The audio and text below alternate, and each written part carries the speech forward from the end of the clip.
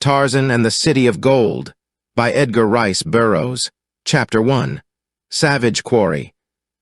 Down out of Tiger and Amhara upon Gajem and Shoa and Kaffa come the rains from June to September, carrying silt and prosperity from Abyssinia to the eastern Sudan, and to Egypt, bringing muddy trails and swollen rivers and death and prosperity to Abyssinia. Of these gifts of the rains, only the muddy trails and the swollen rivers and death interested a little band of shiftas that held out in the remote fastnesses of the mountains of Kaffa. Hard men were these mounted bandits, cruel criminals without even a vestige of culture, such as occasionally leavens the activities of rogues, lessening their ruthlessness. Kafisho and Gala they were, the offscourings of their tribes, outlaws, men with prices upon their heads. It was not raining now, and the rainy season was drawing to a close, for it was the middle of September, but there was still much water in the rivers, and the ground was soft after a recent rain. The shiftas rode, seeking loot from wayfarer, caravan, or village, and as they rode, the unshod hoofs of their horses left a plain spoor that one might read upon the run. Not that that caused the shiftas any concern, because no one was looking for them. All that anyone in the district wished of the shiftas was to keep out of their way. A short distance ahead of them, in the direction toward which they were riding, a hunting beast stalked its prey. The wind was blowing from it toward the approaching horsemen, and for this reason, their scent spoor was not borne to its sensitive nostrils. Nor did the soft ground give forth any sound beneath the feet of their walking mounts that the keen ears of the hunter might detect during the period of concentration, and mild excitement attendant upon the stalk. Though the stalker did not resemble a beast of prey, such as the term connotes to the mind of man, he was one nevertheless, for in his natural haunts he filled his belly by the chase, and by the chase alone. Neither did he resemble the mental picture that one might hold of a typical British lord. Yet he was that too. He was Tarzan of the apes. All beasts of prey find hunting poor during a rain, and Tarzan was no exception to the rule. It had rained for 2 days, and as a result Tarzan was hungry. A small buck was drinking in a stream fringed by bushes and tall reeds, and Tarzan was worming his way upon his belly through short grass to reach a position from which he might either charge or loose an arrow or cast a spear. He was not aware that a group of horsemen had reined in upon a gentle rise a short distance behind him, where they sat in silence regarding him intently.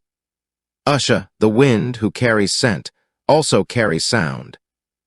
Today, Usha carried both the scent and the sound of the shiftas away from the keen nostrils and ears of the ape-man. Perhaps, endowed as he was with supersensitive perceptive faculties, Tarzan should have sensed the presence of an enemy, but even the worthy Homer sometimes nods. However self-sufficient an animal may be, it is endowed with caution, for there is none that has not its enemies. The weaker herbivora must be always on the alert for the lion, the leopard, and man. The elephant, the rhinoceros, and the lion may never relax their vigilance against man, and man must always be on guard against these and others. Yet one may not say that such caution connotes either fear or cowardice, for Tarzan, who was without fear, was the personification of caution, especially when he was far from his own stamping grounds, as he was today, and every creature a potential enemy. The combination of ravenous hunger with the opportunity to satisfy it may have placed caution in abeyance, as oftentimes a certain recklessness born of pride in his might did. But, be that as it may, the fact remains that Tarzan was wholly ignorant of the presence of that little knot of villainous bandits who were quite prepared to kill him, or anyone else, for a few poor weapons, or for nothing at all. The circumstances that brought Tarzan northward into Kaffa are not a part of this story. Perhaps they were not urgent, for the Lord of the Jungle loves to roam remote fastnesses still unspoiled by the devastating hand of civilization, and needs but trifling incentive to do so. Still unsated with adventure, it may be that Abyssinia's 350,000 square miles of semi-savagery held an irresistible lure for him in their suggestion of mysterious back country, and in the ethnological secrets they have guarded from time immemorial. Wanderer, adventurer, outcast, Greek phalanx, and Roman legion, all have entered Abyssinia within times chronicled in history or legend never to reappear. And it is even believed by some that she holds the secret of the lost tribes of Israel. What wonders, then, what adventures might not her remote corners reveal? At the moment, however, Tarzan's mind was not occupied by thoughts of adventure. He did not know that it loomed threateningly behind him. His concern and his interest were centered upon the buck which he intended should satisfy the craving of his ravenous hunger. He crept cautiously forward. Then he, not even Sheeta, the leopard, stalks more silently or more stealthily. From behind, the white-robed shiftas moved from the little rise where they had been watching him in silence, moved down toward him with spear and long-barreled matchlock. They were puzzled. Never before had they seen a white man like this one. But if curiosity were in their minds, there was only murder in their hearts. The buck raised his head occasionally to glance about him, wary, suspicious. And when he did so, Tarzan froze into immobility. Suddenly, the animal's gaze centered for an instant upon something in the direction of the ape-man. Then it wheeled and bounded away. Instantly Tarzan glanced behind him, for he knew that it had not been he who had frightened his quarry, but something beyond and behind him that the alert eyes of Wappy had discovered. And that quick glance revealed a half-dozen horsemen moving slowly toward him, told him what they were, and explained their purpose. For, knowing that they were shiftas, he knew that they came only to rob and kill, knew that here were enemies more ruthless than Numa. When they saw that he had discovered them, the horsemen broke into a gallop and bore down upon him, waving their weapons and shouting. They did not fire, evidently holding in contempt this primitively armed victim, but seemed to purpose riding him down and trampling him beneath the hoofs of their horses, or impaling him upon their spears. Perhaps they thought that he would seek safety in flight, thereby giving them the added thrill of the chase. And what quarry could give the hunter greater thrills than man? But Tarzan did not turn and run. He knew every possible avenue of escape within the radius of his vision for every danger that might reasonably be expected to confront him here. For it is the business of the creatures of the wild to know these things if they are to survive. And so he knew that there was no escape from mounted men by flight. But this knowledge threw him into no panic. Could the requirements of self-preservation have been best achieved by flight, he would have fled. But as they could not, he adopted the alternative quite as a matter of course. He stood to fight, ready to seize upon any fortuitous circumstance that might offer a chance of escape. Tall, magnificently proportioned, muscled more like Apollo than like Hercules, garbed only in a narrow G-string of lion skin with a lion's tail depending before and behind. He presented a splendid figure of primitive manhood that suggested more, perhaps, the demigod of the forest than it did man. Across his back hung his quiver of arrows and a light, short spear. The loose coils of his grass rope lay across one bronzed shoulder. At his hips swung the hunting knife of his father.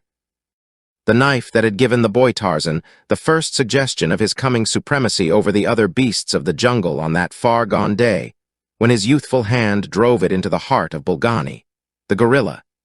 In his left hand was his bow, and between the fingers 4 extra arrows. As Ara, the lightning, so is Tarzan for swiftness. The instant that he had discovered and recognized the menace creeping upon him from behind and known that he had been seen by the horsemen, he had leaped to his feet, and in the same instant strung his bow. Now, perhaps even before the leading shiftas realized the danger that confronted them, the bow was bent, the shaft sped. Short but powerful was the bow of the ape-man, short, that it might be easily carried through the forest and the jungle, powerful that it might send its shafts through the toughest hide to a vital organ of its prey. Such a bow was this that no ordinary man might bend it. Straight through the heart of the leading shifta drove the first arrow, and as the fellow threw his arms above his head and lunged from his saddle, 4 more arrows sped with lightning-like rapidity from the bow of the ape-man, and every arrow found a target. Another shifta dropped to ride no more, and 3 were wounded. Only seconds had elapsed since Tarzan had discovered his danger, and already the 4 remaining horsemen were upon him. The three who were wounded were more interested in the feathered shafts protruding from their bodies than in the quarry they had expected so easily to overcome. But the fourth was whole, and he thundered down upon the ape-man with his spear set for the great bronzed chest. There could be no retreat for Tarzan. There could be no sidestepping to avoid the thrust, for a step to either side would have carried him in front of one of the other horsemen. He had but a single slender hope for survival, and that hope, forlorn though it appeared, he seized upon with the celerity, strength, and agility that make Tarzan Tarzan. Slipping his bowstring about his neck after his final shot, he struck up the point of the menacing weapon of his antagonist, and grasping the man's arm, swung himself to the horse's back behind the rider. As steel-thewed fingers closed upon the shifter's throat, he voiced a single piercing scream. Then a knife drove home beneath his left shoulder blade, and Tarzan hurled the body from the saddle. The terrified horse, running free with flying reins, tore through the bushes and the reeds into the river, while the remaining shiftas, disabled by their wounds, were glad to abandon the chase upon the bank, though one of them, retaining more vitality than his companions, did raise his matchlock and send a parting shot after the escaping quarry. The river was a narrow, sluggish stream but deep in the channel, and as the horse plunged into it, Tarzan saw a commotion in the water a few yards downstream, and then the outline of a long, sinuous body moving swiftly toward them. It was Gimla, the crocodile. The horse saw it too, and becoming frantic, turned upstream in an effort to escape. Tarzan climbed over the high cantle of the Abyssinian saddle, and unslung his spear in the rather futile hope of holding the reptile at bay, until his mount could reach the safety of the opposite bank, toward which he was now attempting to guide him. Gimla is as swift as he is voracious. He was already at the horse's rump, with open jaws, when the shifter at the river's edge fired wildly at the ape-man. It was well for Tarzan that the wounded man had fired hurriedly, for simultaneously with the report of the firearm, the crocodile dove, and the frenzied lashing of the water about him evidenced the fact that he had been mortally wounded. A moment later, the horse that Tarzan rode reached the opposite bank and clambered to the safety of dry land. Now he was under control again, and the ape-man wheeled him about and sent a parting arrow across the river toward the angry, cursing bandits upon the opposite side. An arrow that found its mark in the thigh of the already wounded man, who had unwittingly rescued Tarzan from a serious situation with the shot that had been intended to kill him. To the accompaniment of a few wild and scattered shots, Tarzan of the Apes galloped toward a nearby forest into which he disappeared from the sight of the angry shiftas. Chapter 2. The White Prisoner. Far to the south, a lion rose from his kill and walked majestically to the edge of a nearby river. He cast not so much as a single glance at the circle of hyenas and jackals that had ringed him and his kill waiting for him to depart, and which had broken and retreated as he rose.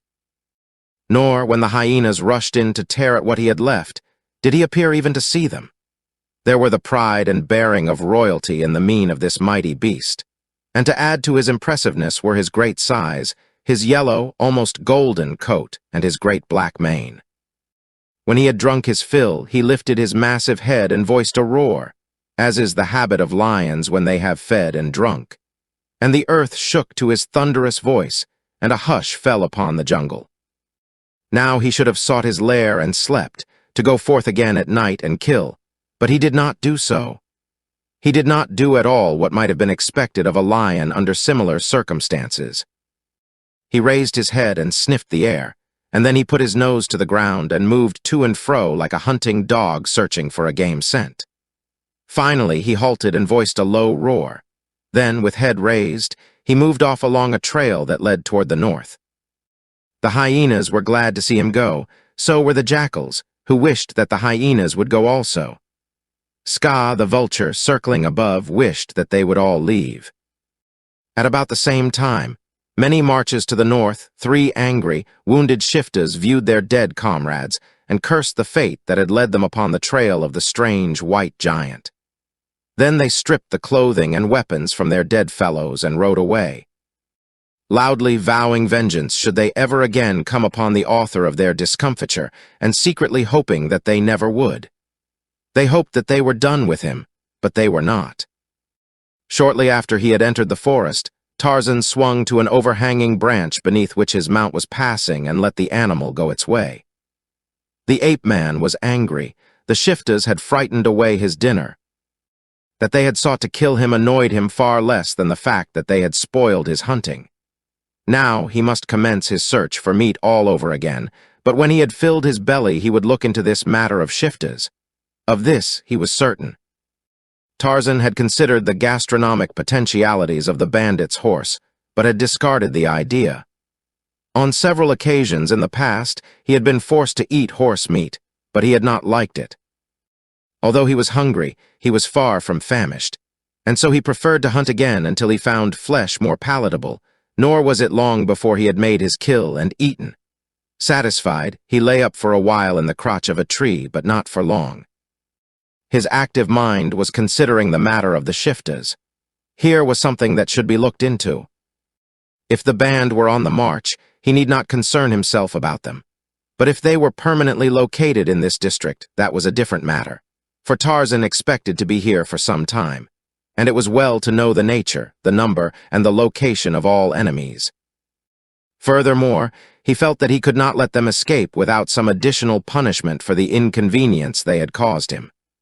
Returning to the river, Tarzan crossed it and took up the plain trail of the shiftas. It led him up and down across some low hills, and then down into the narrow valley of the stream that he had crossed farther up. Here the floor of the valley was forested, the river winding through the wood. Into this wood the trail led. It was almost dark now. The brief equatorial twilight was rapidly fading into night. The nocturnal life of the forest and the hills was awakening. From down among the deepening shadows of the valley came the coughing grunts of a hunting lion. Tarzan sniffed the warm air rising from the valley toward the mountains. It carried with it the odors of a camp and the scent spoor of man. He raised his head, and from his deep chest rumbled a full-throated roar. Tarzan of the Apes was hunting too. In the gathering shadows he stood then erect and silent, a lonely figure standing in solitary grandeur upon that desolate hillside. Swiftly the silent night enveloped him. His figure merged with the darkness that made hill and valley, river and forest one. Not until then did Tarzan move. Then he stepped down on silent feet toward the forest. Now was every sense alert, for now the great cats would be hunting. Often his sensitive nostrils quivered as they searched the air. No slightest sound escaped his keen ears. As he advanced, the man's scent became stronger, guiding his steps. Nearer and nearer sounded the deep cough of the lion. But of Numa, Tarzan had little fear at present, knowing that the great cat, being upwind, could not be aware of his presence. Doubtless Numa had heard the ape-man's roar, but he could not know that its author was approaching him. Tarzan had estimated the lion's distance down the valley, and the distance that lay between himself and the forest, and had guessed that he would reach the trees before their paths crossed. He was not hunting for Numa, the lion, and with the natural caution of the wild beast, he would avoid an encounter. It was not food either that he hunted, for his belly was full, but man, the archenemy of all created things. It was difficult for Tarzan to think of himself as a man, and his psychology was more often that of the wild beast than the human, nor was he particularly proud of his species. While he appreciated the intellectual superiority of man over other creatures, he harbored contempt for him, because he had wasted the greater part of his inheritance. To Tarzan, as to many other created things, contentment is the highest ultimate goal of achievement, and health and culture the principal avenues along which man may approach this goal. With scorn, the ape-man viewed the overwhelming majority of mankind, which was wanting in either one essential or the other, when not wanting in both. He saw the greed, the selfishness, the cowardice, and the cruelty of man. And, in view of man's vaunted mentality, he knew that these characteristics placed man upon a lower spiritual scale than the beasts, while barring him eternally from the goal of contentment. So now, as he sought the lair of the man-things, It was not in the spirit of one who seeks his own kind, but of a beast which reconnoiters the position of an enemy. The mingled odors of a camp grew stronger in his nostrils, the sense of horses and men and food and smoke. To you or to me, alone in a savage wilderness, engulfed in darkness, cognizant of the near approach of a hunting lion, these odors would have been most welcome. But Tarzan's reaction to them was that of the wild beast that knows man only as an enemy. His snarling muscles tensed as he smothered a low growl. As Tarzan reached the edge of the forest, the lion was but a short distance to his right and approaching. So the ape-man took to the trees, through which he swung silently toward the camp of the Shiftas. Numa heard him then and roared, and the men in the camp threw more wood upon the beast fire. To a tree overlooking the camp, Tarzan made his way.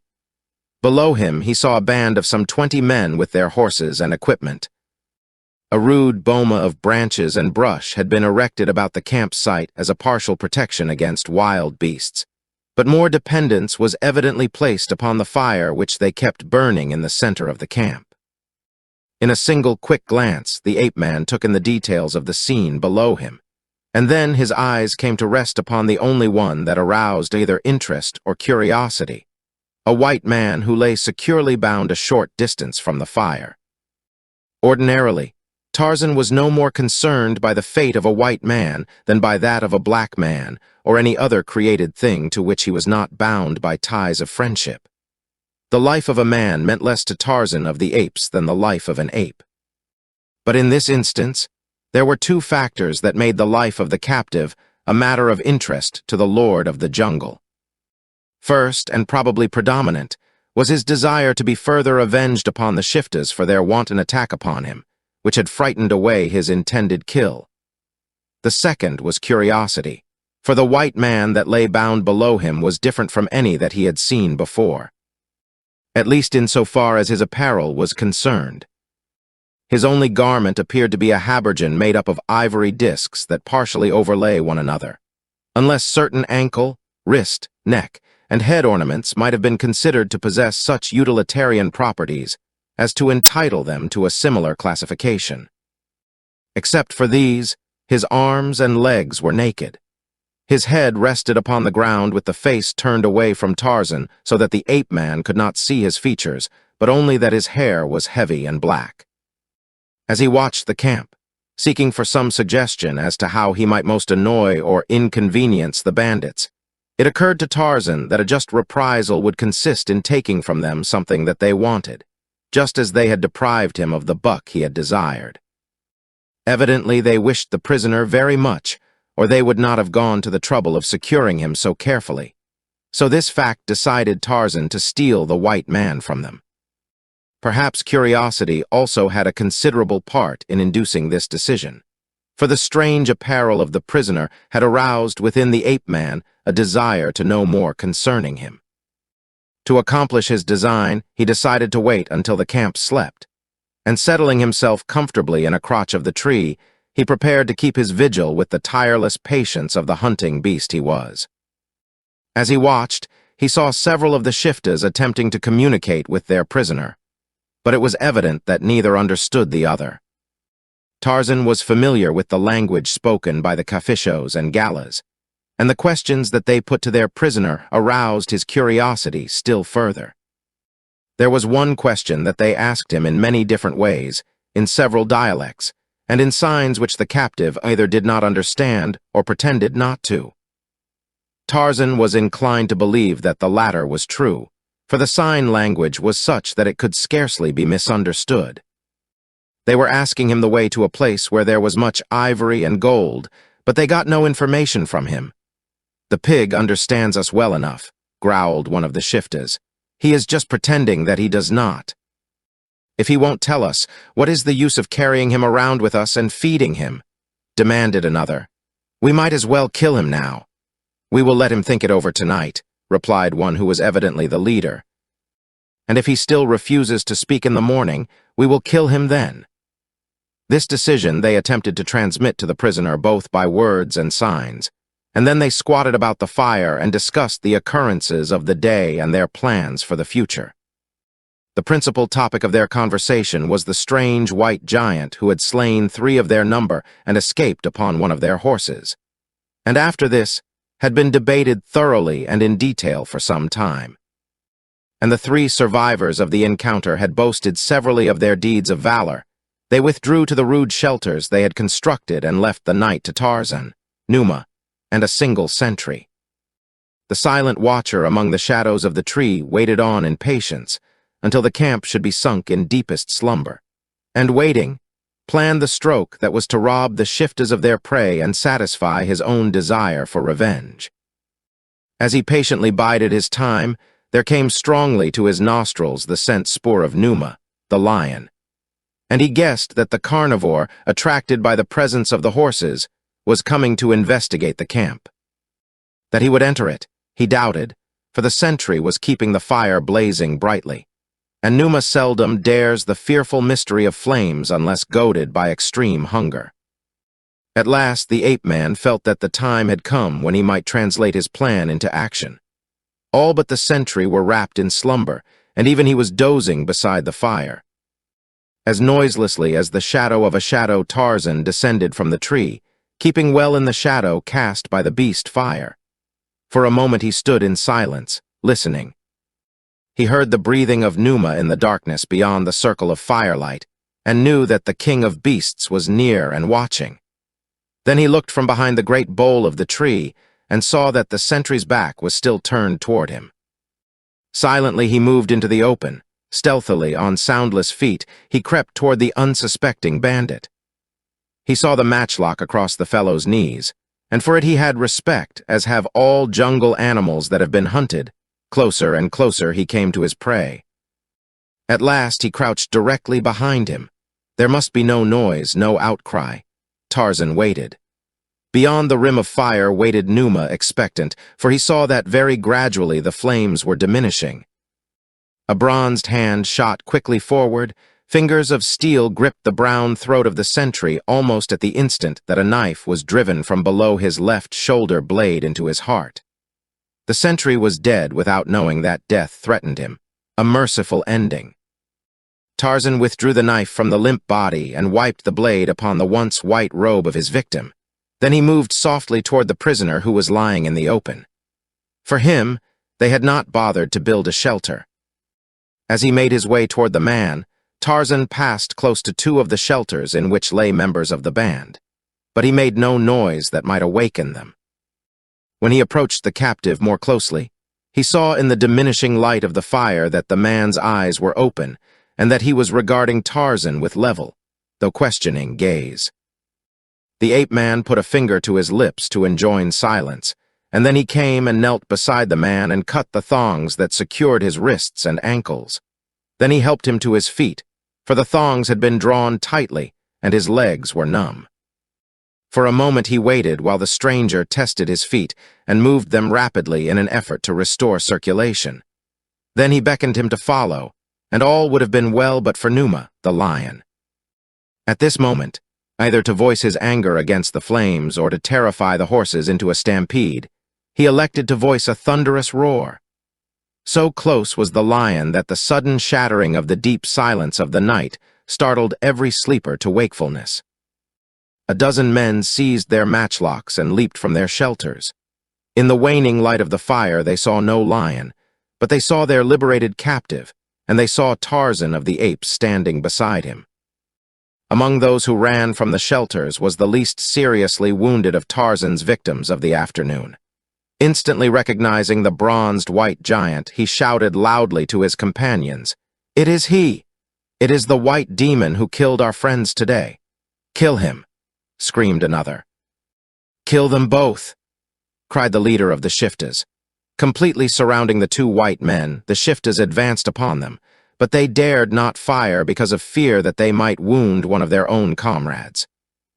Nor could Tarzan loose an arrow nor cast a spear, for he had left all his weapons except his rope, and his knife hidden in the tree above the camp, that he might move with the utmost freedom and in silence while seeking to liberate the captive. One of the bandits, more courageous, probably because less intelligent than his fellows, rushed to close quarters with musket clubbed. It was his undoing. The man-beast crouched, growling, and, as the other was almost upon him, charged. The musket butt, hurtling through the air to strike him down. He dodged. And then he seized the weapon and wrenched it from the shifta's grasp as though it had been a toy in a child's hands. Tossing the matchlock at the feet of his companion, Tarzan laid hold upon the rash Galla, spun him around, and held him as a shield against the weapons of his fellows. But despite this reverse, the other shiftas gave no indication of giving up the battle. They saw before them two men practically defenseless, and now with redoubled shouts they pushed closer. Two of them rushed in behind the ape-man, for it was he they feared the more, but they were to learn that their former prisoner might not be considered lightly. He had picked up the musket that Tarzan had cast aside, and grasping it close to the muzzle, was using it as a club. The heavy butt struck the foremost bandit heavily upon the side of the head, dropping him like a felled ox. And as it swung again, the second bandit leaped back barely in time to avoid a similar fate. A quick backward glance assured Tarzan that his companion was proving himself a worthy ally, but it was evident that they could not hope to hold out long against the superior numbers pitted against them. Their only hope, he believed, lay in making a sudden, concerted rush through the thin line of foemen surrounding them, and he sought to convey his plan to the man standing back to back with him. But though he spoke to him in English, and in the several continental languages with which the ape-man was familiar, the only reply he received was in a language that he himself had never before heard. What was he to do? They must go together, and both must understand the purpose animating Tarzan. But how was that possible if they could not communicate with one another? Tarzan turned and touched the other lightly on the shoulder. Then he jerked his thumb in the direction he intended going and beckoned with a nod of his head. Instantly, the man nodded his understanding and wheeled about as Tarzan started to charge, still bearing the struggling shifta in his grasp. But the shiftas were determined not to let these two escape, and while they could not fire for fear of killing their comrade, they stood their ground with clubbed muskets and with spears, so that the outcome looked dark indeed for the Lord of the Jungle and his companion. Using the man in his grasp as a flail, Tarzan sought to mow down those standing between him and liberty. But there were many of them, and presently they succeeded in dragging their comrade from the clutches of the ape-man. Now it seemed that the situation of the two whites was hopeless, for there was no longer anything to prevent the bandits using their matchlocks to advantage. The shiftas were in such a transport of rage that nothing less than the extermination of these two foes would satisfy them. But Tarzan and the other pressed on so closely that the muskets were useless against them for the moment. Though presently some of the shiftas withdrew a little to one side, where they might have free use of their weapons. One fellow in particular was well placed to fire without endangering any of his fellows, and raising his matchlock to his shoulder, he took careful aim at Tarzan. Chapter 3. Cats by Night. As the man raised his weapon to his shoulder to fire at Tarzan, a scream of warning burst from the lips of one of his comrades, to be drowned by the throaty roar of Numa, the lion, as the swift rush of his charge carried him over the boma into the midst of the camp. The man who would have killed Tarzan cast a quick backward glance as the warning cry apprised him of his danger. And when he saw the lion, he cast away his rifle in his excitement and terror. His terrified scream mingled with the voice of Numa. And in his anxiety to escape the fangs of the man-eater, he rushed into the arms of the ape-man. The lion, momentarily confused by the firelight and the swift movement, and the shouts of the men, paused, crouching, as he looked to right and left. In that brief instant, Tarzan seized the fleeing shifta, lifted him high above his head, and hurled him into the face of Numa. Then, as the lion seized its prey and its great jaws closed upon the head and shoulder of the hapless bandit, he motioned to his companion to follow him and, running directly past the lion, leaped the boma at the very point that Numa had leaped it. Close at his heels was the white captive of the shiftas, and before the bandits had recovered from the first shock and surprise of the lion's unexpected charge, the two had disappeared in the shadows of the night. Just outside the camp, Tarzan left his companion for a moment, while he swung into the tree where he had left his weapons and recovered them. Then he led the way out of the valley up into the hills. At his elbow trotted the silent white man he had rescued from certain death at the hands of the Cafisho and Gala bandits. During the brief encounter in the camp, Tarzan had noted with admiration the strength, agility, and courage of the stranger who had aroused both his interest and his curiosity. Here, seemingly, was a man molded to the dimensions of Tarzan's own standards, a quiet, resourceful, courageous fighting man, radiating that intangible aura which we call personality. Even in his silences, he impressed the ape-man with a conviction that loyalty and dependability were innate characteristics of the man. So Tarzan, who ordinarily preferred to be alone, was not displeased to have the companionship of this stranger. The moon, almost full, had risen above the black mountain mass to the east, shedding her soft light on hill and valley and forest, transforming the scene once more into that of a new world which was different from the world of daylight and from the world of moonless night. A world of strange grays and silvery greens. Up toward a fringe of forest that clothed the upper slopes of the foothills and dipped down into canyon and ravine, the two men moved as noiselessly as the passing shadow of a cloud. Yet to one hidden in the dark recesses of the wood above, their approach was not unheralded.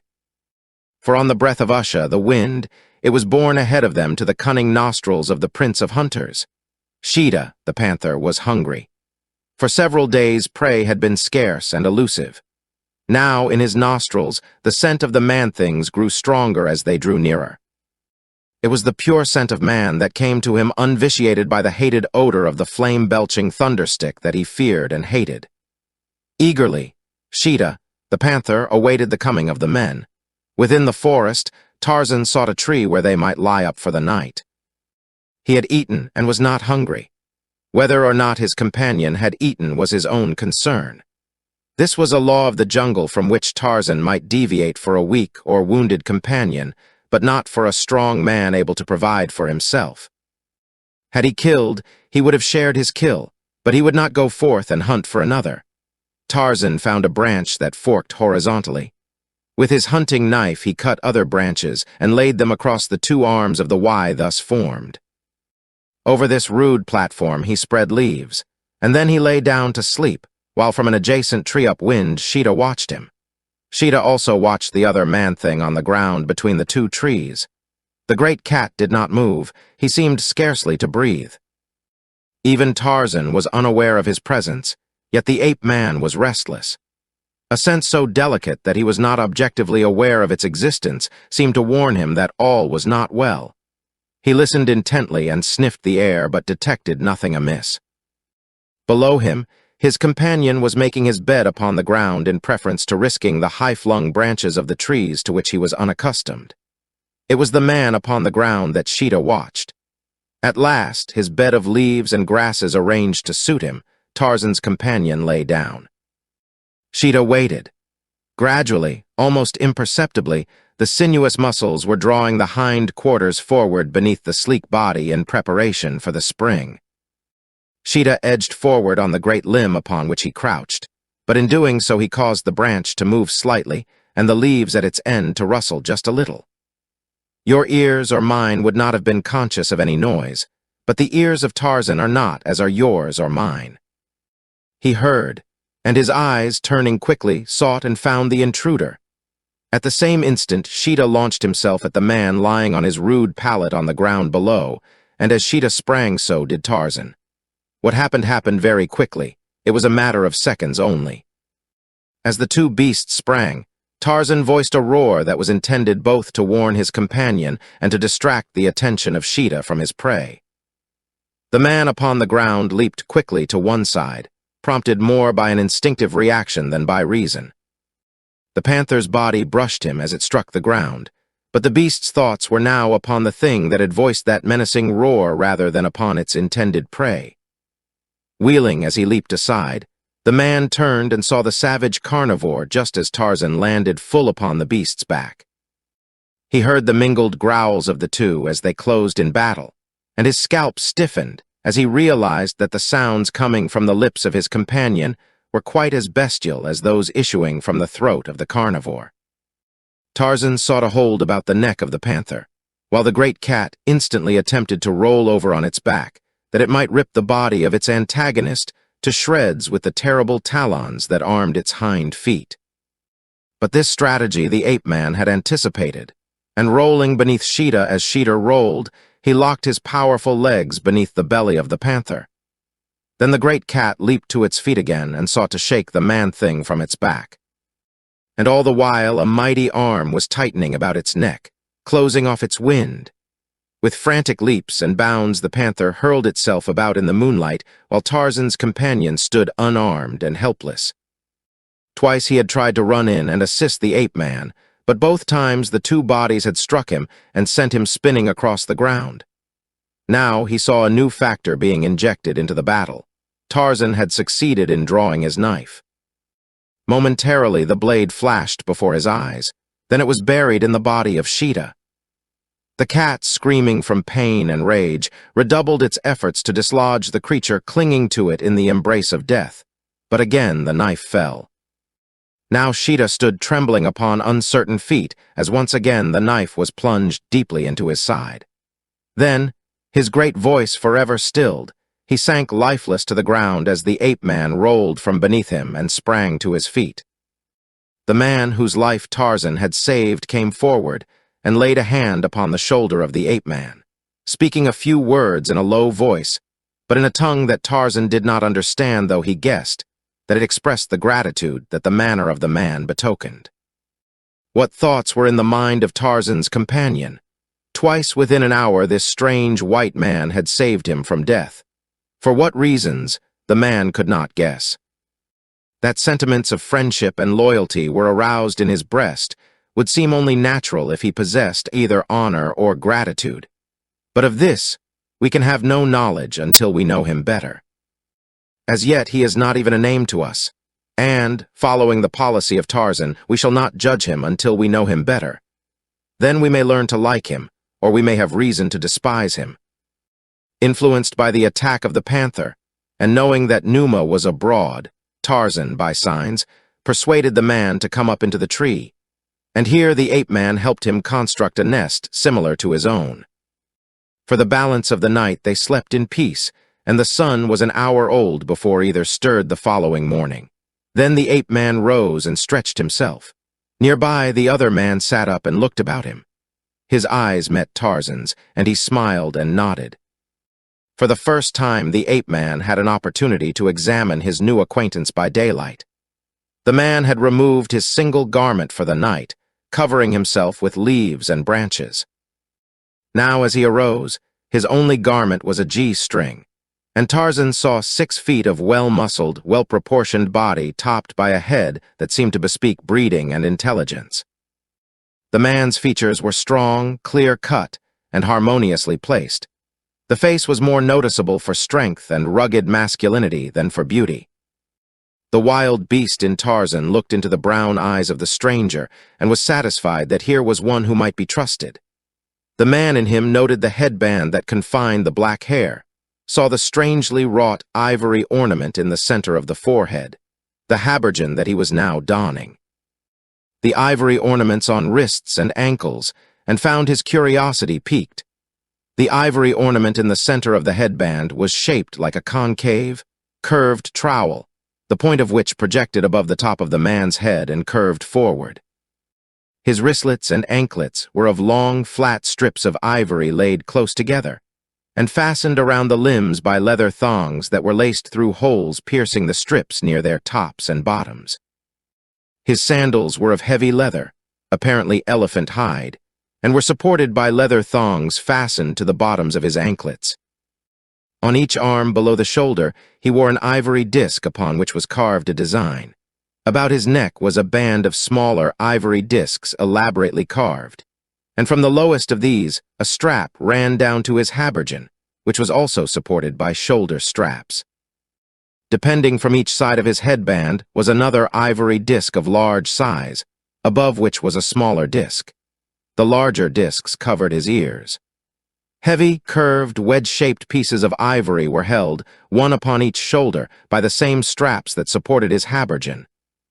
That all these trappings were solely for purposes of ornamentation, Tarzan did not believe. He saw that almost without exception they would serve as a protection against a cutting weapon such as a sword or battle-axe, and he could not but wonder where the stalwart warrior who wore them had had his genesis, for nowhere in the world, so far as Tarzan knew, was there a race of men wearing armor and ornaments such as these. But speculation concerning this matter was relegated to the background of his thoughts by hunger and recollection of the remains of yesterday's kill that he had hung high in a tree of the forest farther up the river. So he dropped lightly to the ground, motioning the young warrior to follow him, and set off in the direction of his cache, keeping his keen senses always on the alert for enemies. Cleverly hidden by leafy branches, the meat was intact when Tarzan reached it. He cut several strips and tossed them down to the warrior waiting on the ground below. Then he cut some for himself and, crouching in a crotch, proceeded to eat it raw. His companion watched him for a moment in surprise. Then he made fire with a bit of steel and flint and cooked his own portion. As he ate, Tarzan's active mind was considering plans for the future. He had come to Abyssinia for a specific purpose, though the matter was not of such immediate importance that it demanded instant attention. In fact, in the philosophy that a lifetime of primitive environment had inspired, time was not an important consideration.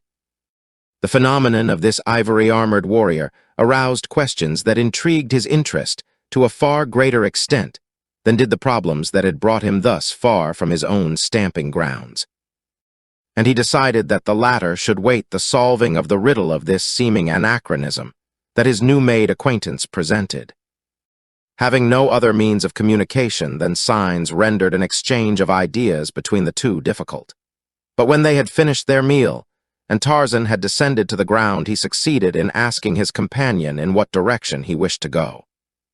The warrior pointed in a northeasterly direction toward the high mountains, and, as plainly as he could through the medium of signs, invited Tarzan to accompany him to his country. This invitation Tarzan accepted and motioned the other to lead the way. For days that stretched to weeks, the two men struck deeper and deeper into the heart of a stupendous mountain system.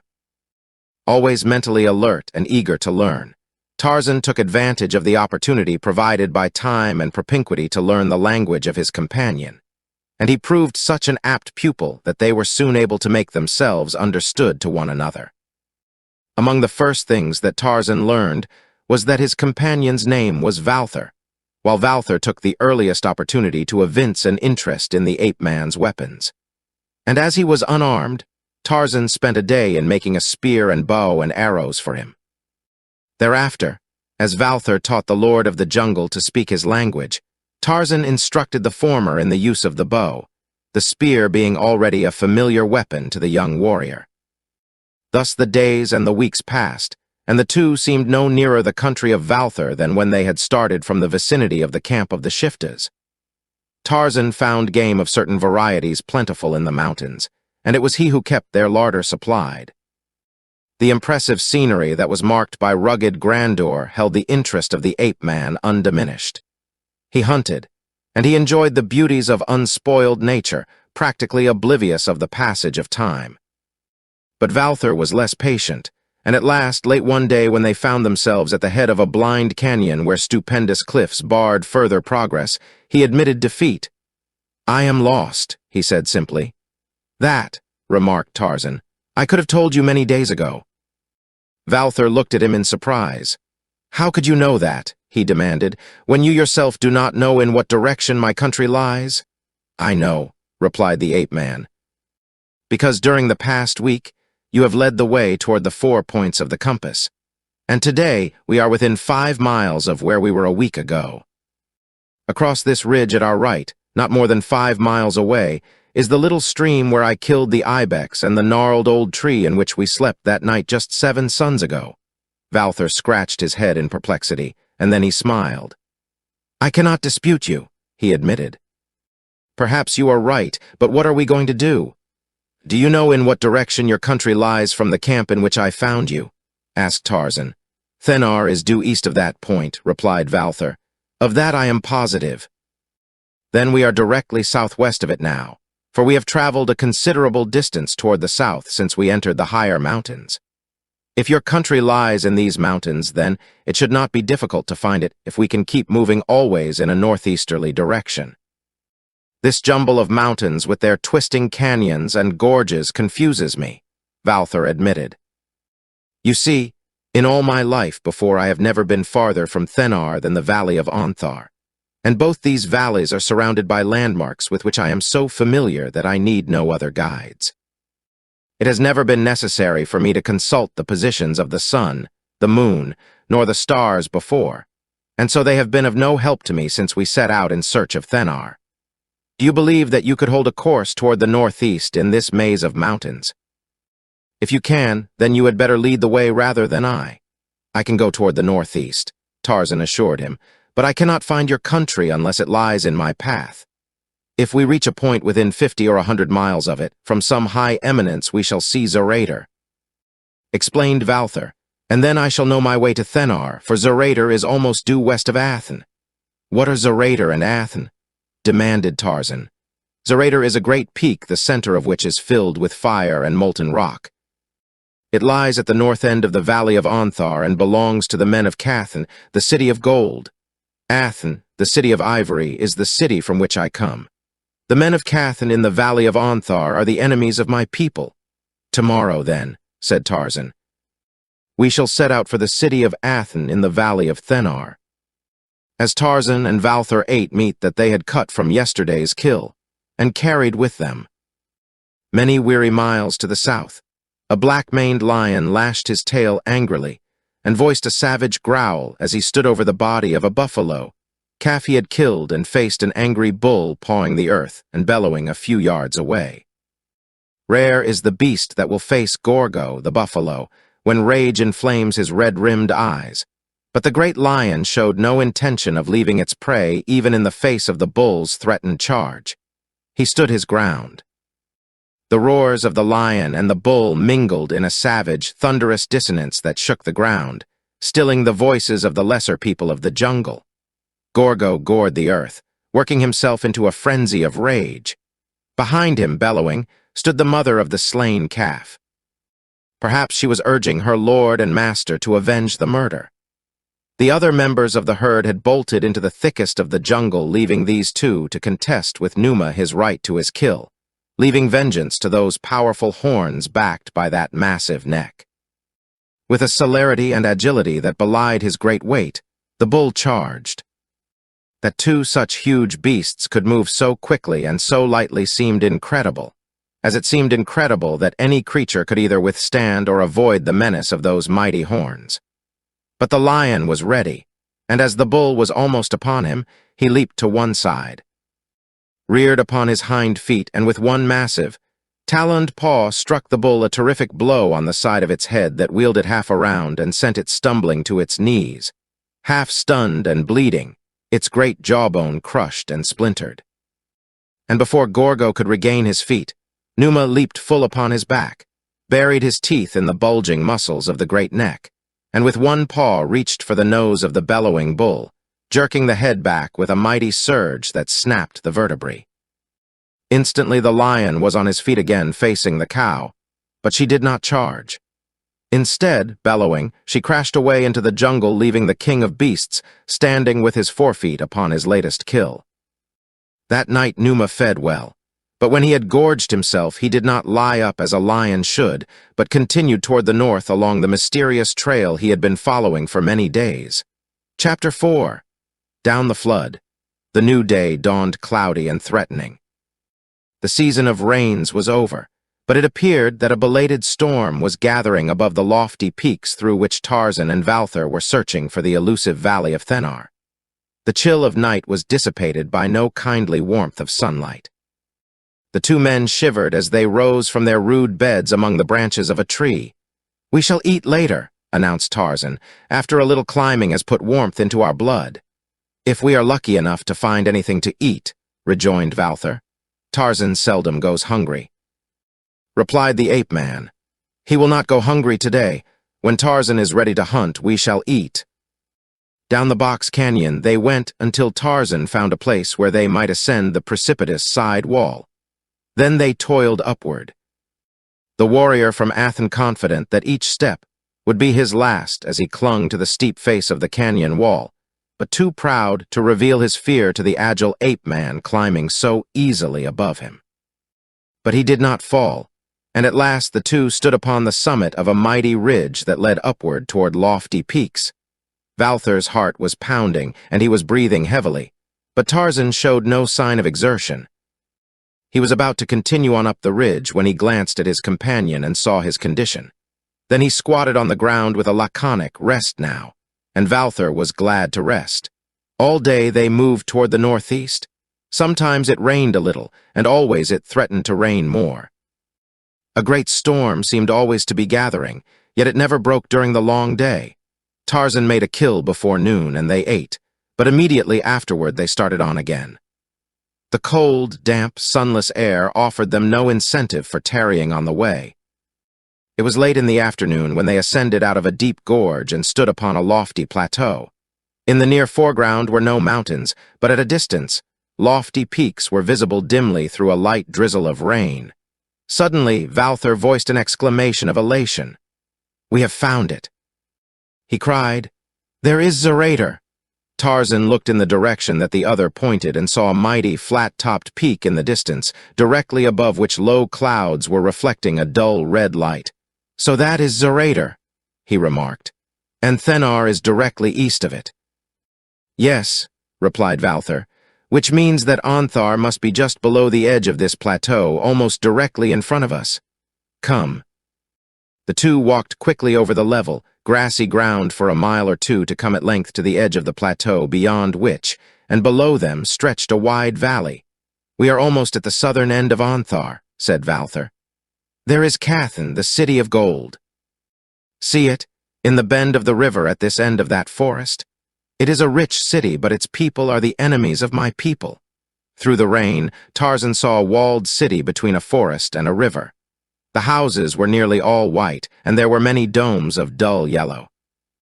The river, which ran between them and the city, was spanned by a bridge that was also a dull yellow color in the twilight of the late afternoon storm. Tarzan saw that the river extended the full length of the valley, a distance of 14 or 15 miles, being fed by smaller streams coming down out of the mountains. Also extending the length of the valley was what appeared to be a well-marked road. Near the center of the valley it branched, one fork following an affluent of the main stream with which it disappeared into the mouth of a canyon on the eastern side of the valley.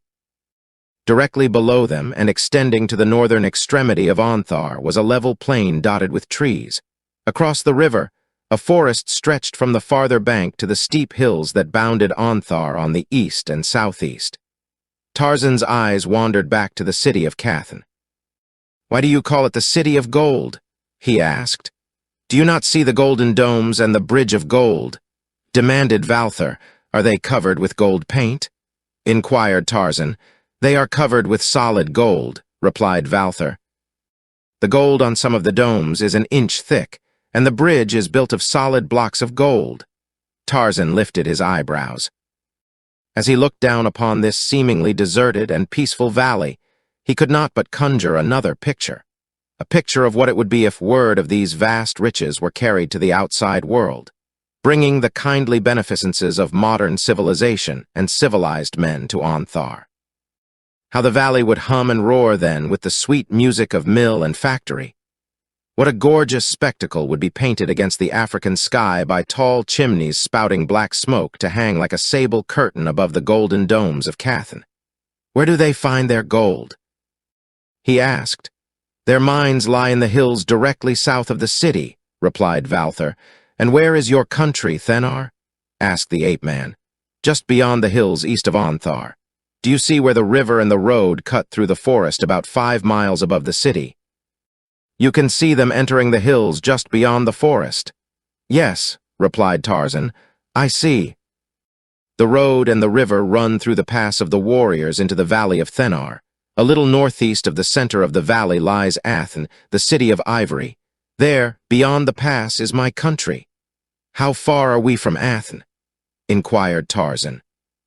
About 25 miles, possibly a little less, replied Valther. We might as well start now, then, suggested the ape-man. For in this rain it will be more comfortable to be on the march than to lie up until morning, and in your city we can find a dry place to sleep, I presume. Certainly, replied Valther, but it will not be safe to attempt to cross Onthar by daylight. We should certainly be seen by the sentries on the gates of Cathan, and as these people are our enemies, the chances are that we should never cross the valley without being either killed or taken prisoners. It will be bad enough at night on account of the lions, but by day it will be infinitely worse, as we shall have both men and lions to contend with. What lions? Demanded Tarzan. The men of Cathan breed lions, and there are many at large in the valley, explained Valther. That great plain that you see below us, stretching the full length of the valley on this side of the river, is called the Field of the Lions. We shall be safer if we cross it after dark. Whatever you wish, agreed Tarzan with a shrug. It is all the same to me if we start now or wait until dark. It is not very comfortable here, remarked the Athenian. The rain is cold. I have been uncomfortable before, replied Tarzan. Rains do not last forever. If we were in Athens, we should be very comfortable, sighed Valther. In my father's house there are fireplaces. Even now the flames are roaring about great logs, and all is warmth and comfort. Above the clouds the sun is shining, replied Tarzan. But we are not above the clouds. We are here where the sun is not shining, and there is no fire, and we are cold. A faint smile touched his lips. It does not warm me to speak of fires or the sun. Nevertheless, I wish I were in Athens, insisted Valther. It is a splendid city, and Thenar is a lovely valley. In Thenar we raise goats and sheep and elephants. In Thenar there are no lions except those that stray in from Onthar. Those we kill. Our farmers raise vegetables and fruits and hay. Our artisans manufacture leather goods. They make cloth from the hair of goats and the wool of sheep. Our carvers work in ivory and wood. We trade a little with the outside world, paying for what we buy with ivory and gold. Were it not for the Cathanians, we should lead a happy, peaceful life without a care. What do you buy from the outside world, and of whom do you buy it? Asked Tarzan. We buy salt, of which we have none of our own, explained Valther. We also buy steel for our weapons and black slaves and occasionally a white woman if she be young and pretty. These things we buy from a band of shiftas. With this same band we have traded since before the memory of man. Shifta chiefs and kings of Athens have come and gone, but our relations with this band have never altered. I was searching for them when I became lost and was captured by another band. Do you never trade with the people of Cathan? Asked the ape-man. Once each year there is a week's truce during which we trade with them in peace. They give us gold and foodstuffs and hay in exchange for the women, the salt, and the steel we buy from the shiftas, and the cloth, leather, and ivory that we produce. Besides mining gold, the Cathanians breed lions for war and sport, raise fruits, vegetables, cereals, and hay, and work in gold and, to a lesser extent, in ivory. Their gold and their hay are the products most valuable to us, and of these we value the hay more, for without it we should have to decrease our elephant herds. Why should two peoples so dependent upon one another fight? Asked Tarzan. Valther shrugged. I do not know. Perhaps it is just a custom. Yet, though we talk much of wanting peace, we should miss the thrills and excitement that peace does not hold. His eyes brightened. The raids, he exclaimed. There is a sport for men. The Cathanians come with their lions to hunt our goats, our sheep, our elephants, and us. They take heads for trophies, and above all, they value the head of man. They try to take our women, and when they succeed then, there is war if the family of the woman seized be of sufficient importance. When we wish sport, we go into Onthar after gold and women, or just for the sport of killing men or capturing slaves. The greatest game of all is to sell a woman to a Cathanian for much gold, and then take her away from him in a raid. No, I do not think that either we or the Cathanians would care for peace. As Valther talked, an invisible sun sank lower into the west. Heavy clouds, dark and ominous, hid the peaks to the north, settling low over the upper end of the valley. I think we may start now, he said. It will soon be dark. Downward through a gully, the sides of which hid them from the city of Cathan, the two men made their way toward the floor of the valley. From the heavy storm clouds burst a flash of lightning followed by the roar of thunder. Upon the upper end of the valley, the storm god loosed his wrath. Water fell in a deluge of masses, wiping from their sight the hills beyond the storm. By the time they reached level ground, the storm was upon them, and the gully they had descended a raging mountain torrent. The swift night had fallen. Utter darkness surrounded them, darkness frequently broken by vivid flashes of lightning. The pealing of the constant thunder was deafening. The rain engulfed them in solid sheets like the waves of the ocean. It was, perhaps, the most terrific storm that either of these men had ever seen. They could not converse. Only the lightning prevented their becoming separated, as it alone permitted Valther to keep his course across the grassy floor of the valley in the direction of the City of Gold, where they would find the road that led to the Pass of the Warriors and on into the Valley of Thennar. Presently they came within sight of the lights of the city, a few dim lights framed by the casements of windows, and a moment later they were on the road and were moving northward against the full fury of the storm. And such a storm! As they moved toward its center, it grew in intensity. Against the wind that accompanied it, they waged a grim battle that was sometimes to them and sometimes to the wind, for often it stopped them in their tracks and forced them back. For miles, they pitted their muscles against the Herculean strength of the storm god, and the rage of the storm god seemed to rise against them, knowing no bounds, as though he was furious that these two puny mortals should pit their strength against his. Suddenly, as though in a last titanic effort to overcome them, the lightning burst into a mighty blaze that illuminated the entire valley for seconds. The thunder crashed as it had never crashed before, and a mass of water fell that crushed the two men to earth. As they staggered to their feet again, foot-deep water swirled about their legs. They stood in a broad, racing torrent that rushed past them toward the river. But in that last effort, the storm god had spent his force. The rain ceased. Through a rift in the dark clouds, the moon looked down, perhaps in wonder, upon a drowned world, and Valther led the way again toward the Pass of the Warriors. The last storm of the rainy season was over.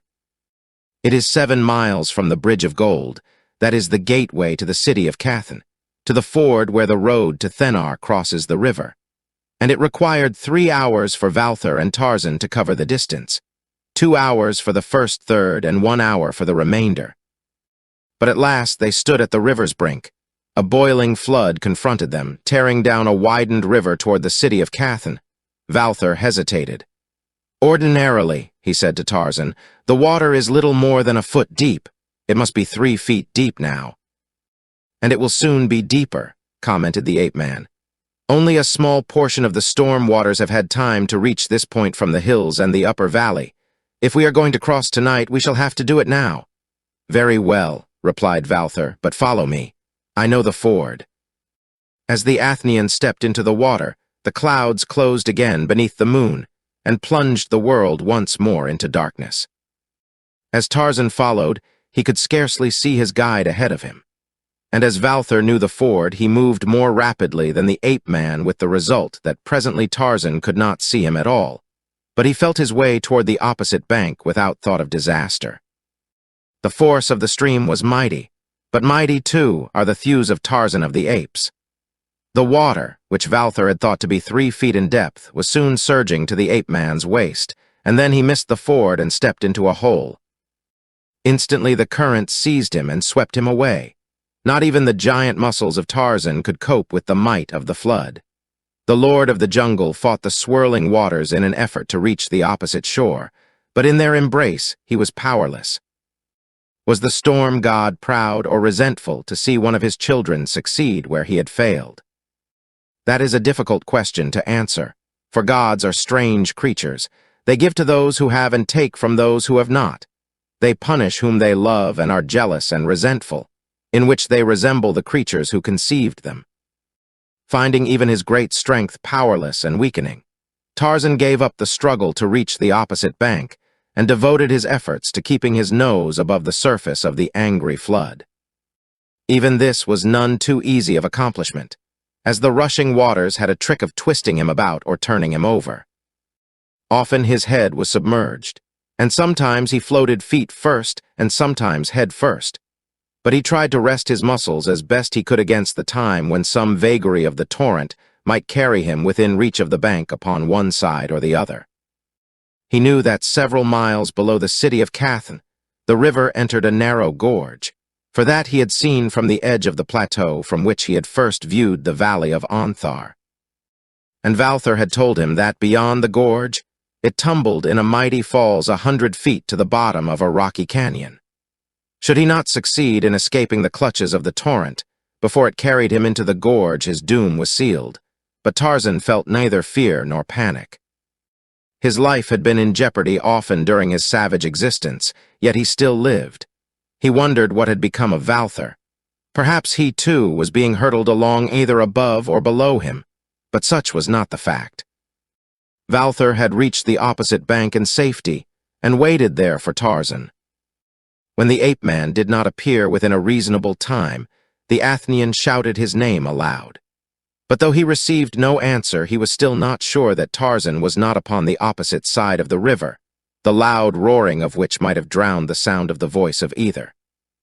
Then Valthar decided to wait until daylight, rather than abandon his friend in a country with which he was entirely unfamiliar. That the Athenian remained bespoke his loyalty as well as the high esteem in which he held the ape-man, for the dangers that might beset Tarzan in Onthar would prove even a greater menace to Valthar, an hereditary enemy of the Cathnians.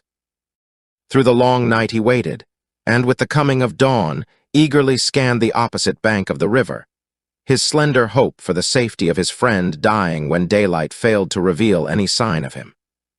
Then, at last, he was convinced that Tarzan had been swept away to his death by the raging flood. And, with a heavy heart, he turned away from the river and resumed his interrupted journey toward the Pass of the Warriors and the Valley of Thennar. Chapter 5. The City of Gold. As Tarzan battled for his life in the swirling waters of the swollen river, he lost all sense of time. The seemingly interminable struggle against death might have been enduring without beginning, might endure without end, insofar as his numbed senses were concerned.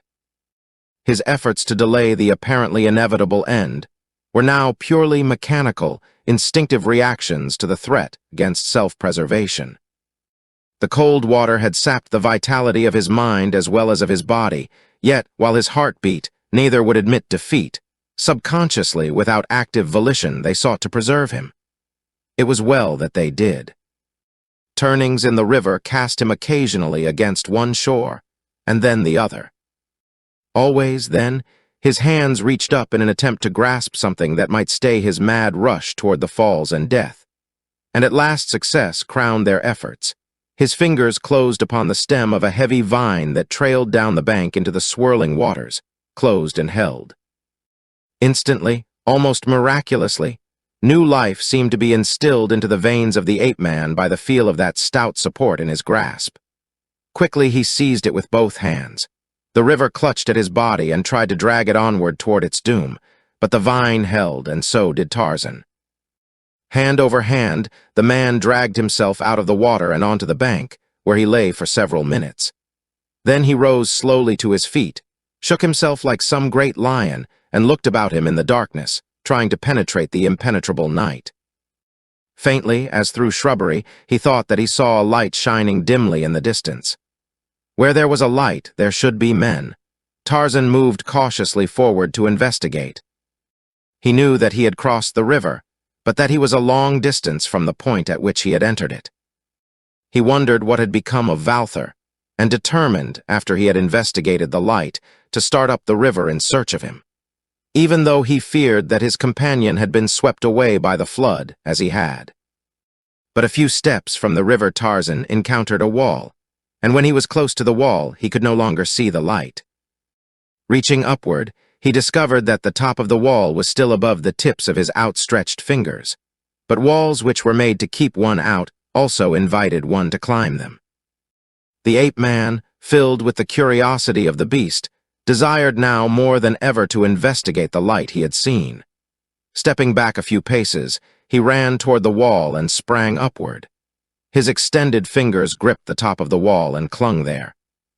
Slowly he drew himself up, threw a leg across the capstones, and looked to see what might be seen upon the opposite side of the wall. He did not see much. A square of dim light 40 or 50 feet away. That was all, and it did not satisfy his curiosity.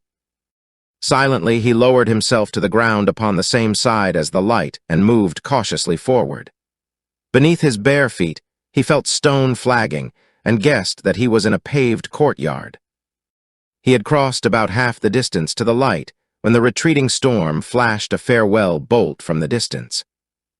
This distant lightning but barely sufficed to momentarily relieve the darkness surrounding the ape-man, revealing a low building, a lighted window, a deeply recessed doorway in the shelter of which stood a man.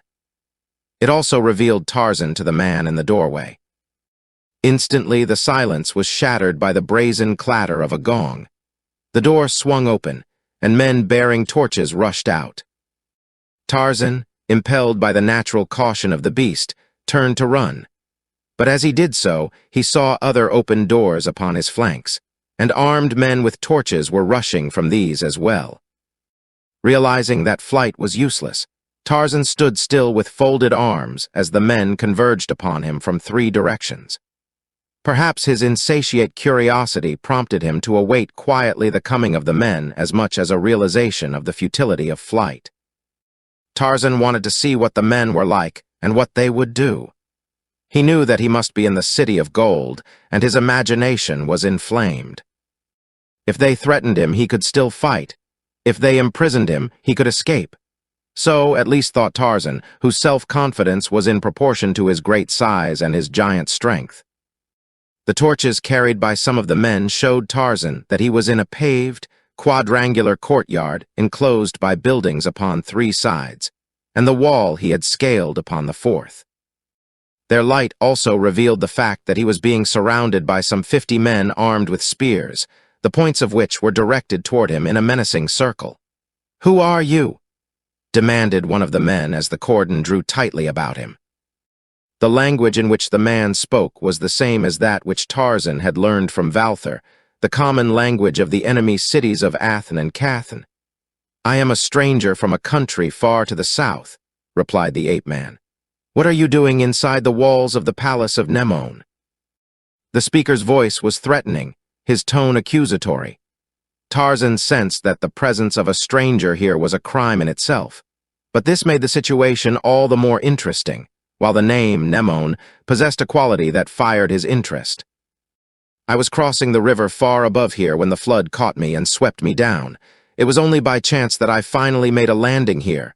The man who had been questioning him shrugged. "Well," he admitted, "it is not for me to question you anyway. Come. You will have a chance to tell your story to an officer, but he will not believe it either." As the men conducted Tarzan toward one of the buildings, he thought that they seemed more curious than hostile. It was evident, however, that they were only common warriors without responsibility, and that he might find the attitude of the officer class entirely different. They conducted him into a large, low-ceilinged room which was furnished with rough benches and tables. Upon the walls hung weapons, spears and swords, and there were shields of elephant hide studded with gold bosses.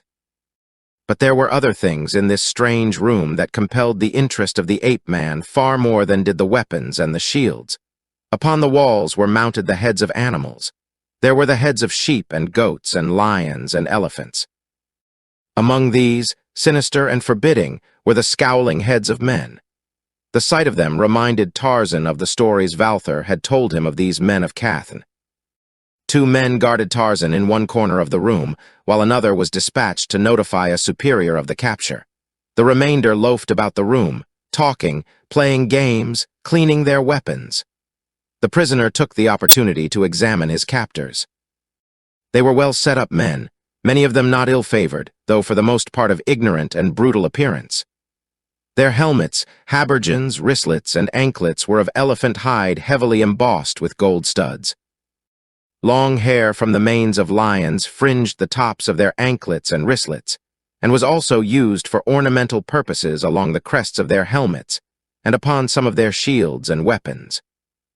The elephant hide that composed their habergeons was cut into discs, and the habergeon fabricated in a manner similar to that one of ivory which Valther had worn. In the center of each shield was a heavy boss of solid gold. Upon the harnesses and weapons of these common soldiers was a fortune in the precious metal. While Tarzan, immobile, silent, surveyed the scene with eyes that seemed scarcely to move yet missed no detail, two warriors entered the room, and the instant that they crossed the threshold silence fell upon the men congregated in the chamber, and Tarzan knew by that these were officers. Though their trappings would have been sufficient evidence of their superior stations in life. Habergeons and helmets, wristlets and anklets were all of gold and ivory, as were the hilts and scabbards of their short, dagger-like swords. The two presented a gorgeous picture against the background of the grim room and the relatively somber trappings of the common soldiers. At a word of command from one of the two, the common warriors fell back, clearing one end of the room. Then the two seated themselves at a table and ordered Tarzan's guards to bring him forward. As the Lord of the Jungle halted before them, both men surveyed him critically. "Why are you in Anthar?" demanded one who was evidently the superior, since he propounded all the questions during the interview. Tarzan answered this and other questions, as he had answered similar ones at the time of his capture. But he sensed from the attitudes of the two officers that neither was impressed with the truth of his statements. They seemed to have preconceived a conviction concerning him that nothing which he might say could alter.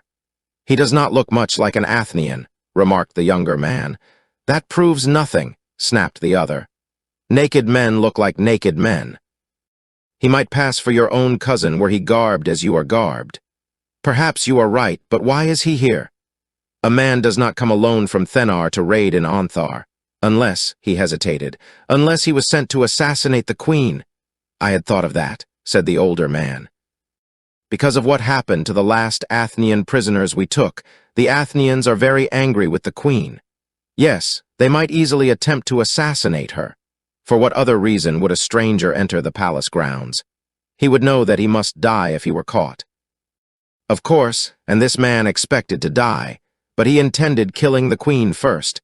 He was willing to martyr himself for Athens." Tarzan was almost amused as he contemplated the ease with which these two convinced themselves that what they wanted to believe was true. But he realized that this form of one-sided trial might prove disastrous to him if his fate were to be decided by such a tribunal, and so he was prompted to speak. "I have never been in Athens," he said quietly. "I am from a country far to the south. An accident brought me here. I am not an enemy. I have not come to kill your queen or any other. Until today, I did not know that your city existed." This was a long speech for Tarzan of the Apes. He was almost positive that it would not influence his captors, yet there was a chance that they might believe him. He wished to remain among these people until his curiosity concerning them had been satisfied, and he felt that he might only do this by winning their confidence. If they imprisoned him, he would see nothing while he was in prison, and when he got out of prison, he would see but little more, as he would then be concerned only with the business of escape. Men are peculiar, and none knew this better than Tarzan, who, because he had seen rather less of men than of beasts, had been inclined to study those whom he had seen. Now he was studying the two men who were questioning him. The elder he judged to be a man accustomed to the exercise of great power, cunning, ruthless, cruel. Tarzan did not like him. His was the instinctive appraisal of the wild beast. The younger man was of an entirely different mold. He was intelligent rather than cunning. His countenance bespoke a frank and open nature. The ape-man judged that he was both honest and courageous. It was true that he had agreed with all that the elder man had said, almost in contradiction of his own original statement that Tarzan did not resemble an Athenian. But in that the ape-man saw confirmation of his belief in the younger man's intelligence. Only a fool contradicts his superior for no good purpose. While he was certain that the younger man had little authority, compared with that exercised by his superior, yet Tarzan thought best to address him rather than the other, because he thought that he might win an ally in the younger man, and was sure that he could never influence the elder, unless it was very much to the latter's interests to be influenced. And so, when he spoke again, he spoke to the younger of the two officers. "Are these men of Athens like me?" he asked. For an instant the officer hesitated. Then he said, quite frankly, "No, they are not like you. You are unlike any man that I have seen." "Are their weapons like my weapons?" continued the ape-man. "There are mine over in the corner of the room. Your men took them away from me. Look at them." Even the elder officer seemed interested. "Bring them here," he ordered one of the warriors. The man brought them and laid them on the table before the two officers: the spear, the bow, the quiver of arrows, the grass rope, and the knife. The two men picked them up one by one and examined them carefully. Both seemed interested. "Are they like the weapons of the Athenians?" demanded Tarzan. Of course he knew that they were not, but he thought it best not to acquaint these men with the fact that he had been consorting with one of their enemies. "They are nothing like them," admitted the younger man. "What do you suppose this thing is for Tomos?" He asked his companion as he examined Tarzan's bow. "It may be a snare of some sort," replied Tomos. "Probably for small animals. It would be useless against anything large." "Let me take it," suggested Tarzan, "and I will show you how it is used." The younger man handed the bow to the ape-man. "Be careful, Gemnon," cautioned Tomos. "This may be a trick, a subterfuge by which he hopes to get possession of a weapon with which to kill us." "He cannot kill us with that thing," replied Gemnon. "Let's see how he uses it." "Go ahead, let's see. What did you say your name is?" "Tarzan," replied the Lord of the Jungle, "Tarzan of the Apes." "Well, go ahead, Tarzan, but see that you don't attempt to attack any of us." Tarzan stepped to the table and took an arrow from his quiver, then he glanced about the room. On the wall at the far end, a lion's head with open mouth hung near the ceiling. With what appeared but a single swift motion, he fitted the arrow to the bow, drew the feathered shaft to his shoulder, and released it. Every eye in the room had been upon him, for the common warriors had been interested spectators of what had been transpiring. Every eye saw the shaft quivering now where it protruded from the center of the lion's mouth, and an involuntary exclamation broke from every throat. An exclamation in which were mingled surprise and applause. "Take the thing away from him, Gemnon," snapped Tomos. "It is not a safe weapon in the hands of an enemy." Tarzan tossed the bow to the table. "Do the Athenians use this weapon?" he asked. Gemnon shook his head. "We know no men who use such a weapon," he replied. "Then you must know that I am no Athenian," stated Tarzan, looking squarely at Tomos. "It makes no difference where you are from," snapped Tomos. "You are an enemy." The ape-man shrugged but remained silent. He had accomplished all that he had hoped for. He was sure that he had convinced them both that he was not an Athenian and had aroused the interest of the younger man, Gemnon. Something might come of this, though just what, he did not know himself.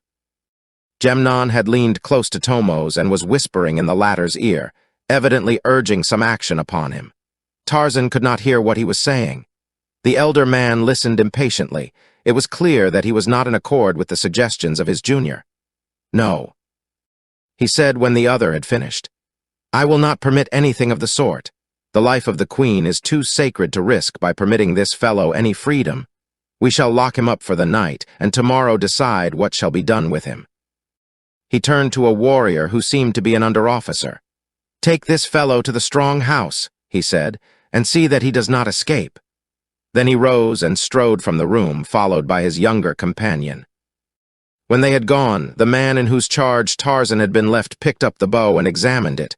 "What do you call this thing?" he demanded. "A bow," replied the ape-man. "And these? Arrows? Will they kill a man?"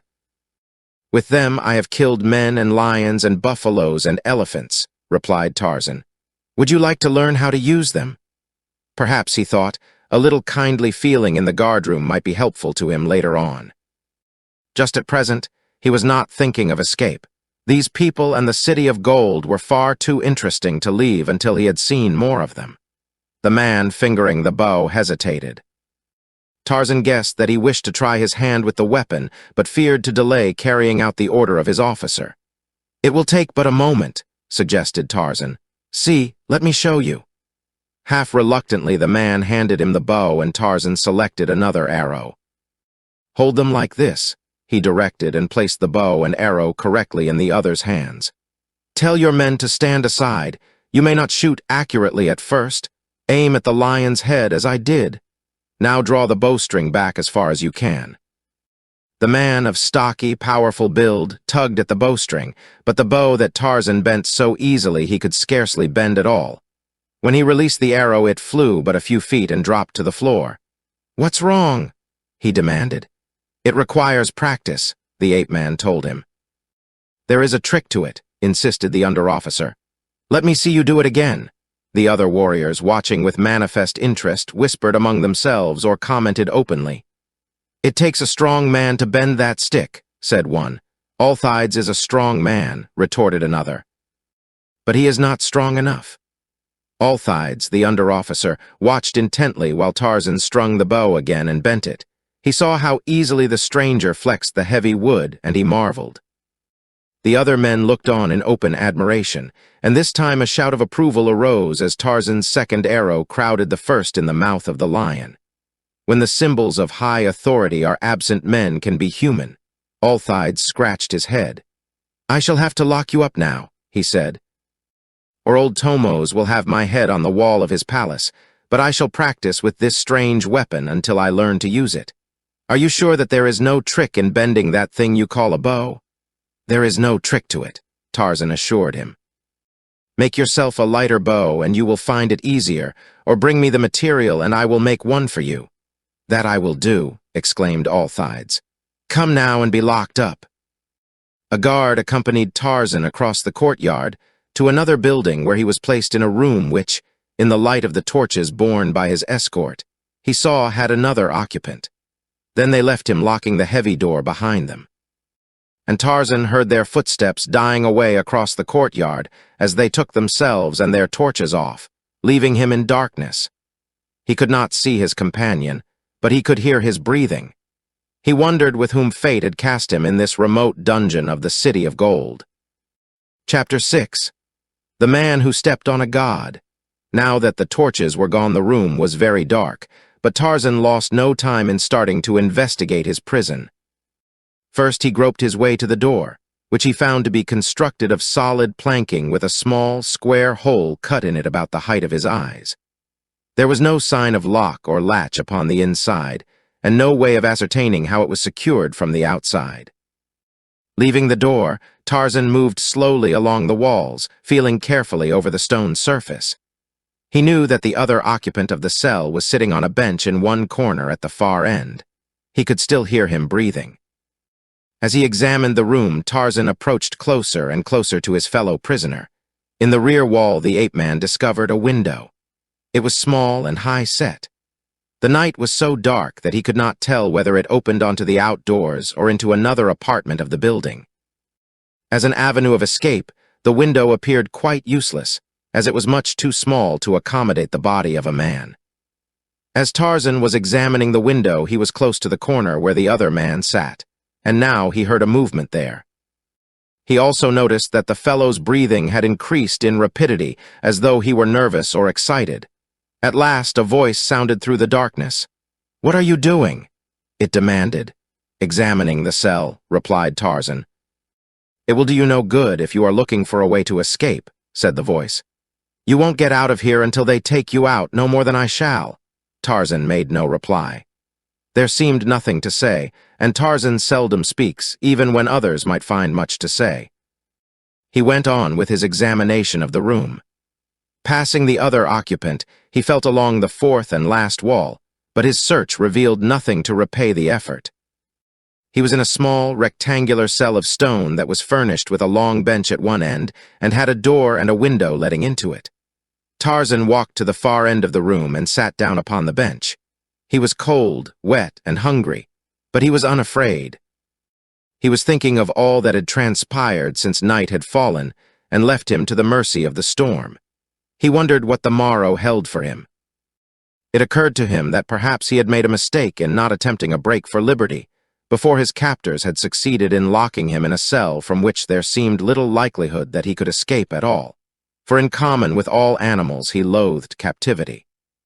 However, here he was, locked up securely, and there seemed nothing to do but make the best of it. Some day they would take him out or unlock his cell door. Then, unless he had learned that their intentions toward him were prompted by friendliness, he would take advantage of any opportunity that might be offered to escape. Presently, the man in the corner of the cell addressed him. "Who are you?" he asked. "When they brought you in, I saw by the light of the torches that you are neither a Cathnian nor an Athenian." The man's voice was coarse, his tones gruff. He demanded rather than requested. This did not please Tarzan, so he did not reply. "What's the matter?" growled his fellow prisoner. "Are you dumb?" His voice was raised angrily. "Nor deaf," replied the ape-man. "You do not have to shout at me." The other was silent for a short time, then he spoke in an altered tone. "We may be locked in this hole together for a long time," he said. "We might as well be friends." "As you will," replied Tarzan, his involuntary shrug passing unnoticed in the darkness of the cell. "My name is Phobug," said the man. "What is yours?" "Tarzan," replied the ape-man. "Are you either Cathnian or Athenian?" "Neither. I am from a country far to the south." "You would be better off had you stayed there," offered Phobug. "How do you happen to be here in Cathan?" "I was lost," explained the ape-man, who had no intention of telling the entire truth, and thus identifying himself as a friend of one of the Cathnians' enemies. "I was caught in the flood and carried down the river to your city. Here they captured me and accused me of coming to assassinate your queen." "So they think you came to assassinate Mnemon? Well, whether you did come for that purpose or not will make no difference." "What do you mean?" demanded Tarzan. "I mean that in any event you will be killed in one way or another," explained Phobug. "Whatever way will best amuse Mnemon." "Mnemon is your queen?" inquired the ape-man indifferently. "By the mane of God, she is all that and more," exclaimed Phobug fervently. "Such a queen there never has been in Onthar or Thenar before nor ever will be again, by the teeth of the Great One. She makes them all stand around, the priests, the captains, and the counselors. But why should she have me destroyed who am only a stranger that became lost? We keep no white men prisoners, only blacks as slaves. Now, were you a woman you would not be killed. And were you a very good-looking woman, not too good-looking, however, you would be assured a life of ease and luxury.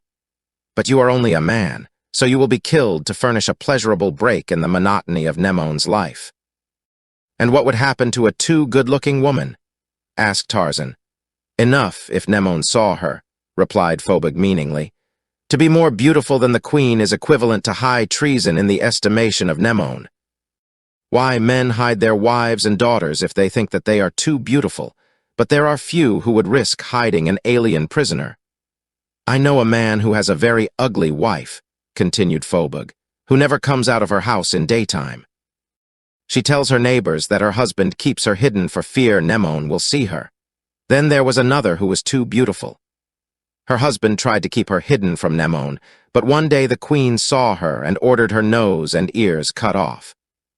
Yes, I am glad that I am an ugly man rather than a beautiful woman." "Is the queen beautiful?" asked Tarzan. "Yes, by the claws of the All-High, she is the most beautiful woman in the world." "Knowing her policy, as you have explained it," remarked the ape-man. "I can readily believe that she may be the most beautiful woman in Cathan and quite sure of remaining so as long as she lives and is queen." "Do not mistake me," said Phobug. "Mnemon is beautiful, but," and he lowered his voice to a whisper, "she is a she-Satan. Even I, who have served her faithfully, may not look to her for mercy." "What did you do to get here?" inquired the ape-man. "I accidentally stepped on God's tail," replied Phobug gloomily. The man's strange oaths had not gone unnoticed by Tarzan, and now this latest remarkable reference to deity astounded him. But contact with strange peoples had taught him to learn certain things concerning them by observation and experience rather than by direct questioning. Matters of religion being chief among these, so now he only commented, "And therefore you are being punished." "Not yet," replied Phobug. "The form of my punishment has not yet been decided. If Mnemon has other amusements, I may escape punishment, or I may come through my trial successfully and be freed. But the chances are all against me, for Mnemon seldom has sufficient bloody amusement to sate her. Of course, If she leaves the decision of my guilt or innocence to the chances of an encounter with a single man, I shall doubtless be successful in proving the latter, for I am very strong, and there is no better sword or spearman in Cathan. But I should have less chance against a lion while faced by the eternal fires of frowning Zorator. All men are guilty. Although the man spoke the language Valther had taught the ape-man, and he understood the words, the meaning of what he said was as Greek to Tarzan. He could not quite grasp what the amusements of the queen had to do with the administration of justice, even though the inferences to be derived from Phobog's remarks seemed apparent. The conclusion was too sinister to be entertained by the noble mind of the Lord of the Jungle. He was still considering the subject, and wondering about the eternal fires of frowning Zorator, when sleep overcame his physical discomforts, and merged his speculations with his dreams. And to the south, another jungle beast crouched in the shelter of a rocky ledge, while the storm that had betrayed Tarzan to new enemies wasted its waning wrath, and passed on into the nothingness that is the sepulchre of storms. Then, as the new day dawned bright and clear, he arose and stepped out into the sunlight, the great lion that we have seen before, the great lion with the golden coat and the black mane. He sniffed the morning air and stretched, yawning. His sinuous tail twitched nervously as he looked about over the vast domain that was his because he was there, as every wilderness is the domain of the king of beasts, while his majesty is in residence. From the slight elevation upon which he stood, his yellow-green eyes surveyed a broad plain, tree-dotted. There was game there in plenty, wildebeest, zebra, giraffe, kudu, and hartebeest, and the king was hungry, for the rain had prevented his making a kill the previous night. He blinked his yellow-green eyes in the new sunlight and strode majestically down toward the plain and his breakfast, as, many miles to the north, a black slave accompanied by 2 warriors brought breakfast to another lord of the jungle in a prison cell at Cathan. At the sound of footsteps approaching his prison, Tarzan awoke and arose from the cold stone floor where he had been sleeping. Phobog sat upon the edge of the wooden bench and watched the door. "They bring us food or death," he said. "One never knows." The ape-man made no reply. He stood there waiting until the door swung open, and the slave entered with the food in a rough earthen bowl and water in a glazed jug. He looked at the 2 warriors standing in the open doorway and at the sunlit courtyard beyond them. What was passing in that savage mind? Perhaps the warriors would have been less at ease could they have known, but the ape-man made no move. Curiosity kept him prisoner there quite as much as armed men or sturdy door, and now he only looked beyond the 2 warriors who were eyeing him intently. They had not been on duty the night before and had not seen him, but they had heard of him. His feat with his strange weapon had been told them by their fellows. "So this is the wild man," exclaimed one. "You had better be careful, Phobog," said the other. "I should hate to be locked up in a cell with a wild man." Then, laughing at his joke, he slammed the door after the slave had come out, and the 3 went away. Phobog was appraising Tarzan with a new eye. His nakedness took on a new meaning in the light of that descriptive term, wild man. Phobog noted the great height of his cellmate, the expanse of his chest, and his narrow hips, but he greatly underestimated the strength of the symmetrical muscles that flowed so smoothly beneath the bronzed hide. Then he glanced at his own gnarled and knotted muscles and was satisfied. "So you are a wild man?" he demanded. "How wild are you?" Tarzan turned slowly toward the speaker. He thought that he recognized thinly veiled sarcasm in the tone of Phobog's voice. For the first time, he saw his companion in the light of day. He saw a man a few inches shorter than himself, but of mighty build, a man of great girth and bulging muscles, a man who might outweigh the lord of the jungle by 50 pounds. He noted his prominent jaw, his receding forehead, and his small eyes. In silence, Tarzan regarded Phobog. "Why don't you answer?" demanded the Cathanian. "Do not be a fool," admonished Tarzan. "I recall that last night you said that as we might be confined here for a long time, we might as well be friends. We cannot be friends by insulting one another. Food is here. Let us eat." Phobog grunted and inserted one of his big paws into the pot the slave had brought. As there was no knife or fork or spoon, Tarzan had no alternative but to do likewise if he wished to eat, and so he too took food from the pot with his fingers. The food was meat. It was tough and stringy and undercooked. Had it been raw, Tarzan had been better suited. Phobug chewed assiduously upon a mouthful of the meat until he had reduced the fibers to a pulp that would pass down his throat. "An old lion must have died yesterday," he remarked. "A very old lion. If we acquire the characteristics of the creatures we eat, as many men believe," Tarzan replied, "we should soon die of old age on this diet." "Yesterday I had a piece of goat's meat from Thenar," said Phobug. "It was strong and none too tender, but it was better than this. I am accustomed to good food. In the temple the priests live as well as the nobles do in the palace, and so the temple guard lives well on the leavings of the priests. I was a member of the temple guard.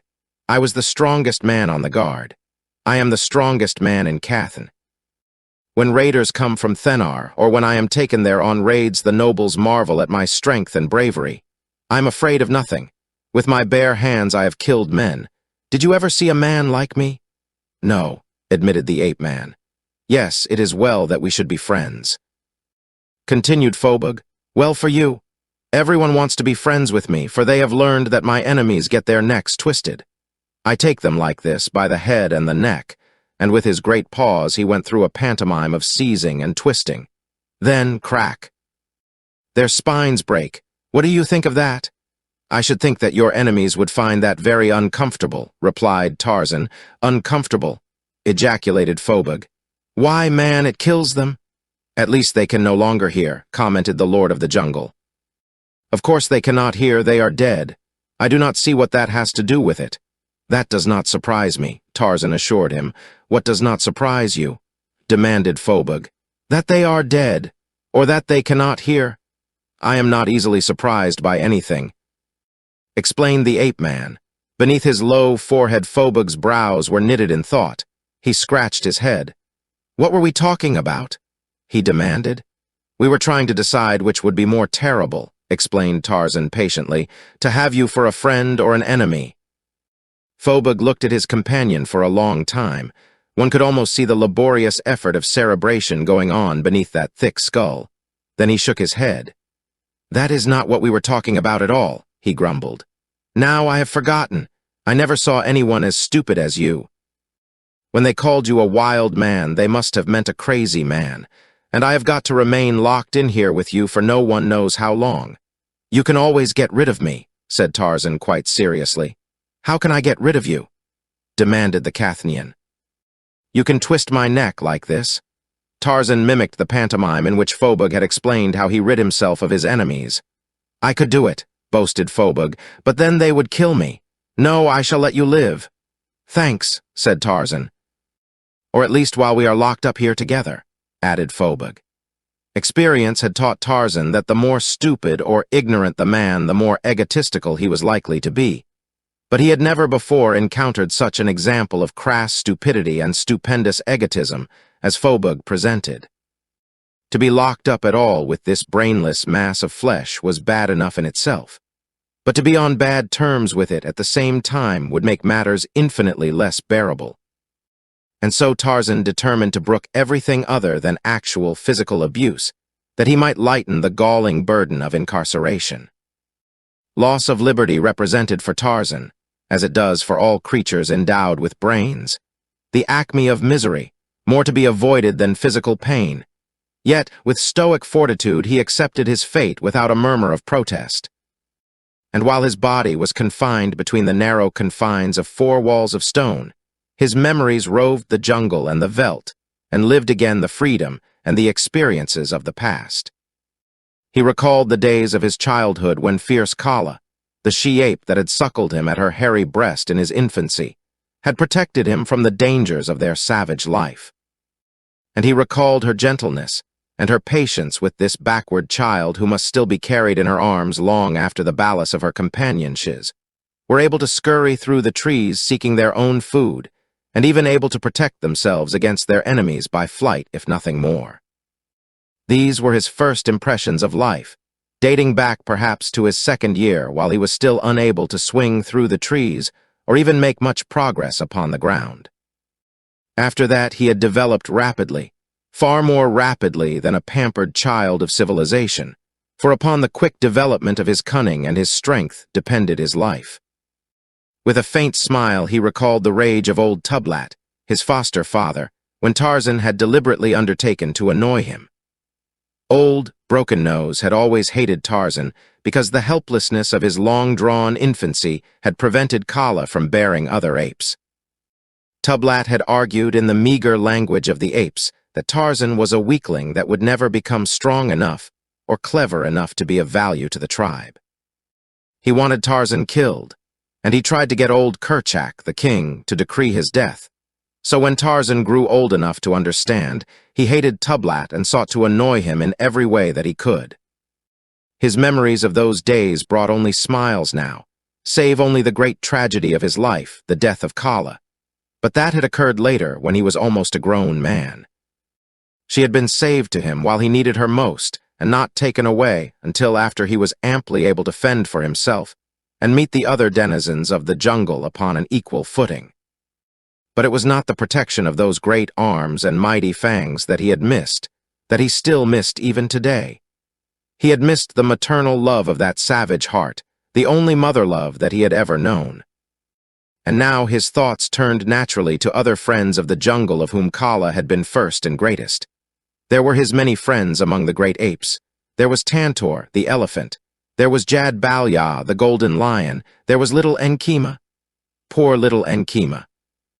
Much to his disgust and amid loud howls, Enkima had been left behind this time when Tarzan set out upon his journey into the North Country. But the little monkey had contracted a cold, and the ape-man did not wish to expose him to the closing rains of the rainy season. Tarzan regretted a little that he had not brought Jad Balya with him, for though he could do very well for considerable periods without the companionship of man, he often missed that of the wild beasts that were his friends. Of course, the golden lion was sometimes an embarrassing companion when one was in contact with human beings. But he was a loyal friend and good company, for only occasionally did he break the silence. Tarzan recalled the day that he had captured the tiny cub and how he had taught the bitch, Za, to suckle it. What a cub he had been! All lion from the very first.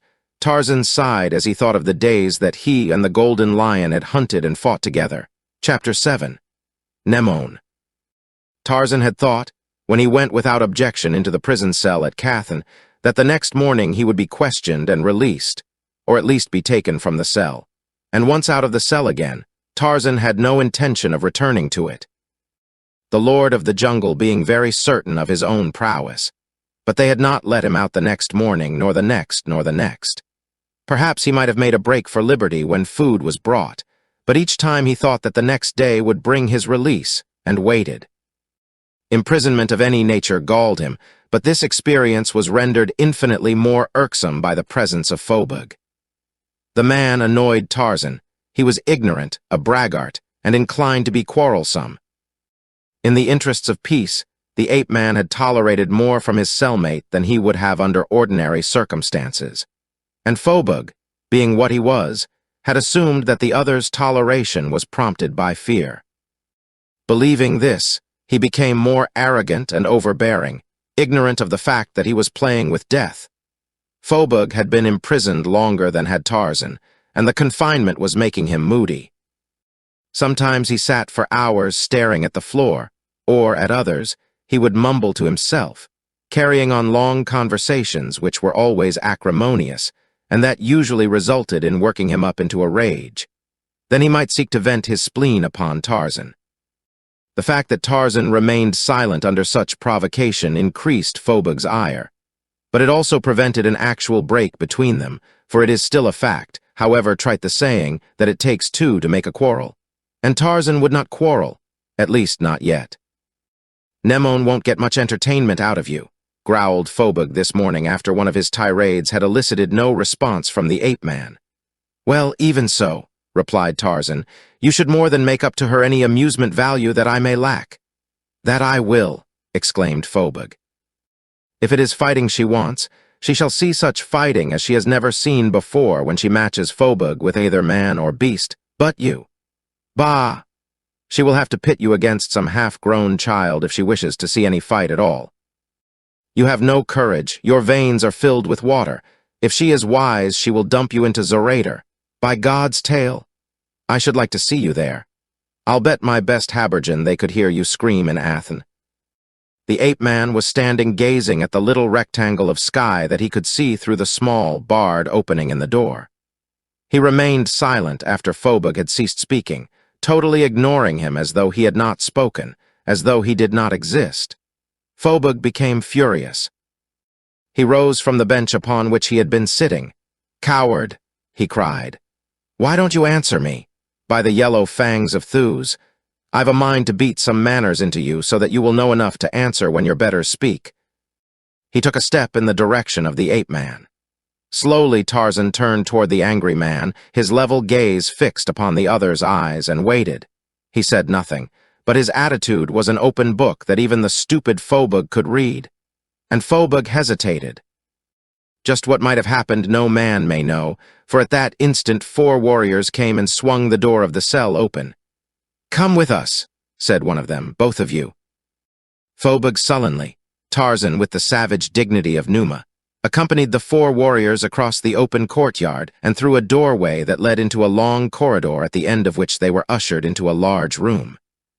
Here, behind a table, sat 7 warriors trapped in ivory and gold.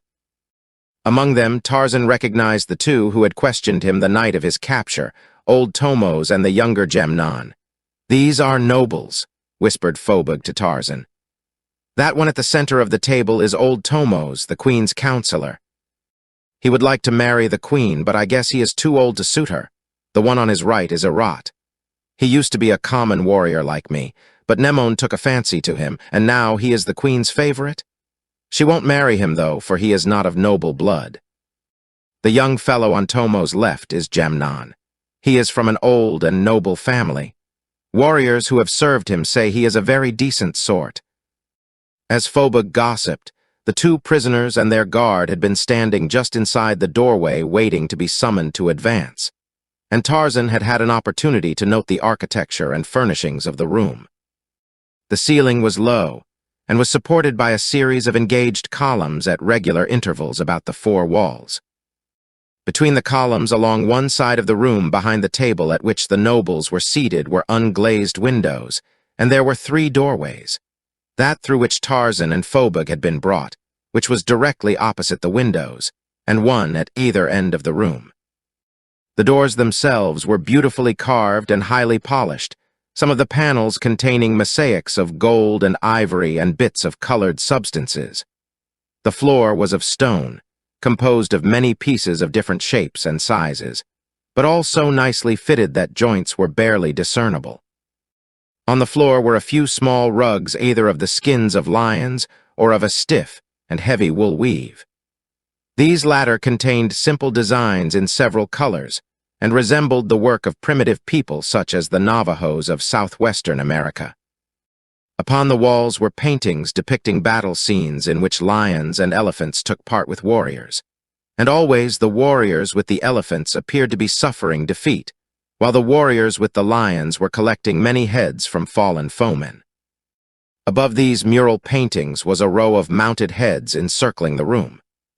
These were similar to those Tarzan had seen in the guardroom the night of his coming to Cathan, and differed from them only in that they were better specimens and better mounted. Perhaps, too, the heads of men predominated here, scowling down upon their enemies. But now Tarzan's examination of the room was interrupted by the voice of Tomos. "Bring the prisoners forward," he directed the under-officer, who was one of the 4 warriors escorting them. When the 2 men had been halted upon the opposite side of the table from the nobles, Tomos pointed at Tarzan's companion. "Which is this one?" he demanded. "He is called Phobos," replied the under-officer. "What is the charge against him?" He profaned Thews. "Who brought the charge?" "The high priest." "It was an accident," Phobos hastened to explain. "I meant no disrespect." "Silence," snapped Tomos. Then he pointed at Tarzan. "And this one?" he demanded. "Who is he?" "This is the one who calls himself Tarzan," explained Gemnon. "You will recall that you and I examined him the night he was captured." "Yes, yes," said Tomos. "I recall. He carried some sort of strange weapon." "Is he the man of whom you told me?" asked Arat, "the one who came from Athens to assassinate the queen?" "This is the one," replied Tomos. "He came at night during the last storm and succeeded in making his way into the palace grounds after dark before he was discovered and arrested." "He does not greatly resemble an Athenian," commented Arat. "I am not," said Tarzan. "Silence," commanded Tomos. "Why should I be silent?" demanded Tarzan. "There is none other to speak for me than myself, therefore I shall speak for myself. I am no enemy of your people, nor are my people at war with yours. I demand my liberty." "He demands his liberty," mimicked Arat and laughed aloud as though it was a good joke. "The slave demands his liberty." Tomos half rose from his seat, his face purple with rage. He banged the table with his fist. He pointed a finger at Tarzan. "Speak when you are spoken to, slave, and not otherwise. And when Tomos, the counselor, tells you to be silent, be silent." "I have spoken," said Tarzan. "When I choose to speak again, I shall speak." "We have a way of silencing impudent slaves forever," sneered Arat. "It is evident that he is a man from a far country," interjected Gemnon. "It is not strange that he neither understands our customs nor recognizes the great among us. Perhaps we should listen to him. If he is not an Athenian and no enemy, why should we imprison him or punish him?" "He came over the palace walls at night," retorted Tomos. "He could have come for but one purpose, to kill our queen, therefore he must die. The manner of his death shall be at the pleasure of Mnemon, our sweet and gracious queen. He told us that the river washed him down to Cathan," persisted Gemnon. "It was a very dark night, and he did not know where he was when he finally succeeded in crawling ashore. It was only chance that brought him to the palace." "A pretty story, but not plausible," countered Arat. "Why not plausible?" demanded Gemnon. "I think it quite plausible. We know that no man could have swum the river in the flood that was raging that night, and that this man could not have reached the spot at which he climbed the wall except by swimming the river or crossing the bridge of gold. We know that he did not cross the bridge, because the bridge was well guarded and no one crossed that night. Knowing, therefore, that he did not cross the bridge and could not have swum the river, we know that the only way he could have reached that particular spot upon the river's bank was by being swept downstream from above. I believe his story, and I believe that we should treat him as an honorable warrior from some distant kingdom until we have better reasons than we now have for believing otherwise.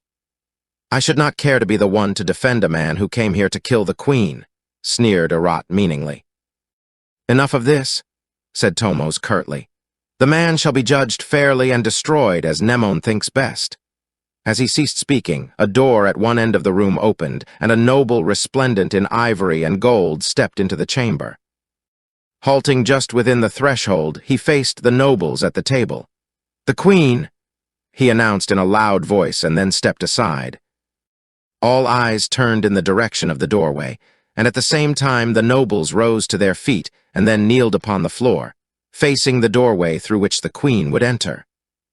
The warriors on guard, including those with Tarzan and Phobug, did likewise, Phobug following their example. Everyone in the room kneeled except the noble who had announced the queen, or rather every Cathnian. Tarzan of the Apes did not kneel. "Down, jackal," growled one of the guards in a whisper, and then amidst deathly silence a woman stepped into view and paused, framed in the carved casing of the doorway. Regal, she stood there glancing indolently about the apartment. Then her eyes met those of the ape-man, and for a moment held there on his. A slight frown of puzzlement contracted her straight brows as she continued on into the room, approaching the table and the kneeling men. Behind her followed a half-dozen richly arrayed nobles, resplendent in burnished gold and gleaming ivory. But as they crossed the chamber, Tarzan saw only the gorgeous figure of the queen. She was clothed more simply than her escort, but that form, which her apparel revealed rather than hid, required no embellishments other than those with which nature had endowed it. She was far more beautiful than the crude Phobug had painted her. A narrow diadem set with red stones encircled her brow, confining her glossy black hair. Upon either side of her head, covering her ears, a large golden disc depended from the diadem. while from its rear rose a slender filament of gold that curved forward, supporting a large red stone above the center of her head. About her throat was a simple golden band that held a brooch and pendant of ivory in the soft hollow of her neck. Upon her upper arms were similar golden bands supporting triangular, curved ornaments of ivory. A broad band of gold mesh supported her breasts, the band being embellished with horizontal bands of red stones, while from its upper edge depended 5 narrow triangles of ivory, a large one in the center and 2 smaller ones on either side. A girdle about her hips was of gold mesh. It supported another ivory triangle, the slender apex of which curved slightly inward between her legs, and also her scant skirt of black monkey hair that fell barely to her knees, conforming perfectly to the contours of her body. About her wrists were numerous bracelets of ivory and gold, and around her ankles were vertical strips of ivory held together by leather thongs, identical in form to those worn by Valther and by the Cathnian men. Her feet were shod with dainty sandals, and as she moved upon them silently across the stone floor, her movements seemed to Tarzan a combination of the seductive languor of the sensualist and the sinuous grace and savage alertness of the tigress. That she was marvelously beautiful by the standards of any land or any time grew more apparent to the lord of the jungle as she came nearer to him. Yet her presence exhaled a subtle essence that left him wondering if her beauty were the reflection of a nature all good or all evil. For her mien and bearing suggested that there could be no compromise. Nemone, the queen, was all one or all the other. She kept her eyes upon him as she crossed the room slowly, and Tarzan did not drop his own from hers. There was neither boldness nor rudeness in his gaze. Perhaps there was not even interest. It was the non-committal, cautious appraisal of the wild beast that watches a creature which it neither fears nor desires. The quizzical frown still furrowed Nemone's smooth brow as she reached the end of the table where the nobles kneeled. It was not an angry frown, and there might have been in it much of interest and something of amusement, for unusual things interested and amused Nemone. So rare were they in the monotony of her life. And it was certainly unusual to see one who did not accord her the homage due a queen. As she halted, she turned her eyes upon the kneeling nobles. "Arise," she commanded, and in that single word the vibrant qualities of her rich, deep voice sent a strange thrill through the ape-man. "Who is this that does not kneel to Nemone?" she demanded. Her gaze now returned to the bronzed figure standing impassively before her. As Tarzan had been standing behind the nobles as they had turned to face Nemone when they kneeled, only 2 of his guards had been aware of his dereliction. But now, as they arose and faced about, their countenances were filled with horror and rage when they discovered that the strange captive had so affronted their queen. Tomos went purple again. He spluttered with rage. "He is an ignorant and impudent savage, my queen," he said. "But as he is about to die, his actions are of no consequence." "Why is he about to die?" demanded Nemone. "And how is he to die?" "He is to die because he came here in the dead of night to assassinate your majesty," explained Tomos. "The manner of his death rests, of course, in the hands of our gracious queen." Nemone's dark eyes, veiled behind long lashes, appraised the ape-man, lingering upon his bronzed skin and the rolling contours of his muscles, then rising to the handsome face until her eyes met his. "Why did you not kneel?" she asked. "Why should I kneel to you who they have said will have me killed?" demanded Tarzan. "Why should I kneel to you who are not my queen? Why should I, Tarzan of the Apes, who kneels to no one, kneel to you?" "Silence," cried Tomos. "Your impertinence knows no bounds. Do you not realize, ignorant slave, low savage, that you are addressing Nemone, the queen?" Tarzan made no reply. He did not even look at Tomos. His eyes were fixed upon Nemone. She fascinated him, but whether as a thing of beauty or a thing of evil, he did not know. He only knew that few women, other than La, the high priestess of the flaming god, had ever so wholly aroused his interest and his curiosity. Tomos turned to the under-officer in command of the escort that was guarding Tarzan and Phobug. "Take them away," he snapped. "Take them back to their cell until we are ready to destroy them." "Wait," said Nemone. "I would know more of this man," and then she turned to Tarzan. So you came to kill me." Her voice was smooth, almost caressing. At the moment, the woman reminded Tarzan of a cat that is playing with its victim. "Perhaps they chose a good man for the purpose. You look as though you might be equal to any feat of arms." "Killing a woman is no feat of arms," replied Tarzan. "I do not kill women. I did not come here to kill you." "Then why did you come to Anthar?" inquired the queen in her silky voice. "That I have already explained twice to that old man with the red face," replied Tarzan, nodding in the general direction of Tomos. "Ask him. I am tired of explaining to people who have already decided to kill me." Tomos trembled with rage and half drew his slender, dagger-like sword. "Let me destroy him, my queen," he cried. "Let me wipe out the affront he has put upon my beloved ruler." Nemone had flushed angrily at Tarzan's words, but she did not lose control of herself. "Sheathe your sword, Tomos," she commanded icily. "Nemone is competent to decide when she is affronted and what steps to take. The fellow is indeed impertinent, but it seems to me that if he affronted anyone, it was Tomos he affronted and not Nemone. However, his temerity shall not go unpunished. Who is this other?" "He is a temple guard named Phobug," explained Erat. "He profaned Thus. It would amuse us," said Nemone, "to see these two men fight upon the field of the lions. Let them fight without other weapons than those which Thus has given them.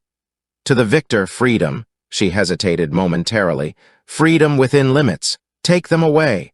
Chapter 8. Upon the Field of the Lions. Tarzan and Phobug were back in their little stone cell. The ape-man had not escaped. He had had no opportunity to escape on the way back to his prison, for the warriors who guarded him had redoubled their vigilance, having been cautioned to do so by Erat, and the points of 2 spears had been kept constantly against his body. Phobug was moody and thoughtful. The attitude of his fellow prisoner during their examination by the nobles, his seeming indifference to the majesty and power of Nemone, had tended to alter Phobug's former estimate of the ape-man's courage. He realized now that the fellow was either a very brave man or a very great fool, and he hoped that he was the latter, for Phobug was to be pitted against him upon the field of the lions, possibly on the morrow. Phobug was stupid, but past experience had taught him something of the psychology of mortal combat. He knew that, when a man went into battle fearing his antagonist, he was already handicapped and partly defeated. Now Phobug did not fear Tarzan. He was too stupid and too ignorant to anticipate fear. Facing probable defeat and death, he could be overcome by fear and even cowardice, but he was of too low an order mentally to visualize either in imagination, except in a rather vague and hazy way. Tarzan, on the other hand, was of an entirely different temperament, and though he never knew fear, it was for a very different reason. Being intelligent and imaginative, he could visualize all the possibilities of an impending encounter, but he could never know fear, because death held no terrors for him, and he had learned to suffer physical pain without the usually attendant horrors of mental anguish. Therefore, if he thought about the coming combat at all, he was not overconfident nor fearful nor nervous. Could he have known what was in the fellow's mind when he commenced to speak, he would have been amused. "It will doubtless be tomorrow," said Phobug grimly. "What will be tomorrow?" inquired the ape-man. "The combat in which I shall kill you," explained the cheerful Phobug. "Oh, so you are going to kill me? Phobug, I am surprised. I thought that you were my friend." Tarzan's tone was serious, though a brighter man than Phobug might have discovered in it a note of banter. But Phobug was not bright at all, and he thought that Tarzan was already commencing to throw himself upon his mercy. "It will soon be over," Phobug assured him. "I promise that I shall not let you suffer long." "I suppose that you will twist my neck like this," said Tarzan, pretending to twist something with his 2 hands. Perhaps," admitted Phobug, "but I shall have to throw you about a bit first. We must amuse Nemone, you know." "Surely, by all means," asserted Tarzan. "But suppose you should not be able to throw me about. Suppose that I should throw you about. Would that amuse Nemone? Or perhaps it would amuse you." Phobug laughed. "It amuses me very much just to think about it," he said. "And I hope that it amuses you to think about it, for that is as near as you will ever come to throwing Phobug about. Have I not told you that I am the strongest man in Cathan?" "Oh, of course," admitted Tarzan. I had forgotten that for the moment. You would do well to try to remember it, advised Phobug, or otherwise our combat will not be interesting at all. And Mnemon would not be amused. That would be sad. We should make it as interesting and exciting as possible, and you must not conclude it too soon. You are right about that, agreed Phobug. The better it is, the more generous will Mnemon feel toward me when it is over. She may even give me a donation in addition to my liberty if we amuse her well. By the belly of Thews, he exclaimed, slapping his thigh. We must make a good fight of it, and a long one. Now listen, how would this be? At first we shall pretend that you are defeating me. I shall let you throw me about a bit. You see? Then I shall get the better of it for a while, and then you. We shall take turns up to a certain point, and then, when I give you the cue, you must pretend to be frightened and run away from me. I shall then chase you all over the arena, and that will give them a good laugh. When I catch you at last, and you must let me catch you right in front of Mnemon, I shall then twist your neck and kill you, but I will do it as painlessly as possible. You are very kind, said Tarzan grimly. Do you like the plan? Demanded Phobug. Is it not a splendid one? It will certainly amuse them, agreed Tarzan, if it works. If it works, why should it not work? It will if you do your part. But suppose I kill you, inquired the Lord of the Jungle.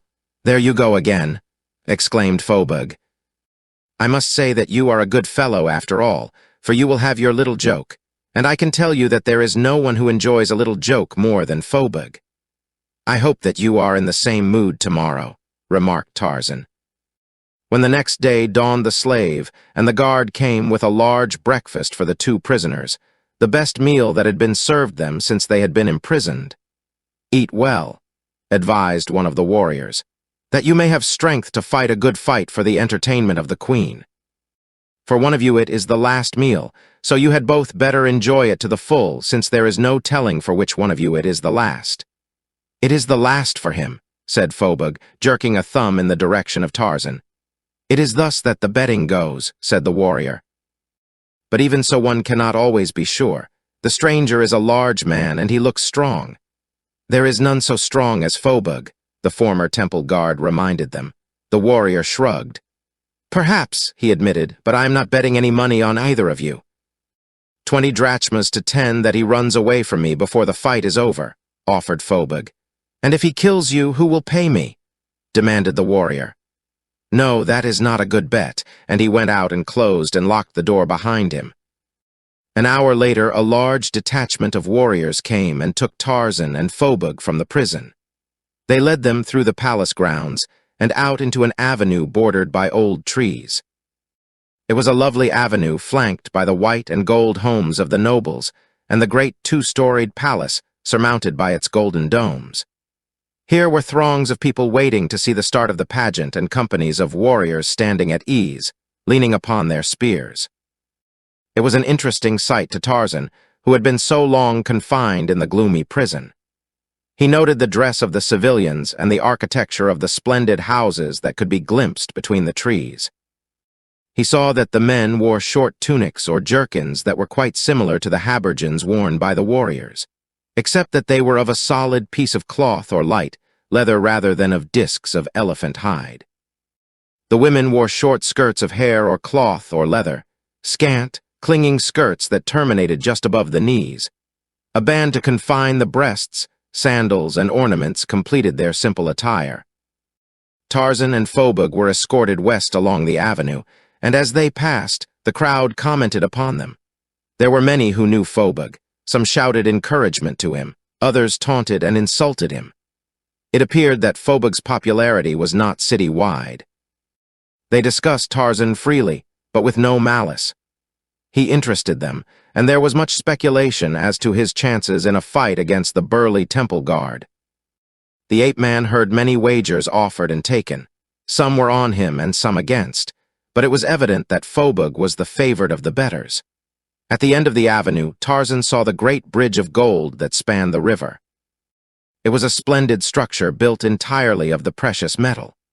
2 golden lions of heroic size flanked the approach from the city, and as he was led across the bridge, the ape-man saw 2 identical lions guarding the western end. Out upon the plain that is called the Field of the Lions, a crowd of spectators was filing toward a point about a mile from the city where many people were congregated. And toward this assemblage, the detachment escorted the two gladiators. Here was a large, oval arena excavated to a depth of 20 or 30 feet in the floor of the plain. Upon the excavated earth piled symmetrically around the edges of the pit, and terraced from the plain level to the top, were arranged slabs of stone to serve as seats.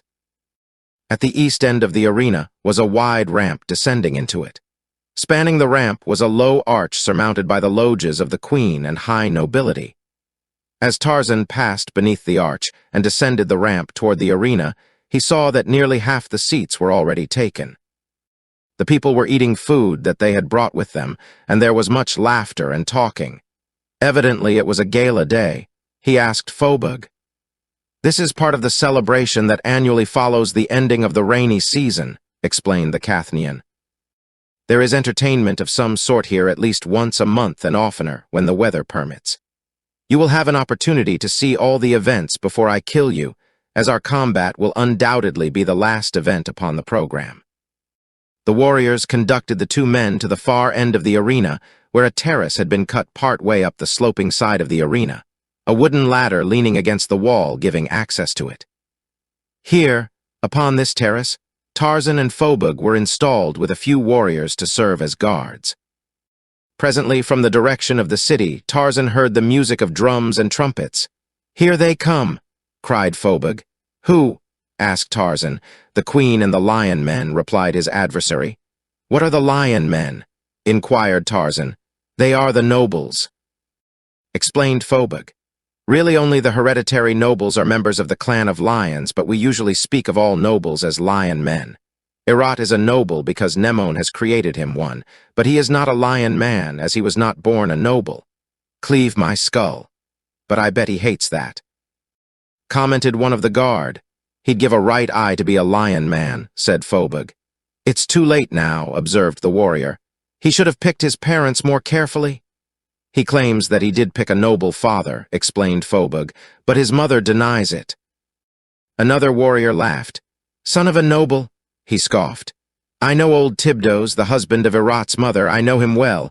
He cleans the lions' cages at the breeding farm. Herat looks just like him. Son of a noble, son of a she-jackal," growled Phobug. "I wish I were to fight him today instead of this poor fellow." "You feel sorry for him?" inquired a warrior. "Yes, in a way," replied Phobug. "He is not a half-bad fellow, and I have nothing against him except that he is stupid. He cannot seem to understand the simplest things. He does not seem to realize that I am the strongest man in Cathan, and that I am going to kill him this afternoon, unless they get through with the other events early and I kill him this morning." "How do you know that he does not realize these things?" demanded the warrior. "Because he has never given any sign that he is very much afraid." "Possibly he does not believe that you can kill him," suggested the warrior. "Then that proves that he is very stupid, but stupid or not, I am going to kill him. I am going to twist his neck until his spine breaks. I can scarcely wait to get my hands on him. Of all the things that I love, there is no sensation equal to that of killing a man. I love that better than I love women." Tarzan glanced at the great hulk squatting beside him. "The French have a word for that," he remarked. "I do not know what you are talking about," growled Phobug. "I am not surprised." "There he goes again," exclaimed Phobug. "What sense is there to that? Did I not tell you that he is stupid?" Now the blaring of the trumpets and the beating of the drums burst with increased volume upon their ears, and Tarzan saw that the musicians were marching down the ramp into the arena at the far end of the great oval. At the same time, the tumult in the stands increased, as now thousands surged over the rim of the stadium and sought seats among the thousands already there. Behind the music marched a company of warriors, and from each spear head fluttered a colored pennon. It was a stirring and colorful picture, but nothing to what followed. A few yards in rear of the warriors came a chariot of gold drawn by 4 maned lions, where, half reclining upon a couch draped with furs and gaily colored cloths, rode Nemon, the queen. 16 black slaves held the lions in leash, and at either side of the chariot marched 6 nobles resplendent in gold and ivory, while a huge black, marching behind, held a great red parasol over the queen. Squatting upon little seats above the rear wheels of the chariot were two small blackamoors wielding feathered fans above her. At sight of the chariot and its royal occupant, the people in the stands arose and then kneeled down in salute to their ruler, while wave after wave of applause rolled round the amphitheater as the pageant slowly circled the arena. Behind Nemon's chariot marched another company of warriors. These were followed by a number of gorgeously decorated wooden chariots, each drawn by two lions and driven by a noble. Following these marched a company of nobles on foot, while a third company of warriors brought up the rear. When the column had circled the arena, Nemon quit her chariot and ascended to her loge above the ramp amid the continued cheering of the populace. The chariots driven by the nobles lined up in the center of the arena. The royal guard formed across the entrance to the stadium, and the nobles who had no part in the games went to their private loges. There followed then in quick succession contests in dagger throwing and in the throwing of spears, feats of strength and skill, and foot races. Upon every event, wagers were laid, and the whole stadium was a bedlam of shouted wagers and odds, of curses, groans, hoots, laughter, and applause. In the loges of Nemon and the nobles, great sums changed hands upon every event. The queen was an inveterate gambler, winning or losing a fortune upon the cast of a single dagger. When she won, she smiled, and she smiled too when she lost. But men knew that contestants upon whom Nemon won regularly through the year were the recipients of royal favors, while those upon whom she consistently lost often disappeared. When the minor sports were completed, the chariot races began, and upon these the betting dwarfed all the other betting of the day, and men and women acted like maniacs as they encouraged a favorite driver, applauded a winner, or berated an unfortunate loser. Two drivers raced in each event, the distance being always the same, one lap of the arena, for lions cannot maintain high speed for great distances. After each race, the winner received a pennon from the queen, while the loser drove up the ramp and out of the stadium amid the hoots of those who had lost money on him. Then two more raced, and when the last pair had finished, the winners paired off for new events. Thus, by elimination, the contestants were eventually reduced to two, winners in each event in which they had contested. This, then, was the premier racing event of the day, and the noise and the betting that it engendered surpassed all that had gone before. The winner of this final race was acclaimed champion of the day, and was presented with a golden helmet by Nemon herself. And even those who had bet upon his rival and lost their money added their voices to the ovation that the noisy throng accorded him as he drove proudly around the arena and disappeared up the ramp beneath the arch of the queen, his golden helmet shining bravely in the sun. "Now," said Phobog in a loud voice, "the people are going to see something worthwhile. It is what they have been waiting for, and they will not be disappointed. If you have a god, fellow, pray to him, for you are about to die." "Are you not going to permit me to run around the arena first while you chase me?" demanded Tarzan. Chapter 9. Death, Death.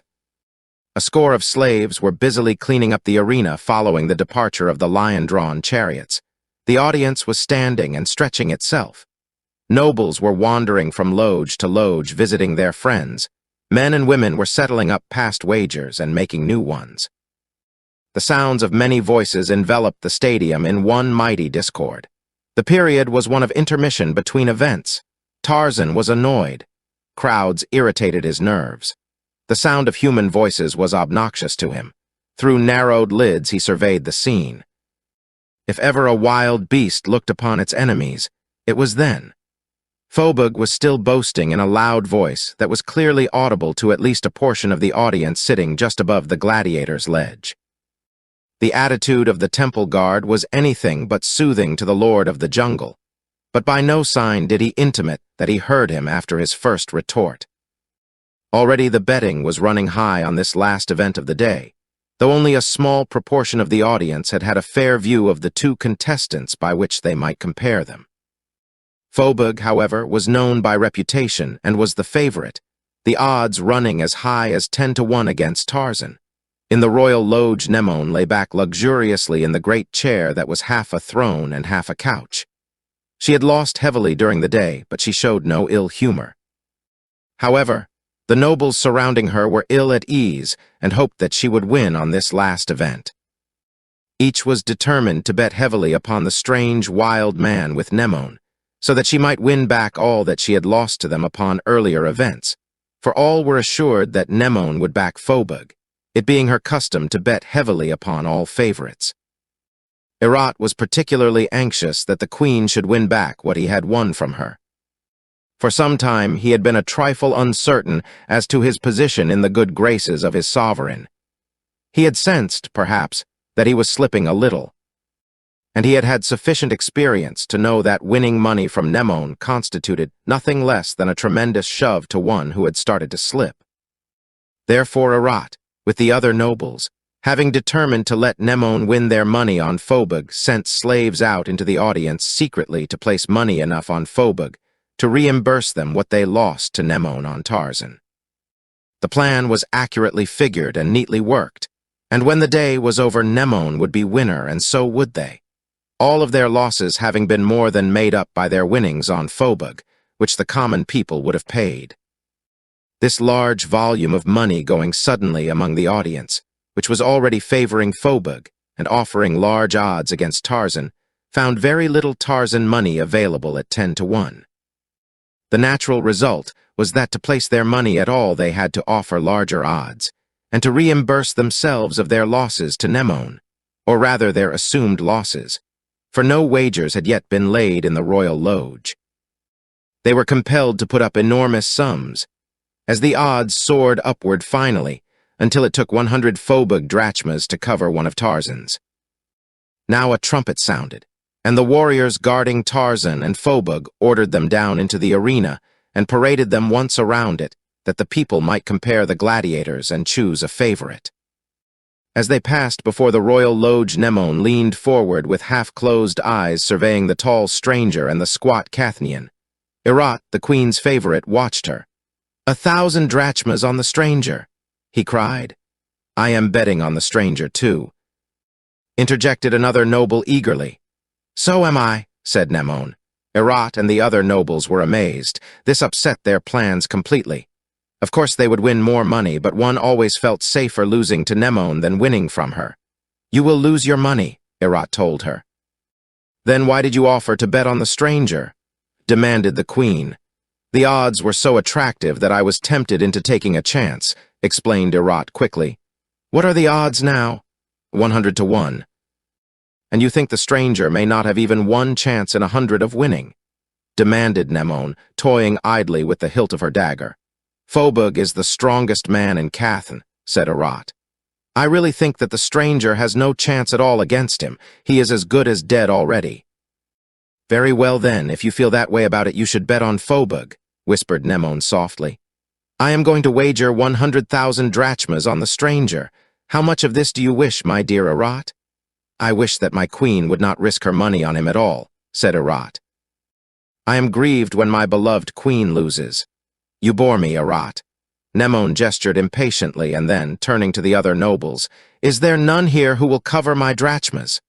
Instantly they were all eager to accommodate her. To win 100,000 drachmas from the queen, in addition to all that they would win from the common people, was too much for their cupidity. They even forgot Nemone's possible wrath in their anxiety to accommodate her now that it was certain that her decision could not be altered. And in a few minutes the bets had been recorded. He has a fine physique, commented Nemone, her eyes upon the jungle lord, and he is taller than the other. But look at Phobug's muscles, Herat reminded her.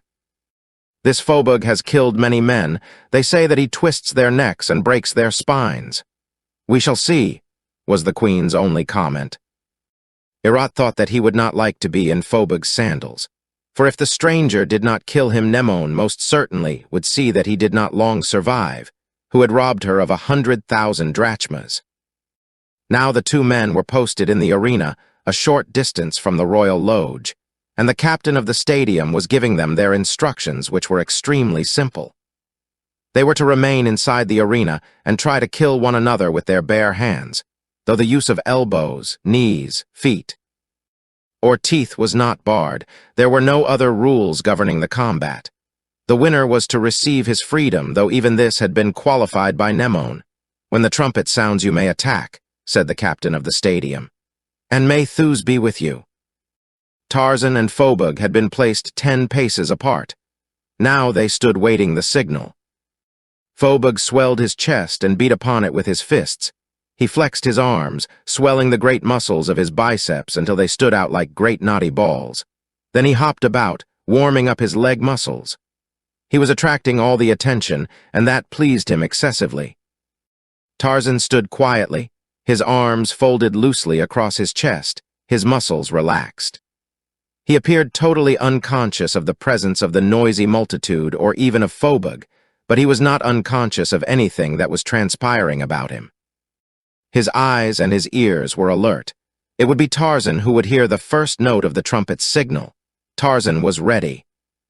Tarzan cared nothing for the stupid men-things making silly noises in their throats, gathered here to see two fellow creatures that had never harmed them try to kill one another for their pleasure. He did not care what they thought about him. To him, they were less than the droppings of lions that the slaves had swept up in the arena. He did not wish to kill Phobug, nor did he wish to be killed, but Phobug disgusted him, and he would have liked to punish the man for his ridiculous egotism. He realized that his antagonist was a mighty man, and that it might not be an easy thing to punish him without taking a great deal of punishment himself. But this risk he did not mind so that he could halt his own punishment short of crippling or death. His gaze chanced across the royal loge. It halted there. The eyes of Mnemon met his and held them. What strange eyes were hers, so beautiful with fires burning far beneath the surface, so mysterious. The trumpet pealed and Tarzan's eyes swung back to Phobug. A strange silence fell upon the amphitheater. The two men approached one another, Phobug strutting and confident, Tarzan with the easy, graceful stride of a lion. "Say your prayers, fellow," shouted the temple guard. "I am going to kill you, but first I shall play with you for the amusement of Mnemon." Phobug came closer and reached for Tarzan. The ape-man let him seize him by the shoulders. Then Tarzan cupped his two hands and brought the heels of them up suddenly, and with great force beneath Phobug's chin, and at the same time pushed the man from him.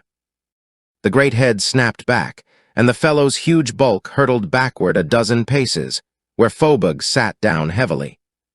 A groan of surprise arose from the audience, interspersed with cheers from those who had wagered on Tarzan.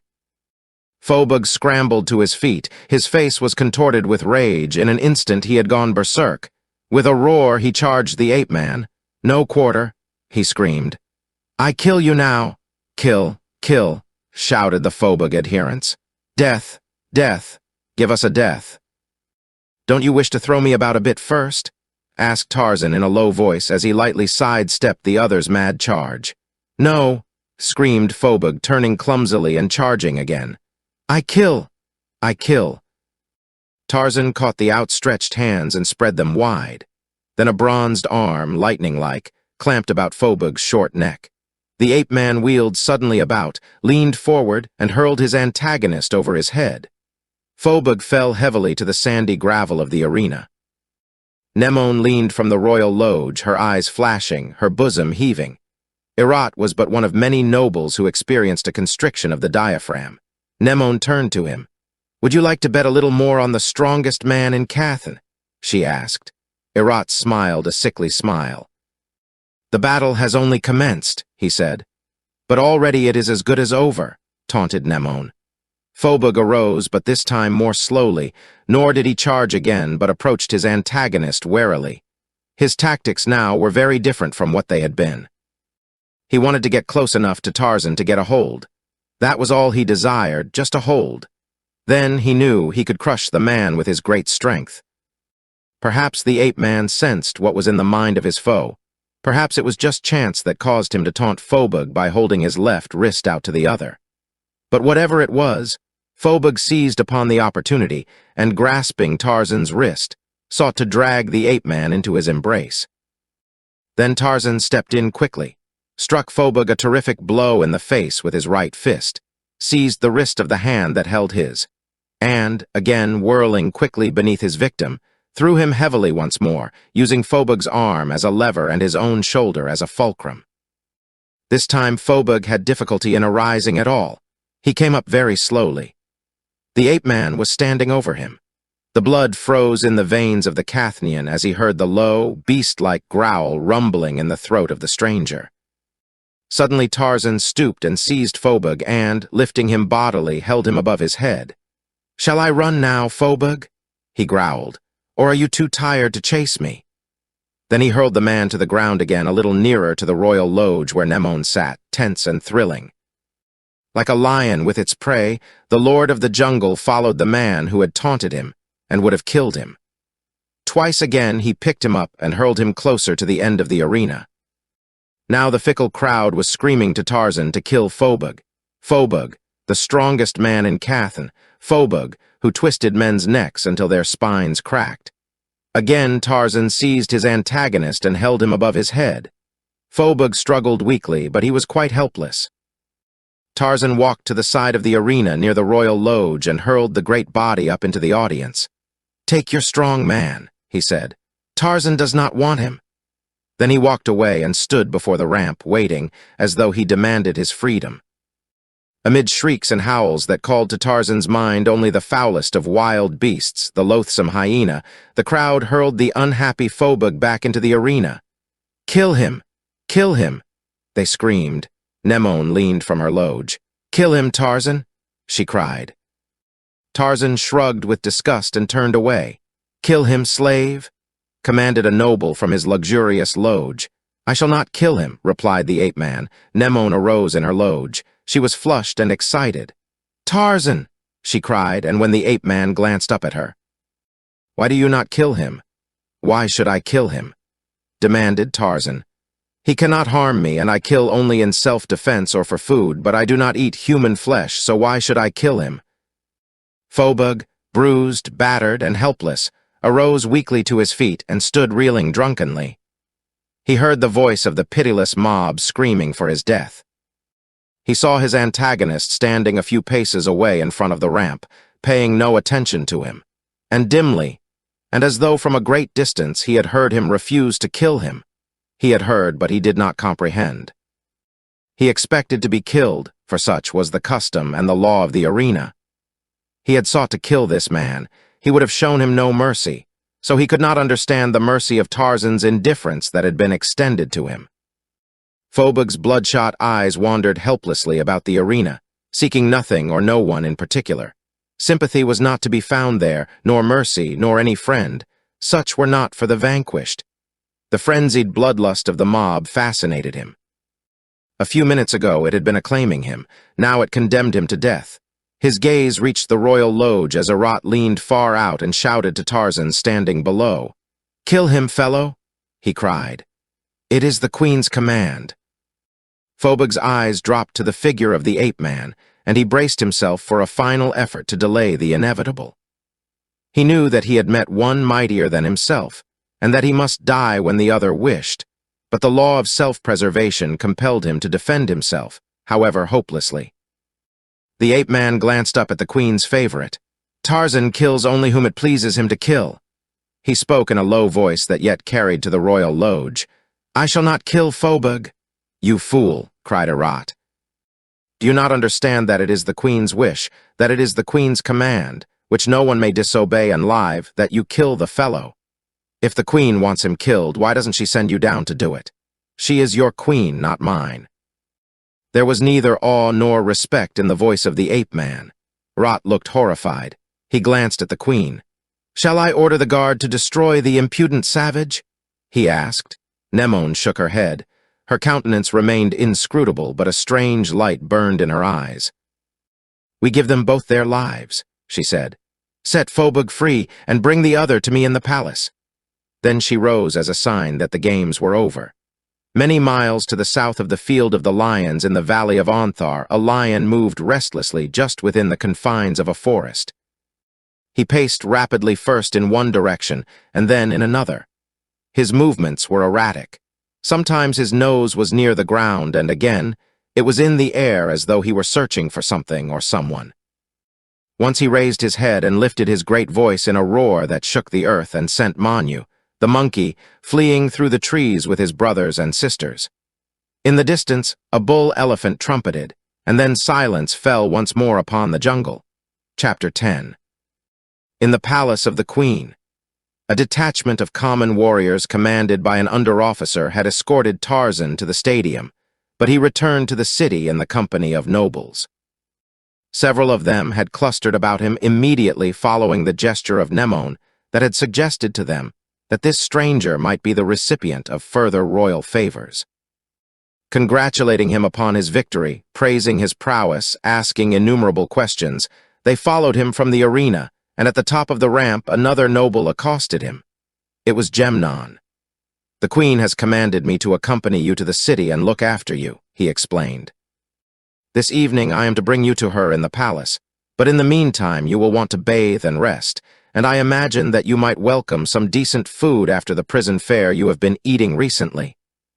"I shall be glad of a bath and good food," replied Tarzan, "but why should I rest? I have been doing nothing else for several days." "But you have just come through a terrific battle for your life," exclaimed Gemnon. "You must be tired." Tarzan shrugged his broad shoulders. "Perhaps you had better look after Phobug instead," he replied. "It is he who needs rest. I am not tired." Gemnon laughed. "Phobug should consider himself lucky to be alive. If anyone looks after him, it will be himself." They were walking toward the city now. The other nobles had joined their own parties, or had dropped behind, and Gemnon and Tarzan were alone, if two may be said to be alone who are surrounded by a chattering mob through which bodies of armed men and lion-drawn chariots are making their slow way. Those near Tarzan were discussing him animatedly, but because of the nobles, they kept their distance from him. They commented upon his giant strength and the deceptive appearance of his muscular development, the flowing symmetry of which scarce proclaimed the titanic power of the steel thews of the Lord of the Jungle. "You are popular now," commented Gemnon. "A few minutes ago they were screaming at Phobug to kill me," Tarzan reminded him. "I am really surprised that they are so friendly," remarked Gemnon. "You cheated them of a death, the one thing they are all hoping and praying to see when they go to the stadium. It is for this they pay their lepta for admission. Also, most of them lost more money betting on Phobug, but those who won on you should love you, for they won much. The odds were as high as 100 to 1 against you. It is the nobles, though, who have the greatest grievance against you," continued Gemnon, grinning. "Several of them lost their entire fortunes. Those closest to Nemon always have to cover her bets. And, believing that she would bet on Phobug, they placed large bets on him among the audience to cover their losses to Nemon. Then Nemon insisted upon betting on you. And they had to bet more money on Phobug, 10 million drachmas to cover Nemon's 100,000. I estimate that one small group lost close to 20 million drachmas. "And Nemon won 10 million?" asked Tarzan. "Yes," replied Gemnon, "which may account for the fact that you are alive now." "Why should I not be alive?" "You flouted the queen. Before thousands of her people, you refused to obey her direct command. No, not even the 10 million drachmas can account for it. There is some other reason why Nemon spared you. Perhaps she is contemplating for you a death that will give her greater satisfaction. Knowing Nemon as I do, I cannot believe that she will let you live. She would not be Nemon if she forgave so serious an affront to her majesty." "Phobug was going to kill me," Tarzan reminded him. "But Nemon is not Phobug. Nemon is queen and—" "And what?" asked the ape-man. Gemnon shrugged. "I was thinking aloud, which is a bad habit for one who enjoys life. Doubtless you may live long enough to know her better than you do now, and then you can do your own thinking, but do not do it aloud." "Did you lose much on Phobug?" inquired Tarzan. "I won. I bet on you. I met one of Herat's slaves who was going to place some of his master's money on Phobug. I took it all. You know, I had seen a little more of you than the other nobles, and I believed that you had a chance. But I was backing your intelligence and agility against Phobug's strength, stupidity, and awkwardness. Even I did not dream that you were stronger than he. And the odds were good." Gemnon smiled. Too good to be overlooked. It was more than a reasonable gamble. But I cannot understand Nemone. She is a great bettor, but no gambler. She always puts her money on the favorite, and may Thus help him if he does not win. A woman's intuition, suggested the ape-man. I think not. Nemone is too practical and calculating to act on intuition alone. She had some other reason. What it is, none knows but Nemone. The same mysterious motivation saved your life today, or perhaps I should say prolonged it. I am going to see her this evening, said Tarzan. And doubtless I shall affront her again. It seems that I have done so both times that I have seen her. Do not forget that she practically sentenced you to death for the first offense, Gemnon reminded him. At that time she must have been certain that Phobug would kill you. If I were you, I should not annoy her. When they reached the city, Gemnon took Tarzan to his own quarters in the palace. These consisted of a bedroom and bath in addition to a living room that was shared with another officer. Here Tarzan found the usual decorations of weapons, shields, and mounted heads in addition to pictures painted on leather. He saw no books, nor any other printed matter. Neither was there any sign of writing materials in the rooms. He wanted to question Gemnon on this subject, but he found that he had never learned any word for writing or for a written language. The bath interested the ape-man. The tub was a coffin-like affair made of clay and baked. The plumbing fixtures were apparently all of solid gold. While questioning Gemnon, he learned that the water was brought from the mountains east of the city, through clay pipes of considerable size, and distributed by means of pressure tanks distributed throughout all of urban Cathan. Gemnon summoned a slave to prepare the bath, and when Tarzan had finished, a meal was awaiting him in the living room. While he was eating, and Gemnon lounged near in conversation, another young noble entered the apartment. He had a narrow face and rather unpleasant eyes, nor was he overly cordial when Gemnon introduced him to Tarzan. Zersul and I are quartered together, Gemnon explained. I have orders to move out, snapped Zersul. Why is that? Asked Gemnon. To make room for your friend here, replied Zersul sourly, and then he went into his own room mumbling something about slaves and savages. He does not seem pleased, remarked Tarzan. But I am, replied Gemnon in a low voice. Zersul and I have not gotten along well together. We have nothing in common. He is one of Irat's friends and was elevated from nothing after Irat became Nemone's favorite. He is the son of a foreman at the mines. If they had elevated his father, he would have been an acquisition to the nobility, for he is a splendid man, but Zersul is a rat like his friend Irat. I have heard something of your nobility, said Tarzan. I understand that there are two classes of nobles, and that one class rather looks upon the other with contempt, even though a man of the lower class may hold a higher title than many of those in the other class. We do not look upon them with contempt if they are worthy men, replied Gemnon. The old nobility, the lion men of Cathan, is hereditary. The other is but temporary, for the lifetime of the man who has received it as a special mark of favor from the throne. In one respect, at least, it reflects greater glory on its possessor than does hereditary nobility, as it is often the deserved reward of merit. I am a noble by accident of birth. Had I not been born a noble, I might never have become one. I am a lion man because my father was.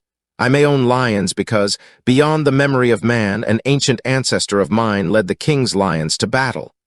What did Irat do to win his patent of nobility? Inquired the ape-man. Gemnon grimaced.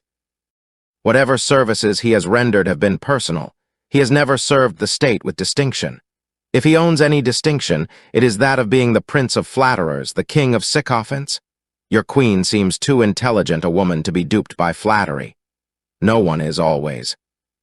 There are no sycophants among the beasts, said Tarzan. What do you mean by that? Demanded Gemnon. Irat is almost a beast. You malign the beasts. Did you ever see a lion that fawned upon another creature to curry favor? But beasts are different, argued Gemnon. Yes, they have left all the petty meannesses to man.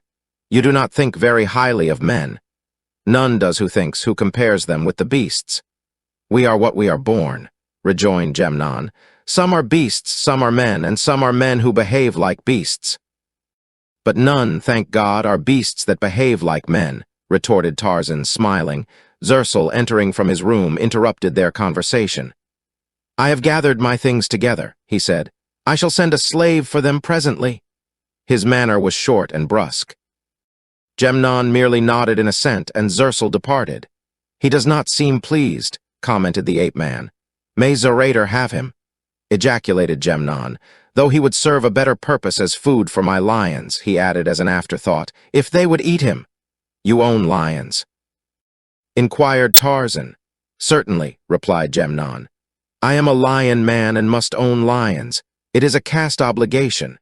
Each lion man must own lions of war to fight in the service of the queen. I have 5. In times of peace I use them for hunting and racing. Only royalty and the lion men may own lions." The sun was setting behind the mountains that rimmed the western edge of the Field of the Lions as a slave entered the apartment with a lighted cresset which he hung at the end of a chain depending from the ceiling. "It is time for the evening meal," announced Gemnon, rising. "I have eaten," replied Tarzan. "Come anyway. It may interest you to meet the other nobles of the palace." Tarzan arose. "Very well," he said, and followed Gemnon from the apartment. 40 nobles were assembled in a large dining room on the main floor of the palace as Gemnon and Tarzan entered. Tomos was there, and Erat and Zersul. Several of the others Tarzan also recognized as having been seen by him before, either in the council room or at the stadium. A sudden silence fell upon the assemblage as he entered, as though the men had been interrupted while discussing either him or Gemnon. "This is Tarzan," announced Gemnon by way of introduction as he led the ape-man to the table. Tomos, who sat at the head of the table, did not appear pleased. Erat was scowling. It was he who spoke first. "This table is for nobles," he said, "not for slaves. By his own prowess and the grace of Her Majesty, the Queen, this man is here as my guest," said Gemnon quietly. "If one of my equals takes exception to his presence, I will be glad to discuss the matter with swords." And then he turned to Tarzan.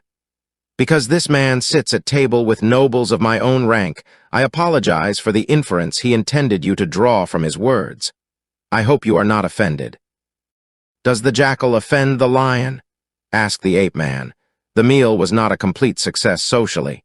Erat and Zersul whispered together. Tomos did not speak, but applied himself assiduously to the business of eating. Several of Gemnon's friends engaged Tarzan in conversation, and he found 1 or 2 of them agreeable, but others were inclined to be patronizing. Possibly they would have been surprised, and their attitude toward him different had they known that their guest was a peer of England. But then again, this might have made little impression upon them, inasmuch as none of them had ever heard of England. However, Tarzan did not enlighten them. He did not care what they thought, and so the meal progressed with many silences. When Tomos arose and the others were free to go, Gemnon conducted Tarzan to the apartments of the Queen after returning to his own apartments to don a more elaborate habergeon, helmet, and equipments.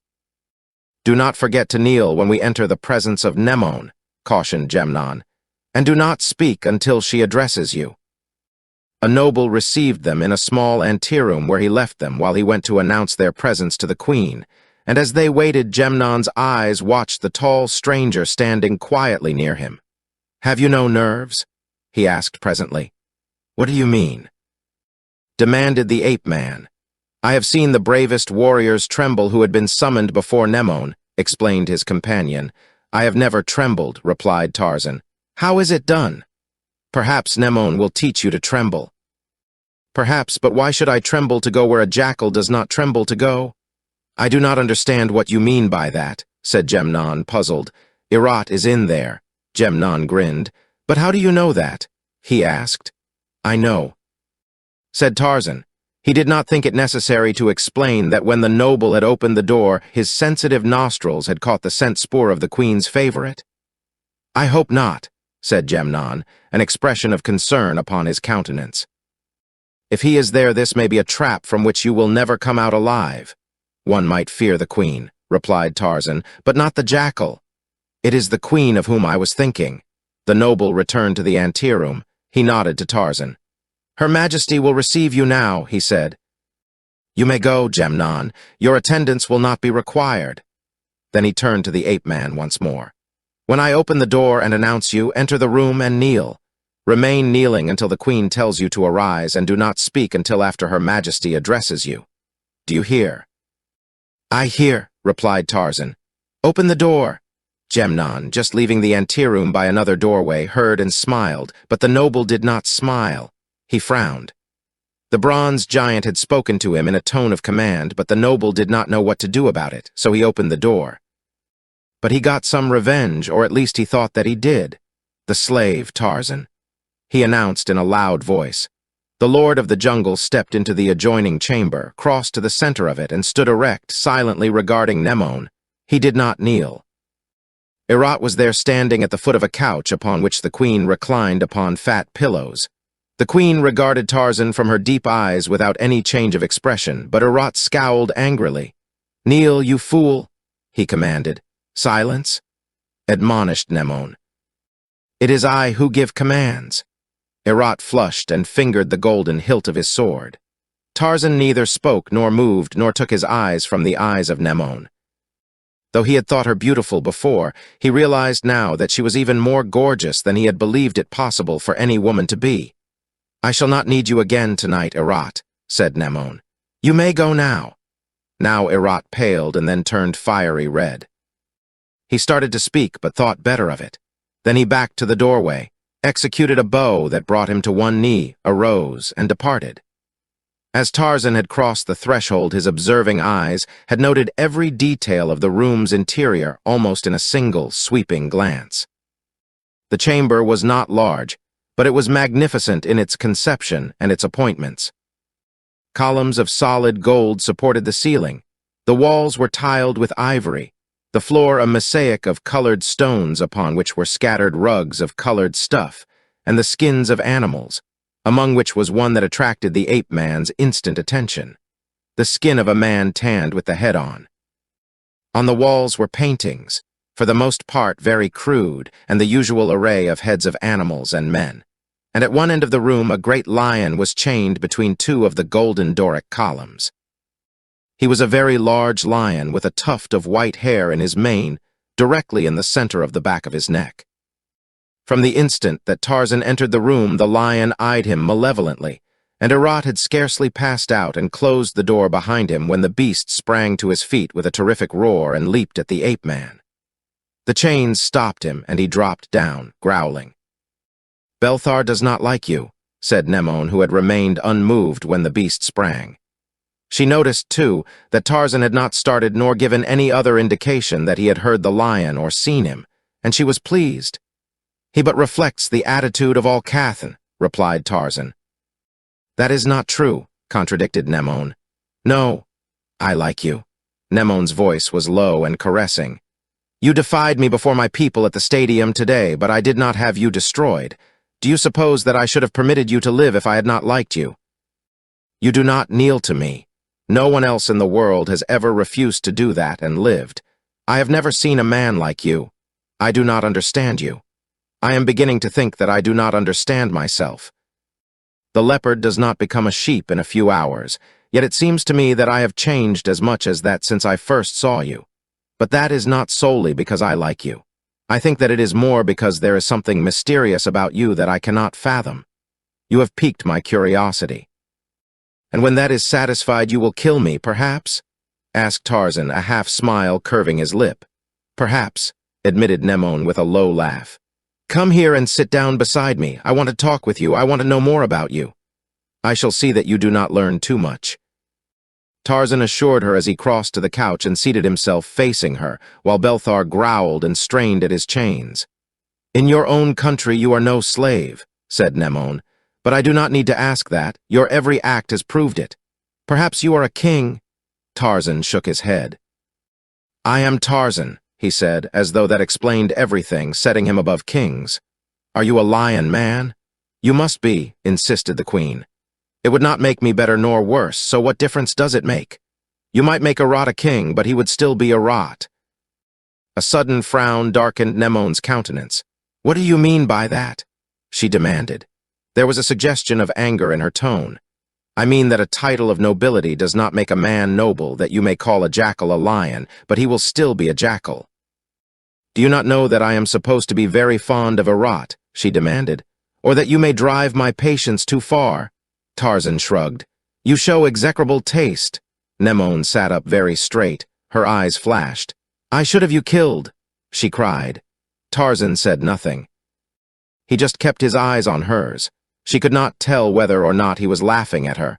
Finally, she sank back on her pillows with a gesture of resignation. What is the use? She demanded.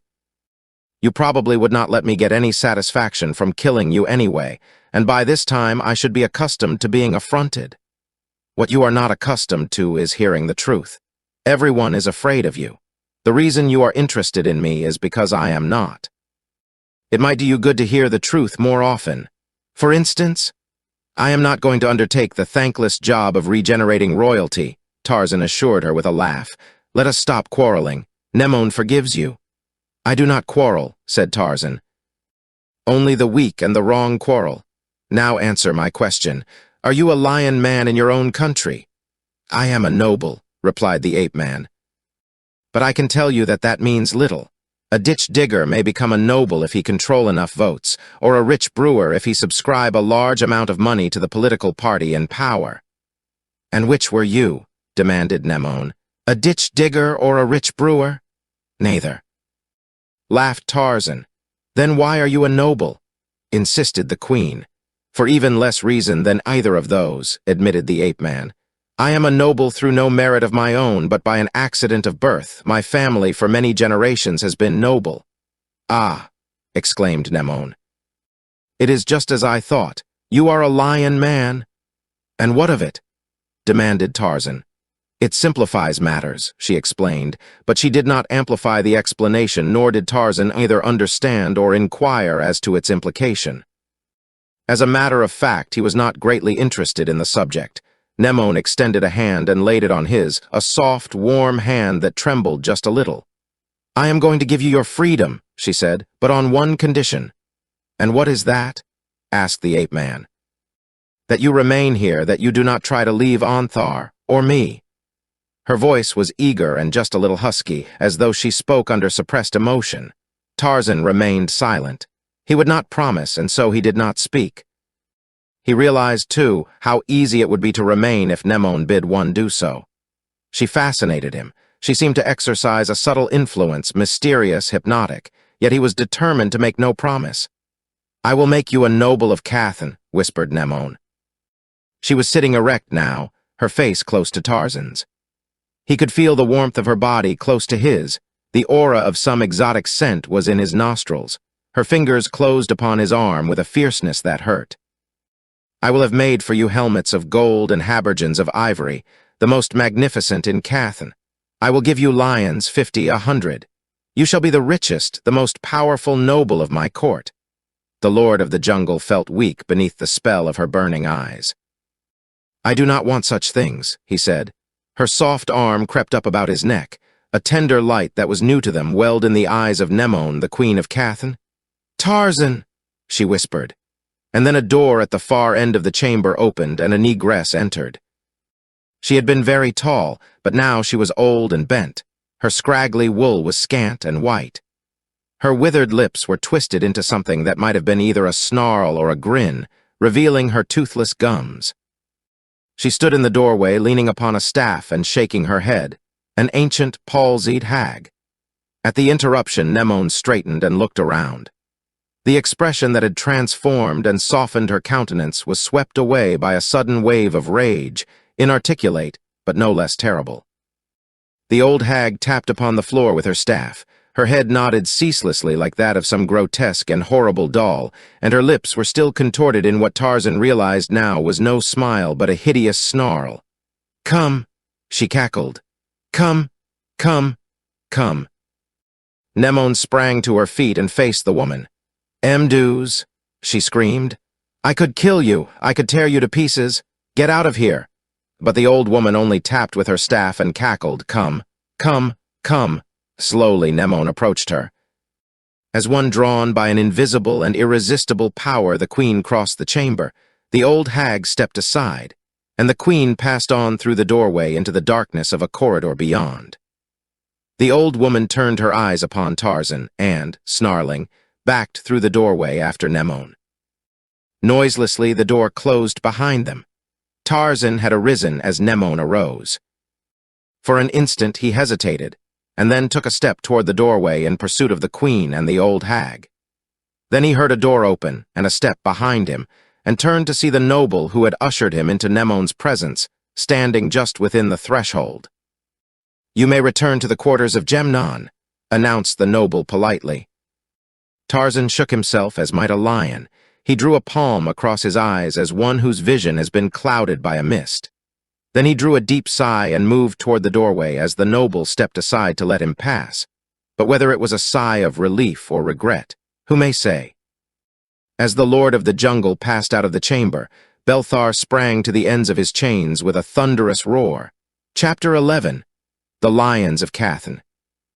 When Gemnon entered the living room of their quarters the morning after Tarzan's audience with Nemone, he found the ape-man standing by the window looking out over the palace grounds. "I am glad to see you here this morning," said the Cathanian. "And surprised, perhaps," suggested the lord of the jungle. "I should not have been surprised had you never returned," replied Gemnon. "How did she receive you? And Irat? I suppose he was glad to have you there." Tarzan smiled. He did not appear to be, but it did not matter much as the queen sent him away immediately. "And you were alone with her all evening?" Gemnon appeared incredulous. "Belthar and I," Tarzan corrected him. "Belthar does not seem to like me any better than Irat does."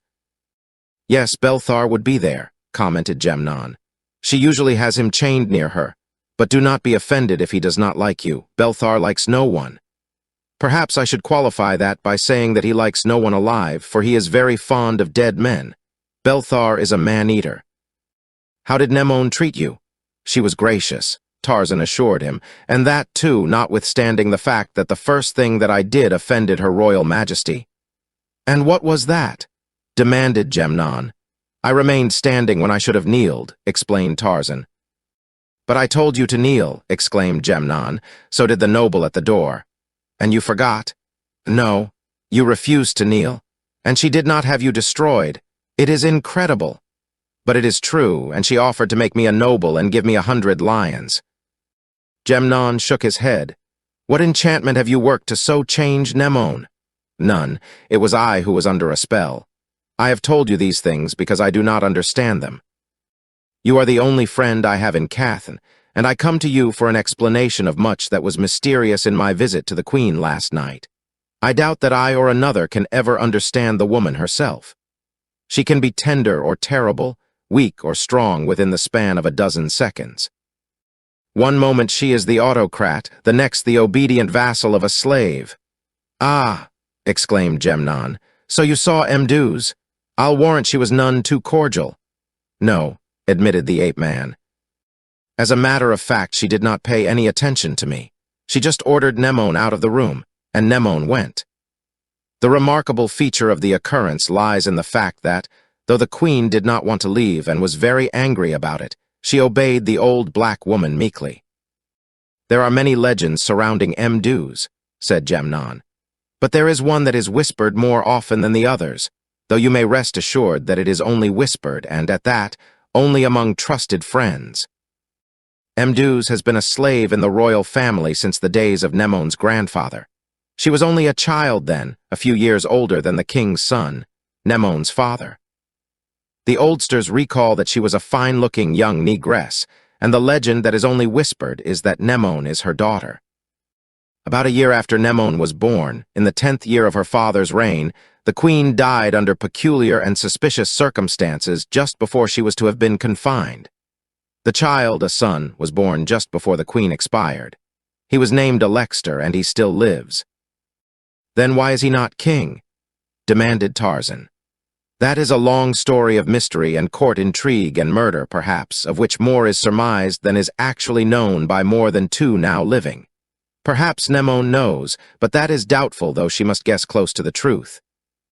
Immediately following the death of the queen, the influence of Mduz increased and became more apparent.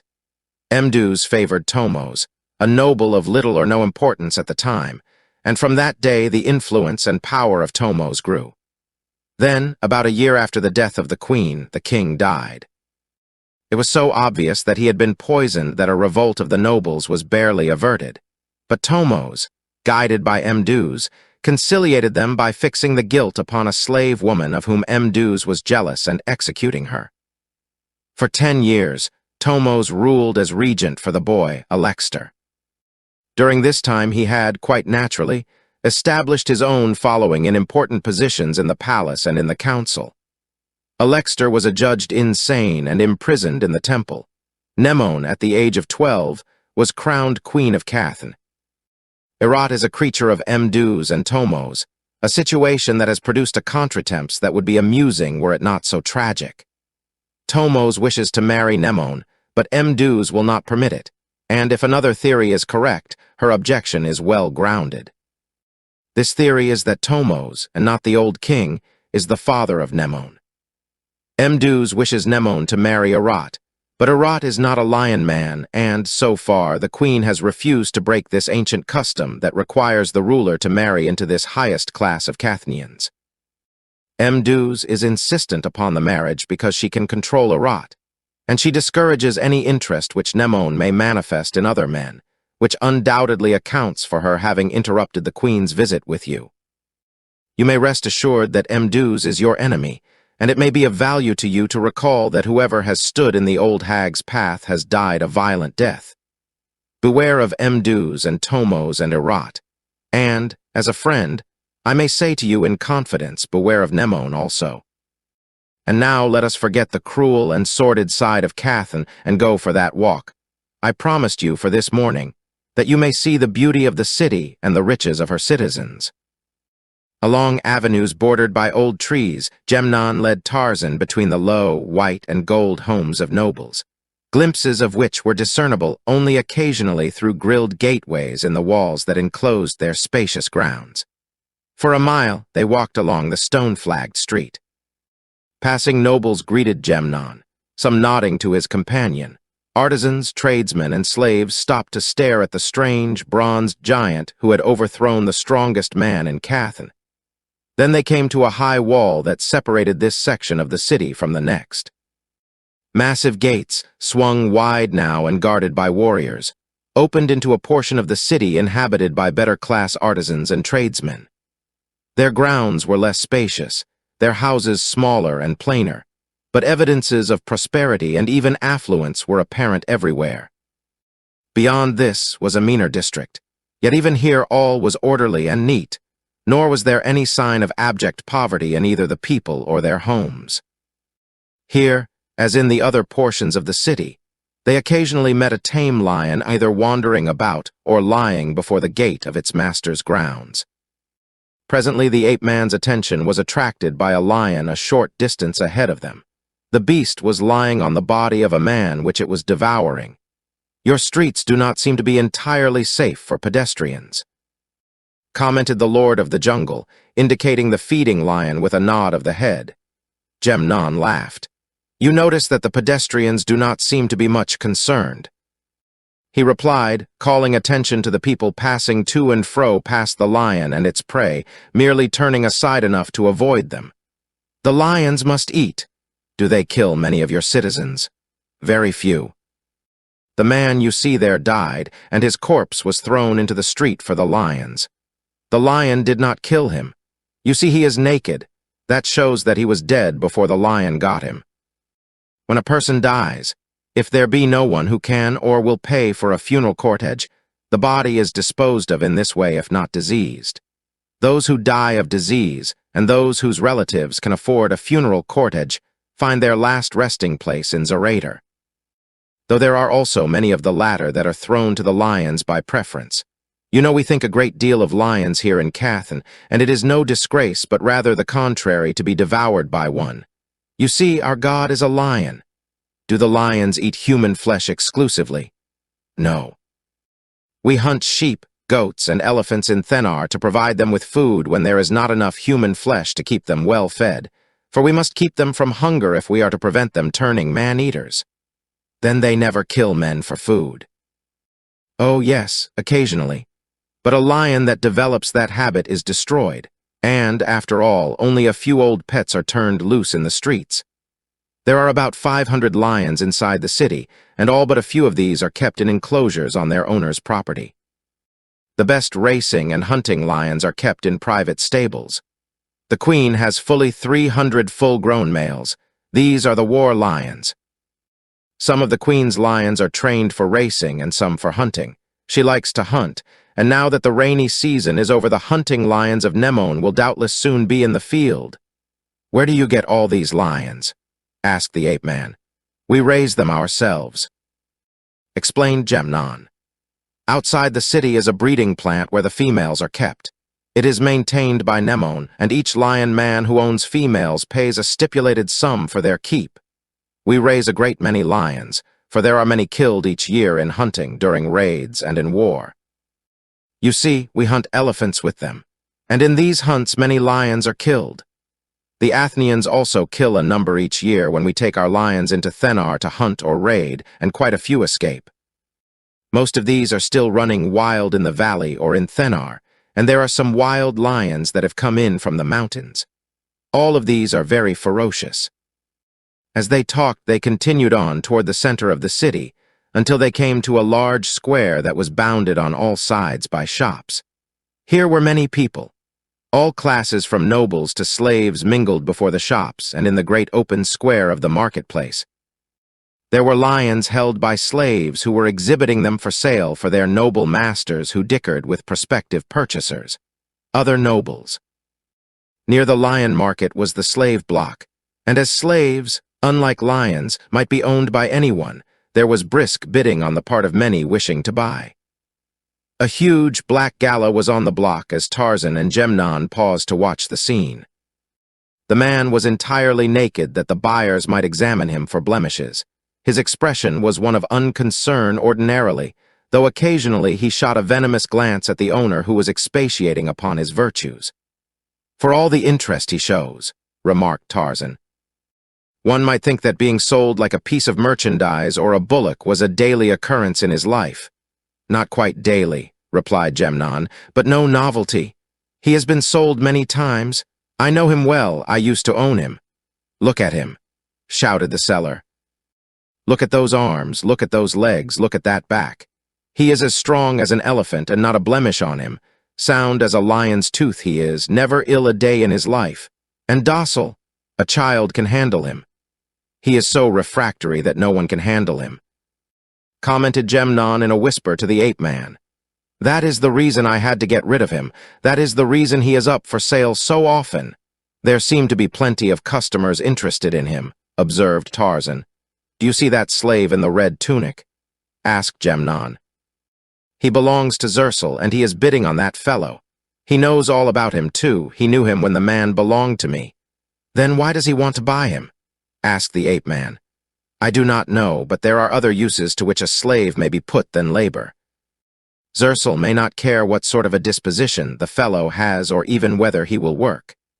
If he owned lions, I might think that he was buying the fellow for lion food, as he will probably go cheap."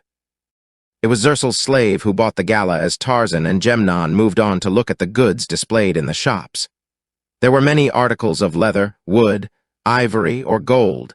There were dagger swords, spears, shields, habergeons, helmets, and sandals. One shop displayed nothing but articles of apparel for women. Another, perfumes and incense. There were jewelry shops, vegetable shops, and meat shops. The last displayed dried meats and fish and carcasses of goats and sheep. The fronts of these shops were heavily barred to prevent passing lions from raiding them, Gemnon explained.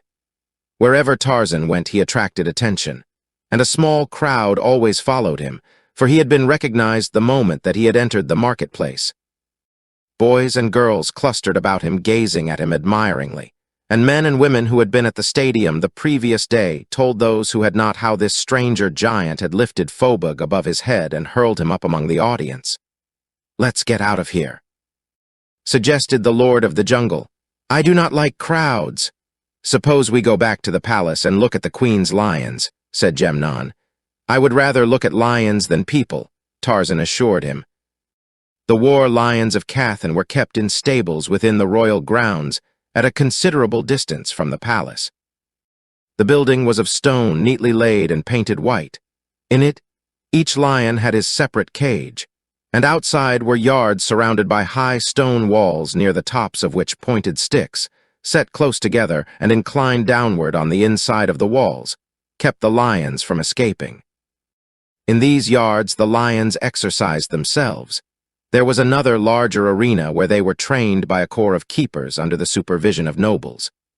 Here the racing lions were broken to harness, and the hunting lions taught to obey the commands of the hunter, to trail, to charge, to retrieve.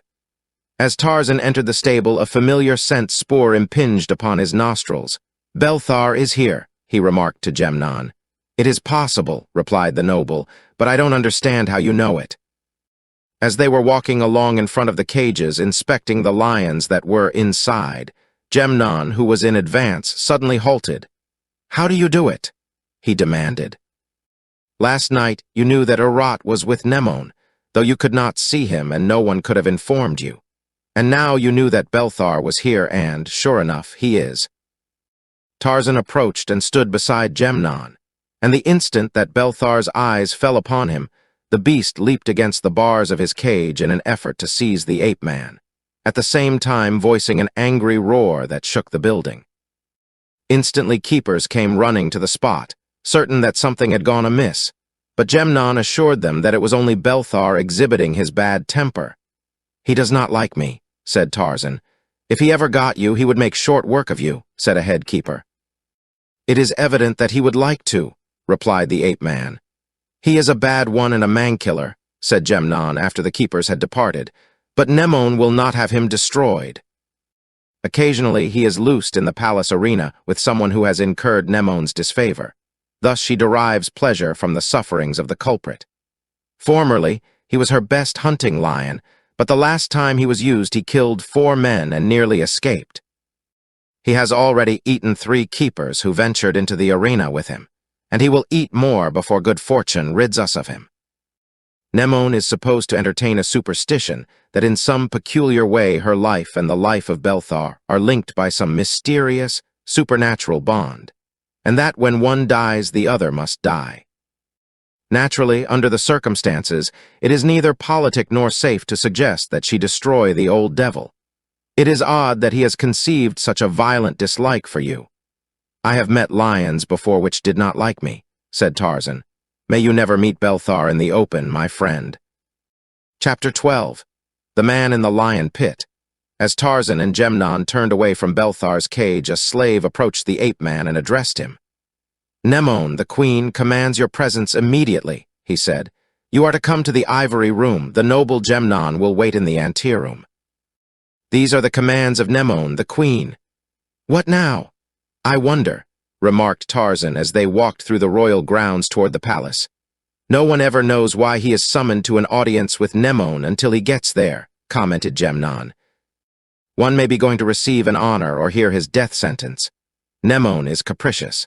She is always bored and always seeking relief from her boredom. Oftentimes she finds strange avenues of escape that makes one wonder if her mind. But no. Such thoughts may not even be whispered among friends." When Tarzan presented himself, he was immediately admitted to the ivory room, where he found Nemon and Herat much as he had found them the preceding night. Nemon greeted him with a smile that was almost pathetically eager, but Herat only scowled darkly, making no effort to conceal his hatred. "We are having a diversion this morning," Nemon explained, "and we summoned you and Gemnon to enjoy it with us. A party raiding in Thenar a day or so ago captured an Athenian noble. We are going to have some sport with him this morning." Tarzan nodded.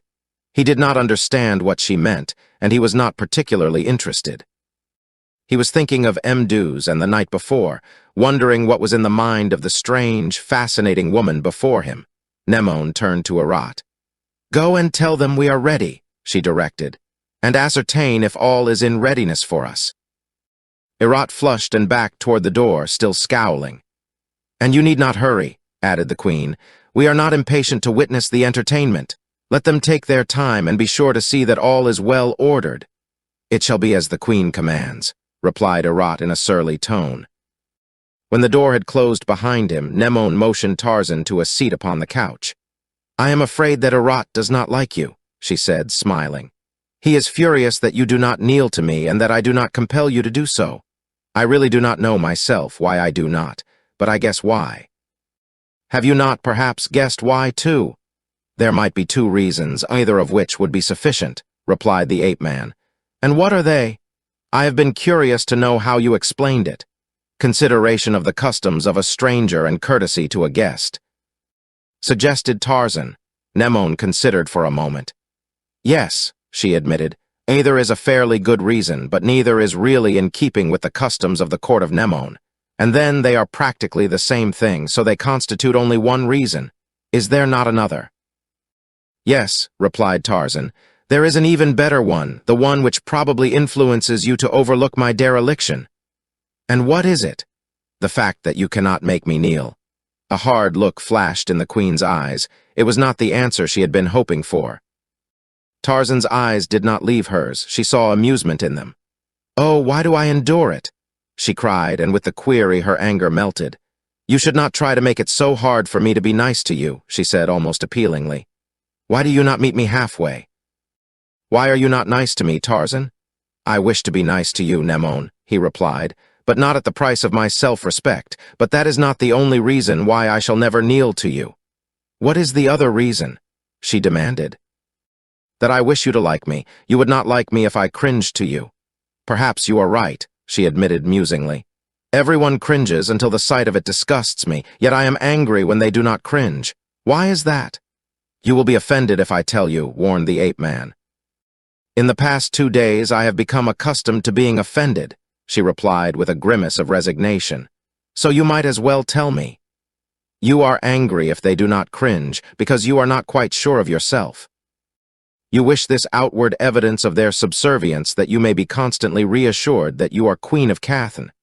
"Who says that I am not Queen of Cathan?"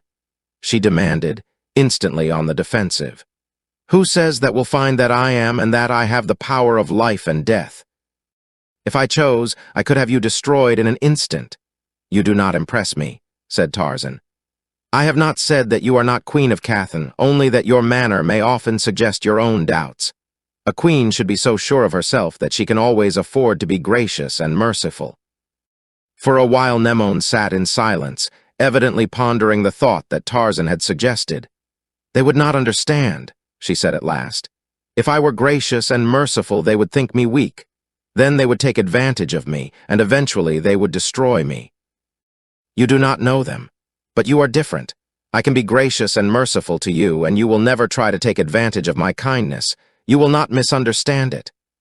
Oh, Tarzan, I wish that you would promise to remain in Cathan. If you will, there is nothing that you may not have from Nemone. I would build you a palace second only to my own. I would be very good to you. You could be very happy here." The ape-man shook his head. "Tarzan can be happy in the jungle only." Nemone leaned close to him. She seized him fiercely by the shoulders. "I will make you happy here," she whispered passionately. "You do not know Nemone. Wait. The time will come when you will want to stay for me." "Erat and Mdus and Tomos may think differently," Tarzan reminded her. "I hate them," cried Nemone. "If they interfere this time, I shall kill them all. This time I shall have my own way. She shall not rob me of all happiness. But do not speak of her, never speak her name to me again. And as for Erat," she snapped her fingers, "I crush a worm beneath my sandal, and no one misses it. No one would miss Erat, least of all I. I have long been tired of him. He is a stupid, egotistical fool, but he is better than nothing." The door opened, and Erat entered unceremoniously. He kneeled, but the act was nearer a gesture than an accomplished fact. Nemone flashed an angry look at him. "Before you enter our presence," she said coldly, "see to it that you are properly announced and that we have expressed a desire to receive you." "But your majesty," objected Erat. "Have I not been in the habit of—" "You have gotten into bad habits," she interrupted. "See that you mend them. Is the diversion arranged?" "All is in readiness, your majesty," replied the crestfallen Erat. "Come, then," directed Nemone, motioning Tarzan to follow her. In the anteroom they found Gemnon waiting, and the queen bid him accompany them. Preceded and followed by armed guards, The three passed along several corridors and through a number of rooms, then up a stairway to the second floor of the palace. Here they were conducted to a balcony overlooking a small enclosed court.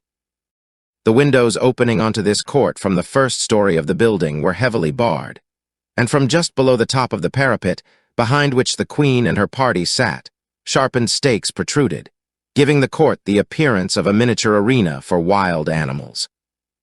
As Tarzan looked down into the courtyard, wondering a little what the nature of the diversion was to be, a door at one end swung open, and a young lion stepped out into the sunlight, blinking his eyes and looking about. When he saw those on the balcony looking down at him, he growled. "He is going to make a good lion," remarked Nemone.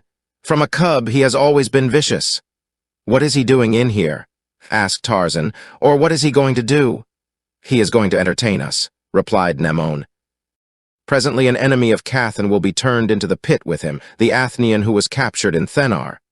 And if he kills the lion, you will give him his liberty?" demanded Tarzan. Nemone laughed. "I promise that I will, but he will not kill the lion." "He might," said Tarzan. "Men have killed lions before, with their bare hands," asked Nemone. "You mean the man will not be armed?" demanded Tarzan incredulously. "Why, of course not," exclaimed Nemone. "He is not being put in there to kill or wound a fine young lion, but to be killed." "And he has no chance then.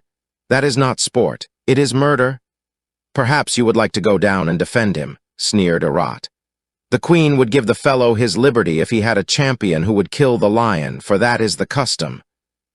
"It is a custom that is without a precedent since I have been queen," said Nemone. "It is true that it is a law of the arena, but I have yet to see a champion volunteer to take the risk." The lion paced across the courtyard and stood directly beneath the balcony, glaring up at them. "He was a splendid beast, young but full-grown. He is going to be a mean customer," remarked Gemnon. "He already is," rejoined the queen. "I was going to make a racing lion of him, but after he killed a couple of trainers, I decided that he would make a better hunting lion for grand hunts. There is the Athenian," she pointed down into the courtyard. "He is a fine-looking young fellow." Tarzan glanced at the stalwart figure in ivory standing upon the opposite side of the small arena, bravely awaiting its fate. Then the lion turned its head slowly in the direction of the prey it had not yet seen. At the same instant, Tarzan seized the hilt of Herat's dagger-like sword, tore the weapon from its sheath, and, stepping to the top of the parapet, leaped for the lion below. So quickly and so silently had he moved that none was aware of his intent until it had been accomplished. Gemnon voiced an ejaculation of astonishment, Herat of relief, while Nemone cried out in genuine terror and alarm. Leaning over the parapet, the queen saw the lion struggling to tear the body that had crushed it to the stone flagging or escape from beneath it.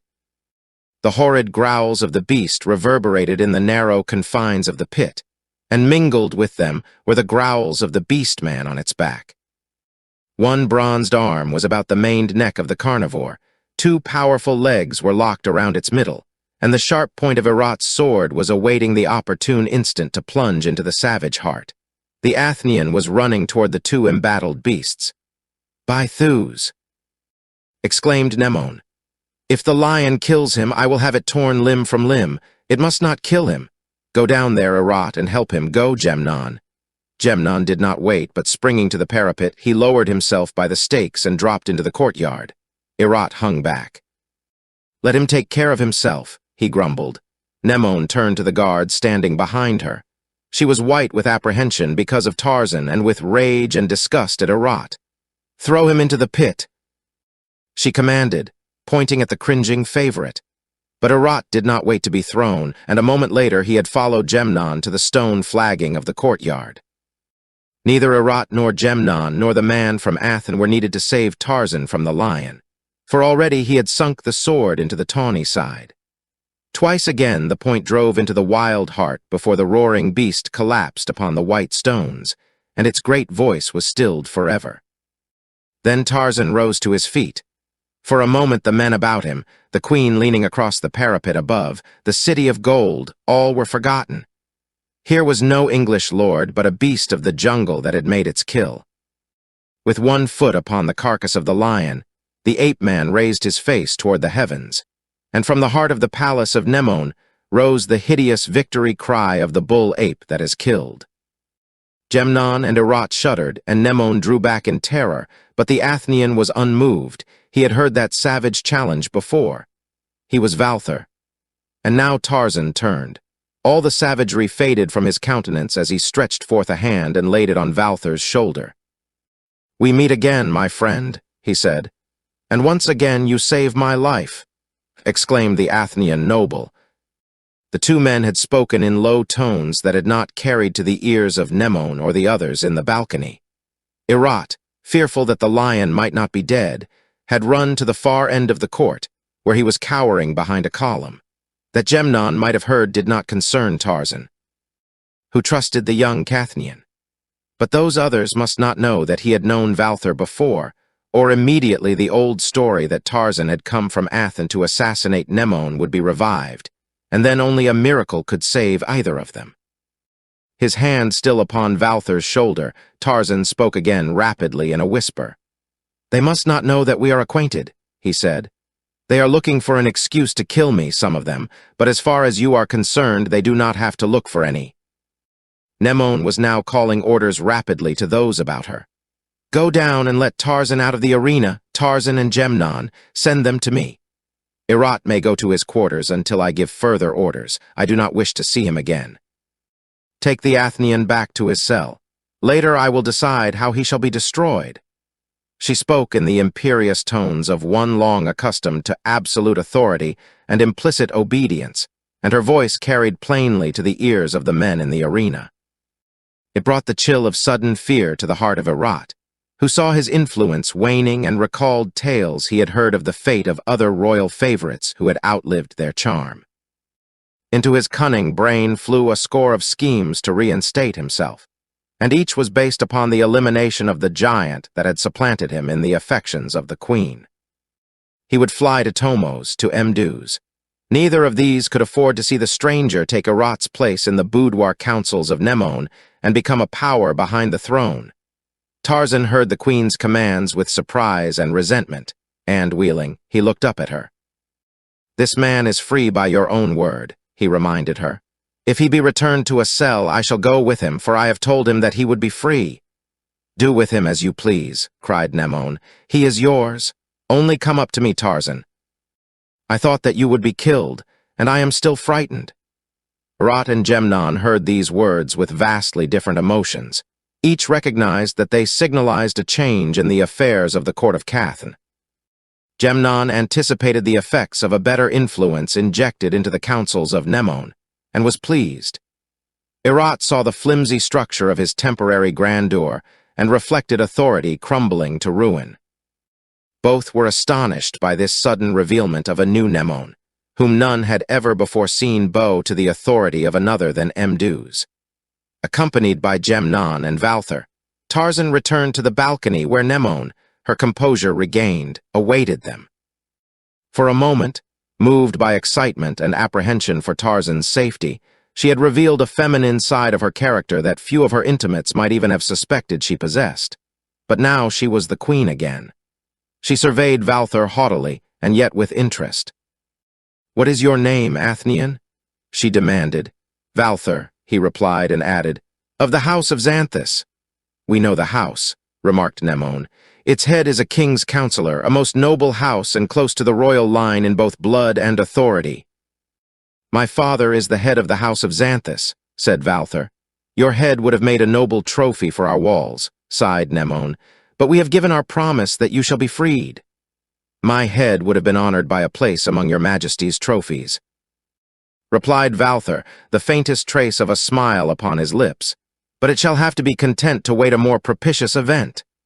"We shall look forward with keen anticipation to that moment," rejoined Mnemon graciously. "But in the meantime, we will arrange an escort to return you to Athens and hope for better fortune the next time that you fall into our hands. Be ready then early tomorrow to return to your own country." "I thank your majesty," replied Valther. "I shall be ready, and when I go I shall carry with me to cherish through life the memory of the gracious and beautiful Queen of Cathan." "Our noble Gemnon shall be your host until tomorrow," announced Nemon. "Take him with you now to your quarters, Gemnon, and let it be known that he is Nemon's guest, whom none may harm." Tarzan would have accompanied Gemnon and Valther, but Nemon detained him. "You will return to my apartments with me," she directed. "I wish to talk with you." As they walked through the palace, the queen did not precede her companion as the etiquette of the court demanded, but moved close at his side, looking up into his face as she talked. "I was frightened, Tarzan," she confided. "It is not often that Nemon is frightened by the peril of another, but when I saw you leap into the arena with the lion, my heart stood still. Why did you do it, Tarzan?" "I was disgusted with what I saw," replied the ape-man shortly. "Disgusted? What do you mean?" "The cowardliness of the authority that would permit an unarmed and utterly defenseless man to be forced into an arena with a lion," explained Tarzan candidly. Nemon flushed. "You know that authority is I," she said coldly. "Of course I know it," replied the ape-man. "But that only renders it the more odious." "What do you mean?" she snapped. "Are you trying to drive me beyond my patience? If you knew me better, you would know that is not safe, not even for you, before whom I have already humbled myself." "I am not seeking to try your patience," replied the ape-man quietly, "for I am neither interested nor concerned in your powers of self-control. I am merely shocked that one so beautiful may at the same time be so heartless. Were you a little more human, Nemon, you would be irresistible." The flush faded from the queen's face, the anger from her eyes. She moved on in silence, her mood suddenly introspective. And when they reached the anteroom leading to her private chambers, she halted at the threshold of the latter and laid a hand gently upon the arm of the man at her side. "You are very brave," she said. Only a very brave man would have leaped into the arena with the lion to save a stranger. But only the bravest of the brave could have dared to speak to Nemon as you have spoken, for the death that the lion deals may be merciful compared with that which Nemon deals when she has been affronted. Yet perhaps you knew that I would forgive you. Oh, Tarzan, what magic have you exercised to win such power over me?" She took him by the hand then and led him toward the doorway of her chambers. "In here, alone together, you shall teach Nemon how to be human." As the door swung open, there was a new light in the eyes of the Queen of Cathan, a softer light than had ever before shone in those beautiful depths. And then it faded, to be replaced by a cold, hard glitter of bitterness and hate. Facing them, in the center of the apartment, stood Mduz. She stood there, bent and horrible, wagging her head and tapping the stone floor with her staff. She spoke no word, but fixed them with her baleful glare. As one held in the grip of a power she is unable to resist, Nemon moved slowly toward the ancient hag, leaving Tarzan just beyond the threshold. Slowly and silently, the door closed between them. Beyond it, the ape-man heard faintly the tapping of the staff upon the colored stones of the mosaic. Chapter 13. Assassin in the Night. A great lion moved silently from the south across the border of Kaffa. If he were following a trail, the heavy rain that had terminated the wet season must have obliterated it long since. Yet he moved on with a certain assurance that betokened no sign of doubt. Why was he there? What urge had drawn him thus, contrary to the habits and customs of his kind, upon this long and arduous journey? Where was he bound? What or whom did he seek? Only he, Numa, the lion, king of beasts, knew. In his quarters in the palace, Herat paced the floor, angry and disconsolate. Sprawled on a bench, his feet wide apart, sat Zersul deep in thought. The two men were facing a crisis, and they were terrified. Had Herat definitely fallen from the favor of the queen, Zersul would be dragged down with him. Of that there was no doubt. "But there must be something you can do," insisted Zersul. "I have seen both Tomos and Mduz," replied Herat wearily, "and they have promised to help. It means as much to them as it does to me, but Nemon is infatuated with this stranger. Even Mduz, who has known her all her life, has never seen her so affected by a passion as now.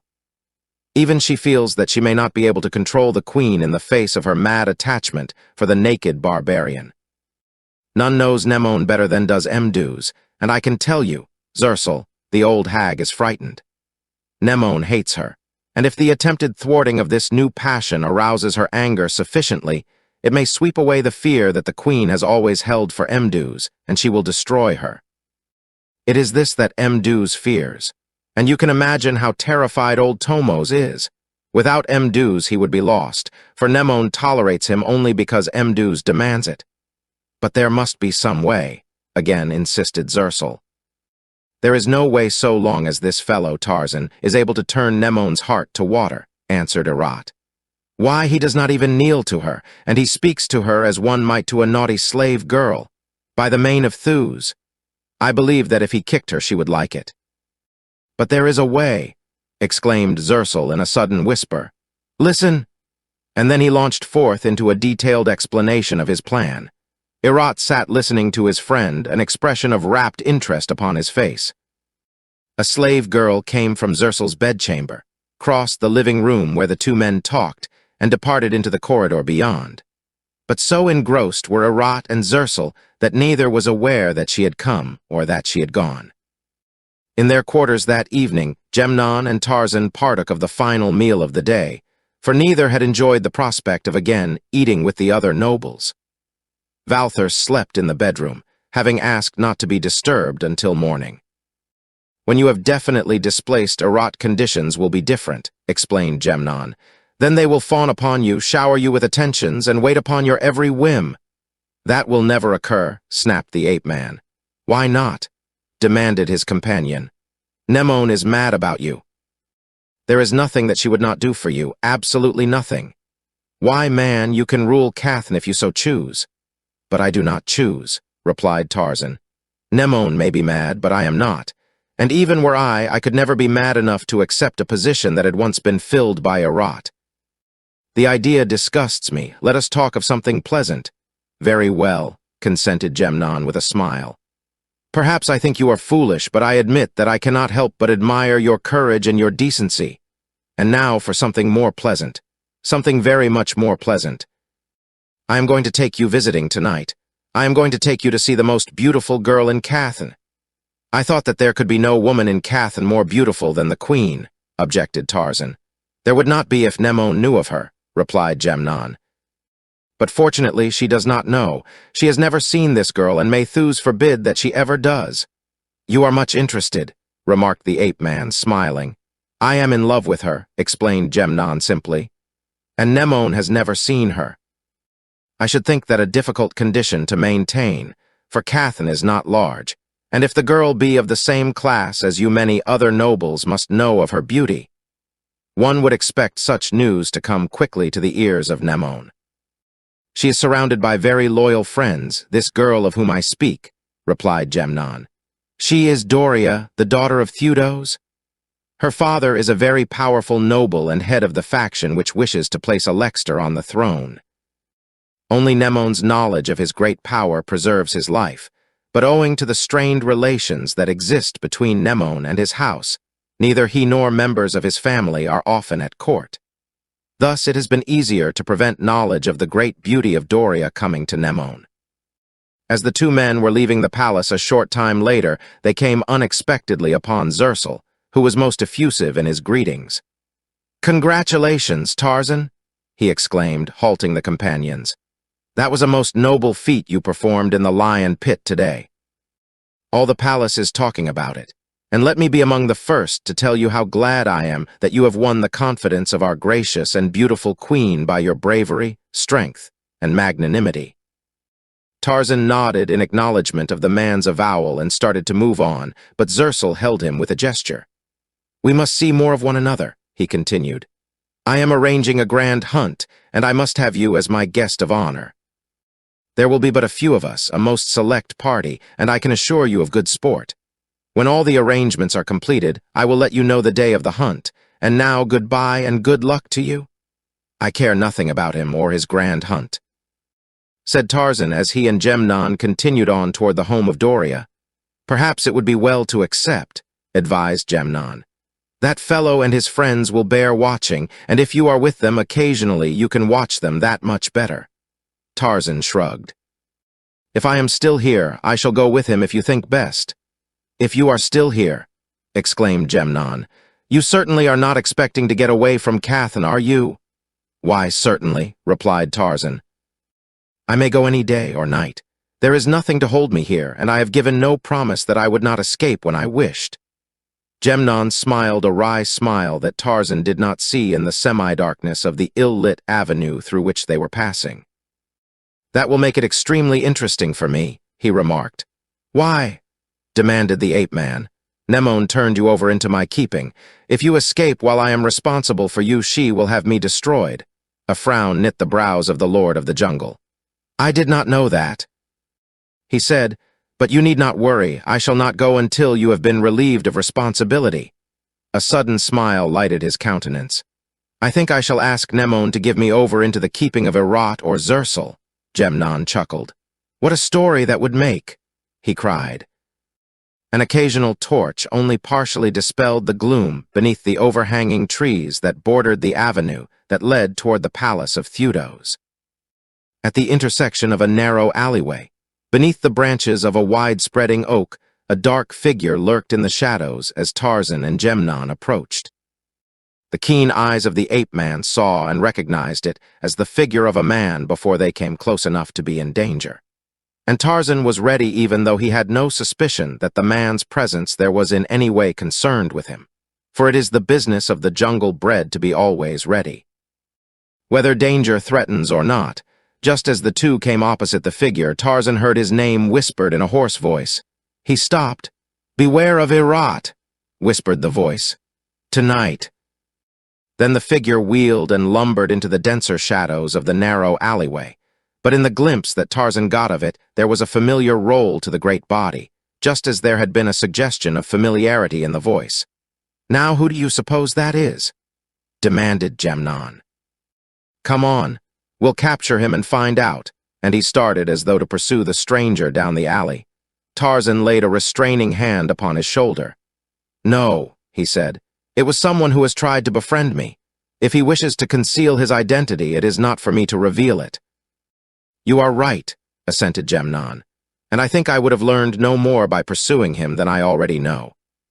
I recognized him by his voice and his gait, and then, as he turned to leave, a movement in the air brought his scent spoor to my nostrils. I think I would recognize that a mile away, for it is very strong. It always is in powerful men and beasts. "Why was he afraid of you?" asked Gemnon. "He was not afraid of me. He was afraid of you because you are a noble. He need not have been if he is a friend of yours." "I would not have betrayed him." "I know that, but he could not. You are a noble, and so you might be a friend of Herat. I do not mind telling you who it was, because I know you would not use the knowledge to harm him, but you will be surprised. I surely was. It was Phobug." "No." "Why should he befriend the man who defeated and humiliated him and almost killed him?" "Because he did not kill him. Phobug is a simple-minded fellow, but he is the type that would not be devoid of gratitude. He is the sort that would bestow dog-like devotion upon one who is more powerful than he, for he worships physical prowess." At the palace of Theudos, the two men were ushered into a magnificent apartment by a slave after the guard at the entrance had recognized Gemnon and permitted them to pass. In the soft light of a dozen cressets, they awaited the coming of the daughter of the house to whom the slave had carried Gemnon's ring to evidence the identity of her caller. The richness of the furnishings of the room were scarcely less magnificent than those Tarzan had seen in the palace of Nemone.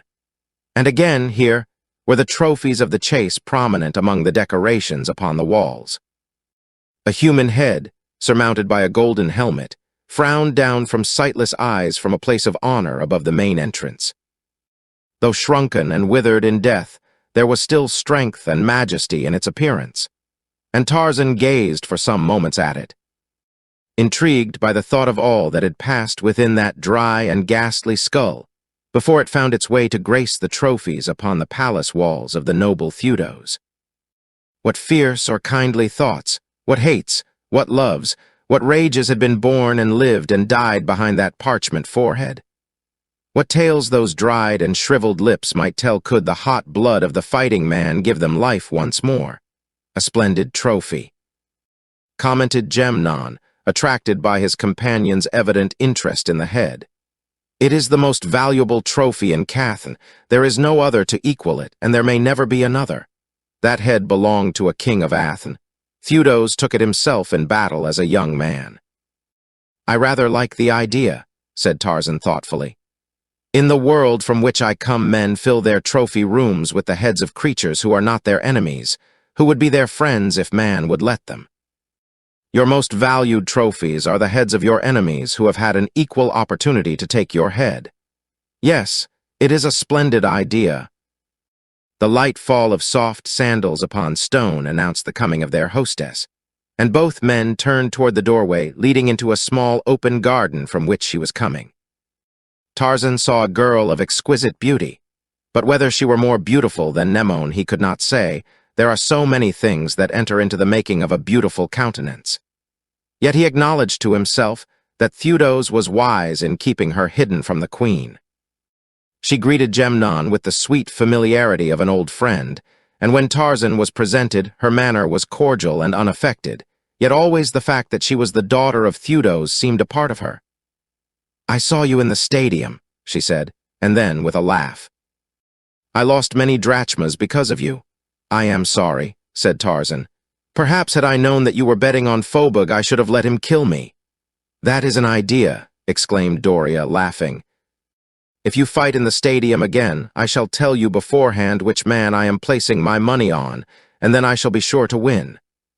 I see that I must make you like me so well that you will not want to bet on my opponent. From what I have seen of him, interjected Gemnon. I think Tarzan will always be a safe bet in an arena. What do you mean? Demanded the girl. There is the suggestion of another significance in your words. I am afraid my friend will not be so safe in a boudoir, laughed the young noble. We have already heard that he has been more than successful, said Doria with just the faintest note of something that might have been discussed. Do not judge him too harshly, pleaded Gemnon. He is still doing his best to get himself destroyed. That should not be difficult in the palace of Nemone, though we have already heard startling tales of his refusal to kneel before the queen. One who has survived that may not have as much to fear as we have imagined, returned Doria. Your queen understands why I do not kneel, explained Tarzan. It is through no disrespect nor boorish bravado, but because of the habits of a lifetime and the exigencies of my existence. Had I not been commanded to kneel, I might have knelt. I am afraid that I cannot explain the psychology of my position so that another may understand it. But it is plain to me that I must not bow to any authority against my will, unless I am compelled to do so by force. The three had spent the evening in pleasant conversation, and Gemnon and Tarzan were about to leave when a middle-aged man entered the room. It was Theodos, the father of Doria. He greeted Gemnon cordially, and seemed pleased to meet Tarzan, whom he immediately commenced to question relative to the world outside the valleys of Onthar and Thenar. Theodos was a strikingly handsome man, with strong features, an athletic build, and eyes that were serious and stern that yet had wrinkles at their corners that betokened much laughter.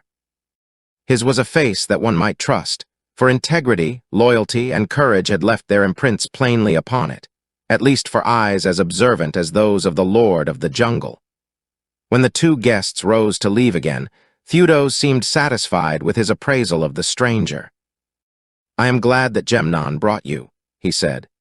The very fact that he did convinces me that he has confidence in your friendship and loyalty, for, as you may already know, the position of my house at the court of Nemone is such that we receive only assured friends within our walls. I understand, replied the ape-man. He made no other reply, but both Theodos and Doria felt that here was a man who might be trusted. As the two men entered the avenue in front of the palace of their host, a figure slunk into the shadow of a tree a few paces from them, and neither saw it. Then they walked leisurely toward their apartments in the palace, discussing the noble Theodos and his matchless daughter. I have been curious to ask you, said Tarzan, how Doria dared come to the stadium when her life is constantly in danger should her beauty become known to the queen. She is always disguised when she goes abroad, replied Gemnon. A few touches by an expert hand and hollows appear in her cheeks, and beneath her eyes her brow is wrinkled, and behold, she is no longer the most beautiful woman in the world. Nemone would not give her a second thought if she saw her, but still care is taken to see that Nemone does not see her too closely even then. It is informers we fear the most. Theudos never sells a slave who has seen Doria, and once a new slave enters the palace walls, he never leaves them again until long years of service have proved him, and his loyalty is unquestioned. It is a monotonous life for Doria, the penalty she pays for beauty, but all that we can do is hope and pray that relief will come someday in the death of Mnemon or the elevation of Alexander to the throne.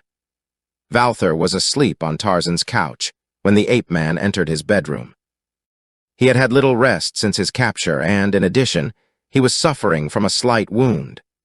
So Tarzan moved softly that he might not disturb him and made no light in the room, the darkness of which was partially dispelled by the moonlight.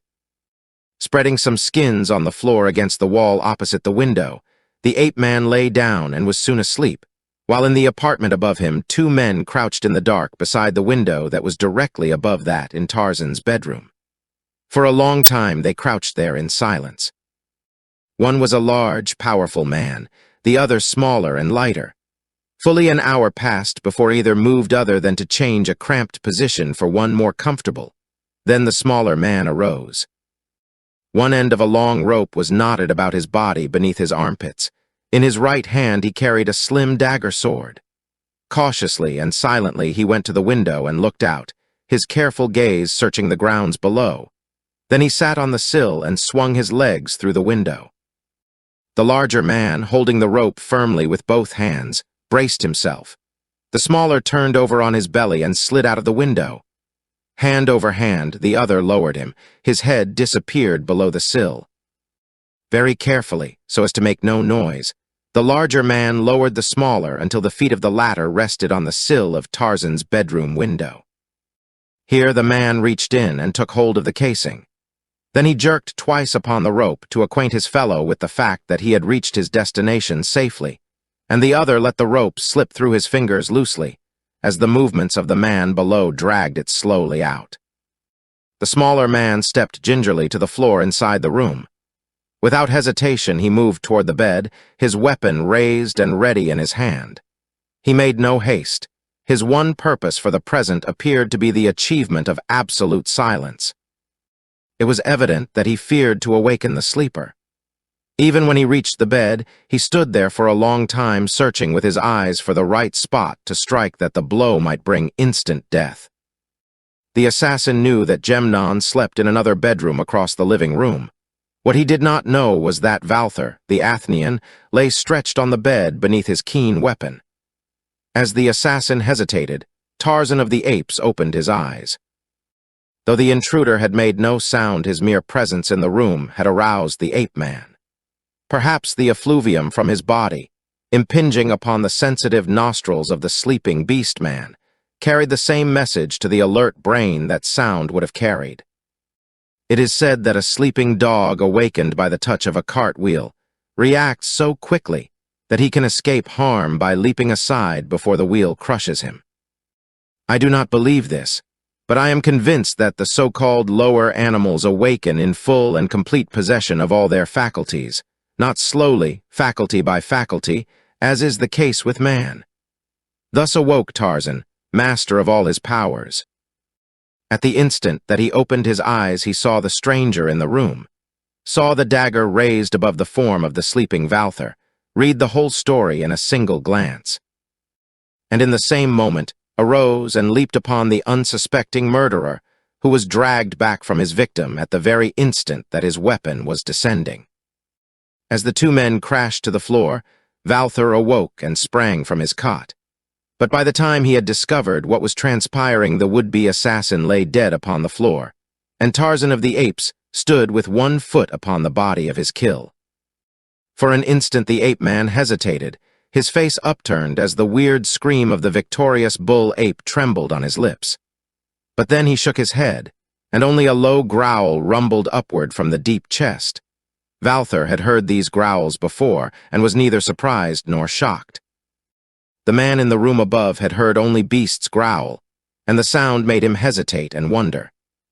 He had heard, too, the crash of the 2 bodies as Tarzan had hurled the other to the floor, and while he had not interpreted that correctly, it had suggested resistance and put him on his guard.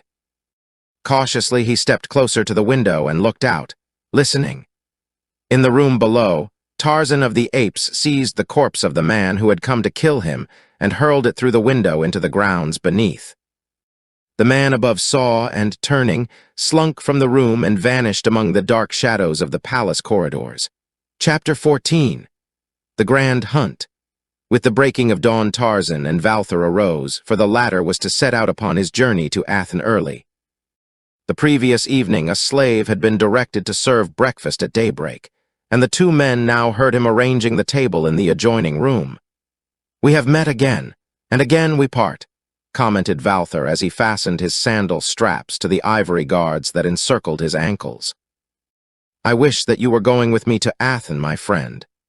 I would go with you were it not for the fact that Gemnon's life would be forfeited should I leave Cathan while he is responsible for me," replied the ape-man.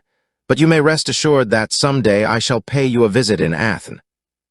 I never expected to see you alive again after we were separated by the flood," continued Valther.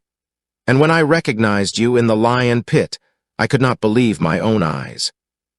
4 times at least have you saved my life, Tarzan, and you may be assured of a warm welcome in the house of my father at Athens whenever you come. The debt, if you feel that there was one, is wiped out," Tarzan assured him, "since you saved my life last night." "I saved your life." "What are you talking about?" demanded Valther. "How did I save your life?" "By sleeping in my bed," explained the Lord of the Jungle. Valther laughed. "A courageous, heroic act," he mocked. "But nevertheless it saved my life," insisted the ape-man. "What saved whose life?" demanded a voice at the door. "Good morning, Gemnon," greeted Tarzan. "My compliments and congratulations." "Thanks, but what about?" demanded the Cathnian. "Upon your notable ability as a sound sleeper," explained Tarzan, smiling. Gemnon shook his head dubiously. "Your words are beyond me. What are you talking about? You slept last night through an attempted assassination, the killing of the culprit, and the disposition of his body. Phobug's warning was no idle gossip. You mean that someone came here last night to kill you, and almost killed Valther instead?" And then Tarzan briefly narrated the events of the attempt upon his life. "Had you ever seen the man before?" asked Gemnon. "Did you recognize him?" "I paid little attention to him," admitted Tarzan. "I threw him out of the window, but I do not recall having seen him before." "Was he a noble?" "No, he was a common warrior. Perhaps you will recognize him when you see him." "I shall have to have a look at him and report the matter at once," said Gemnon. "Nemone is going to be furious when she hears this." "She may have instigated it herself," suggested Tarzan. "She is half mad." "Hush," cautioned Gemnon. "It is death even to whisper that thought." "No, I do not believe it was Nemone. But were you to accuse Irat, Mduz, or Tomos, I could easily agree to that. I must go now, and if I do not return before you leave, Valther, be assured that I have enjoyed entertaining you. It is unfortunate that we are enemies, and that the next time we meet we shall have to endeavor to take one another's head." "It is unfortunate and foolish," replied Valther. "But it is the custom," Gemnon reminded him. "Then may we never meet, for I could never take pleasure in killing you." "Here's to it then," cried Gemnon, raising his hand as though it held a drinking horn. "May we never meet again." And with that he turned and left them. Tarzan and Valther had but scarcely finished their meal when a noble arrived to tell them that Valther's escort was ready to depart, and a moment later, with a brief farewell, the Athenian left. Tarzan's liking for Valther, combined with his curiosity to see the city of Ivory, determined him to visit the Valley of Thennar before he returned to his own country. But that is a matter apart, having nothing to do with this story, which has seen the last of the likable young noble of Athens. By Nemone's command, the ape-man's weapons had been returned to him, and he was engaged in inspecting them, looking to the points and feathers of his arrows, his bowstring, and his grass rope, when Gemnon returned. The Cathnian was quite evidently angry and not a little excited.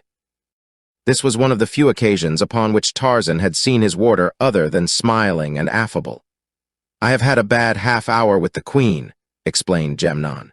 "I was lucky to get away with my life. She is furious over this attempt upon your life and blames me for neglect of duty." "What am I to do? Sit on your window sill all night?" Tarzan laughed. "I am an embarrassment," he said lightly, "and I am sorry, but how can I help it? It was an accident that brought me here. It is perversity that keeps me, the perversity of a spoiled woman." "You had better not tell her that, nor let another than me hear you say it," Gemnon cautioned him. "I may tell her," laughed Tarzan. "I am afraid I have never acquired that entirely human accomplishment called diplomacy. She has sent me to summon you, and I warn you to exercise a little judgment, even though you have no diplomacy. She is like a raging lion, and whoever arouses her further will be in for a mauling." "What does she want of me?" demanded Tarzan. "Am I to remain in this house, caged up like a pet dog, to run at the beck of a woman? She is investigating this attempt upon your life and has summoned others to be questioned," Gemnon explained. Gemnon led the way to a large audience chamber where the nobles of the court were congregated before a massive throne on which the queen sat, her beautiful brows contracted in a frown. As Tarzan and Gemnon entered the room, she looked up, but she did not smile. A noble advanced and led the two men to seats near the foot of the throne.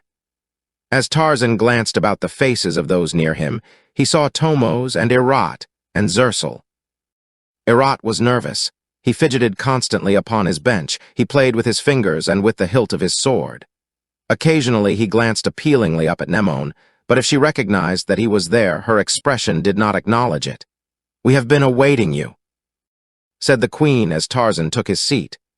"It appears that you did not exert yourself to hasten in response to our command." Tarzan looked up at her with an amused smile.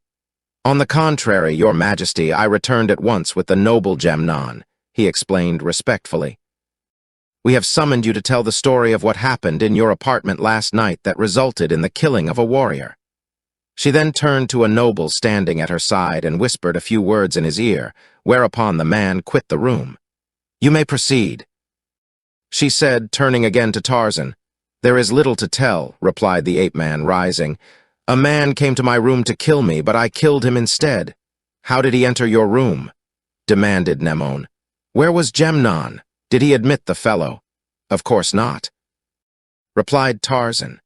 "Gemnon was asleep in his own room. The man who would have killed me was lowered from the window of the apartment above mine and entered through my window.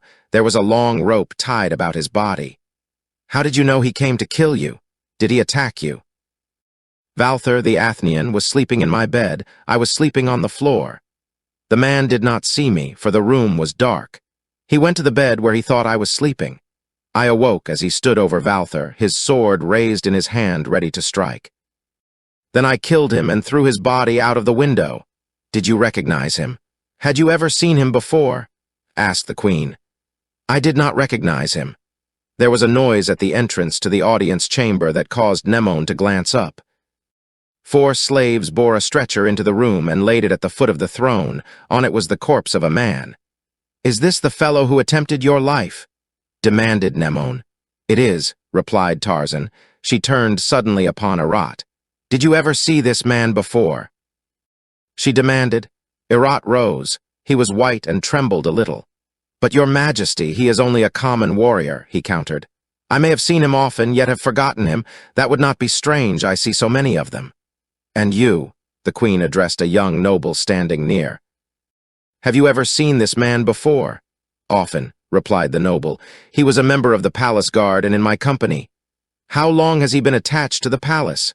demanded Nemon. "Not a month, your majesty." "And before that, do you know anything about his prior service?" "He was attached to the retinue of a noble, your majesty," replied the young officer hesitantly. "What noble?" demanded Nemon. "Irat," replied the witness in a low voice. The queen looked long and searchingly at Irat. "You have a short memory," she said presently, an undisguised sneer in her voice. "Or perhaps you have so many warriors in your retinue that you cannot recall one who has been out of your service for a month." Irat was pale and shaken. He looked long at the face of the dead man before he spoke again. "I do recall him now, your majesty, but he does not look the same. Death has changed him. That is why I did not recognize him immediately." "You are lying," snapped Nemon. "There are some things about this affair that I do not understand. What part you have had in it, I do not know, but I am sure that you had some part, and I am going to find out what. In the meantime, you are banished from the palace. There may be others. She looked meaningly at Tomos. "But I shall find them all out, and when I do it will be the lion pit for the lot." Rising, she descended from the throne, and all knelt save Tarzan. As she passed him on her way from the chamber, she paused and looked long and searchingly into his eyes. "Be careful," she whispered. "Your life is in danger. I dare not see you for a while, for there is one so desperate that not even I could protect you should you visit my apartments again. Tell Gemnon to quit the palace and take you to his father's house. You will be safer there, but even then far from safe. In a few days I shall have removed the obstacles that stand between us. Until then, Tarzan, goodbye." The ape-man bowed, and the Queen of Cathan passed on out of the audience chamber. The nobles rose. They drew away from Arat and clustered about Tarzan. In disgust, the ape-man drew away. "Come, Gemnon," he said. "There is nothing to keep us here longer." Zersul blocked their way as they were leaving the chamber. "Everything is ready for the grand hunt," he exclaimed, rubbing his palms together genially. "I thought this tiresome audience would prevent our starting today, but it is still early. The lions and the quarry are awaiting us at the edge of the forest. Get your weapons and join me in the avenue." Gemnon hesitated. "Who are hunting with you?" he asked. "Just you and Tarzan and Pins," explained Zersul. "A small and select company that ensures a good hunt." "We will come," said the ape-man. As the two returned to their quarters to get their weapons, Gemnon appeared worried. "I am not sure that it is wise to go," he said. "And why not?" inquired Tarzan. "This may be another trap for you."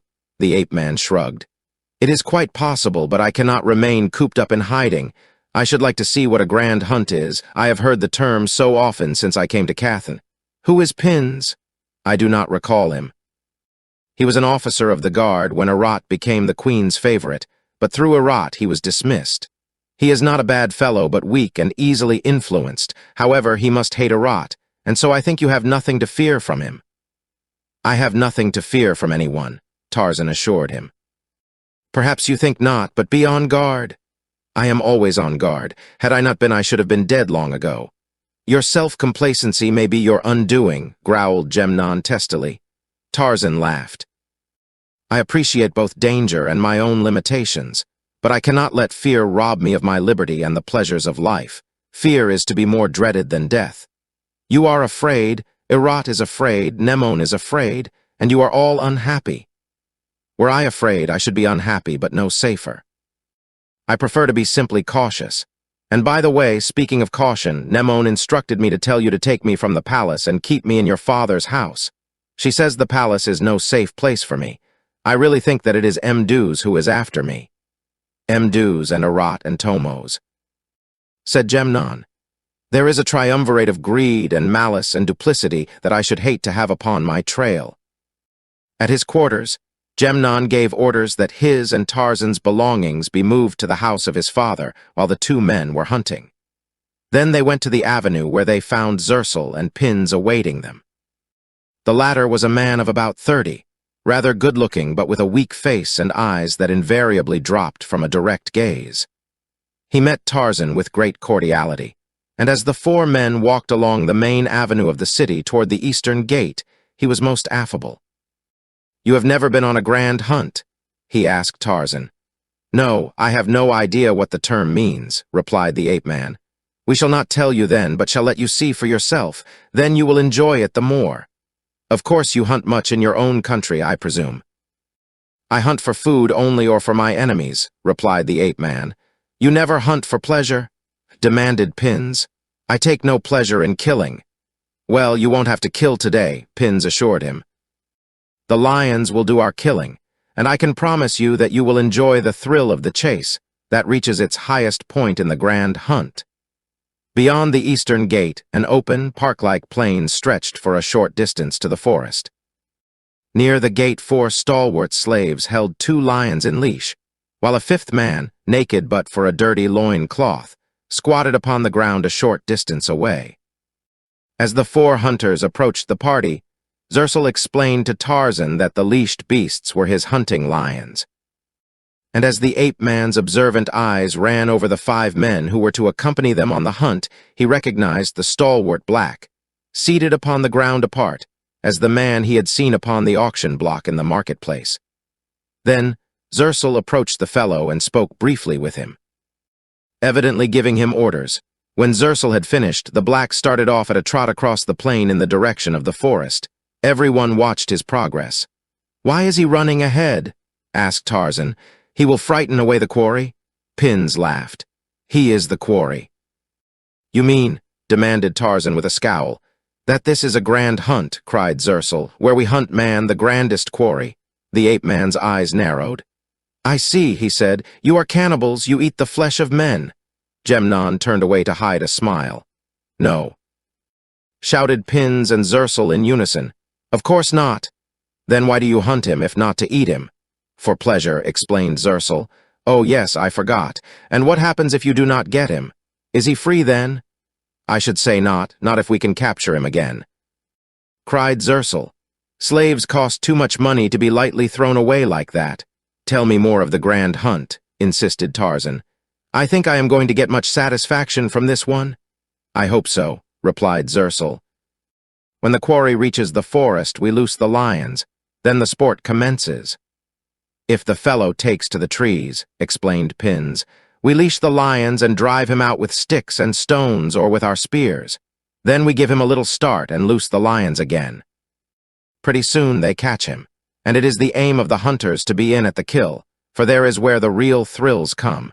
Have you ever seen two lions kill a man?"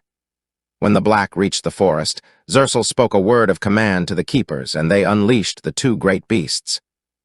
From their actions, it was evident that they were trained to the sport. From the moment the black had started out toward the forest, the lions had strained and tugged upon their leashes, so that it was only by the use of their spears that the keepers restrained the beasts from dragging them across the plain. And when they were at last set free, they bounded away in pursuit of the unfortunate creature who had been chosen to give Zersul and his guests a few hours of entertainment. Halfway to the forest, the lions settled down to a much slower gait, and the hunters commenced gradually to overhaul them. Zersul and Pins appeared excited, far more excited than the circumstances of the hunt warranted. Gemnon was silent and thoughtful. Tarzan was disgusted and bored. But before they reached the forest, his interest was aroused, for a plan had occurred to him, whereby he might derive some pleasure from the day's sport. The wood, which the hunters presently entered a short distance behind the lions, was of extraordinary beauty. The trees were very old and gave evidence of having received the intelligent care of man, as did the floor of the forest. There was little or no deadwood in the trees, and only occasional clumps of underbrush upon the ground between them. As far as Tarzan could see among the boles of the trees, the aspect was that of a well-kept park, rather than of a natural wood. And in answer to a comment he made upon this fact, Gemnon explained that, for ages, his people had given regular attention to the conservation of this forest, from the City of Gold to the Pass of the Warriors. Heavy lianas swung in graceful loops from tree to tree. Higher up toward the sunlight, Tarzan caught glimpses of brilliant tropical blooms.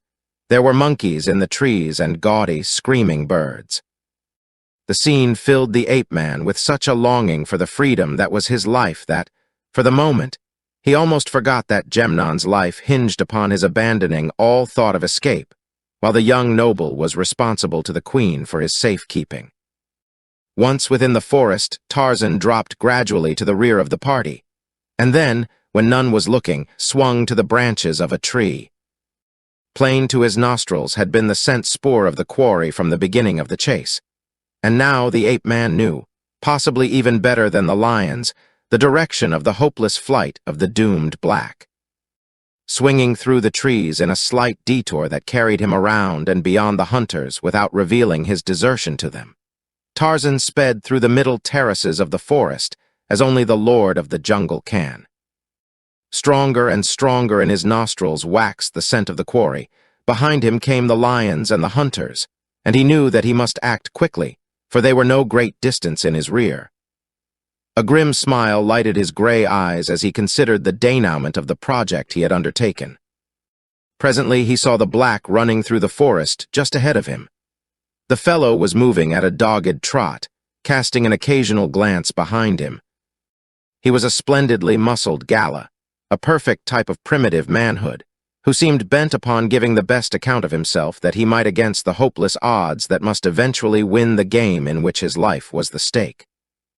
There was neither fear nor panic in his flight, merely inflexible determination to surrender to the inevitable only as a last resort. Tarzan was directly above the man now, and he spoke to him in the language of his people. "Take to the trees," he called down. The black looked up, but he did not stop. "Who are you?" he demanded. "An enemy of your master who would help you escape," replied the ape-man. "There is no escape. If I take to the trees, they will stone me down. They will not find you, I will see to that." "Why should you help me?"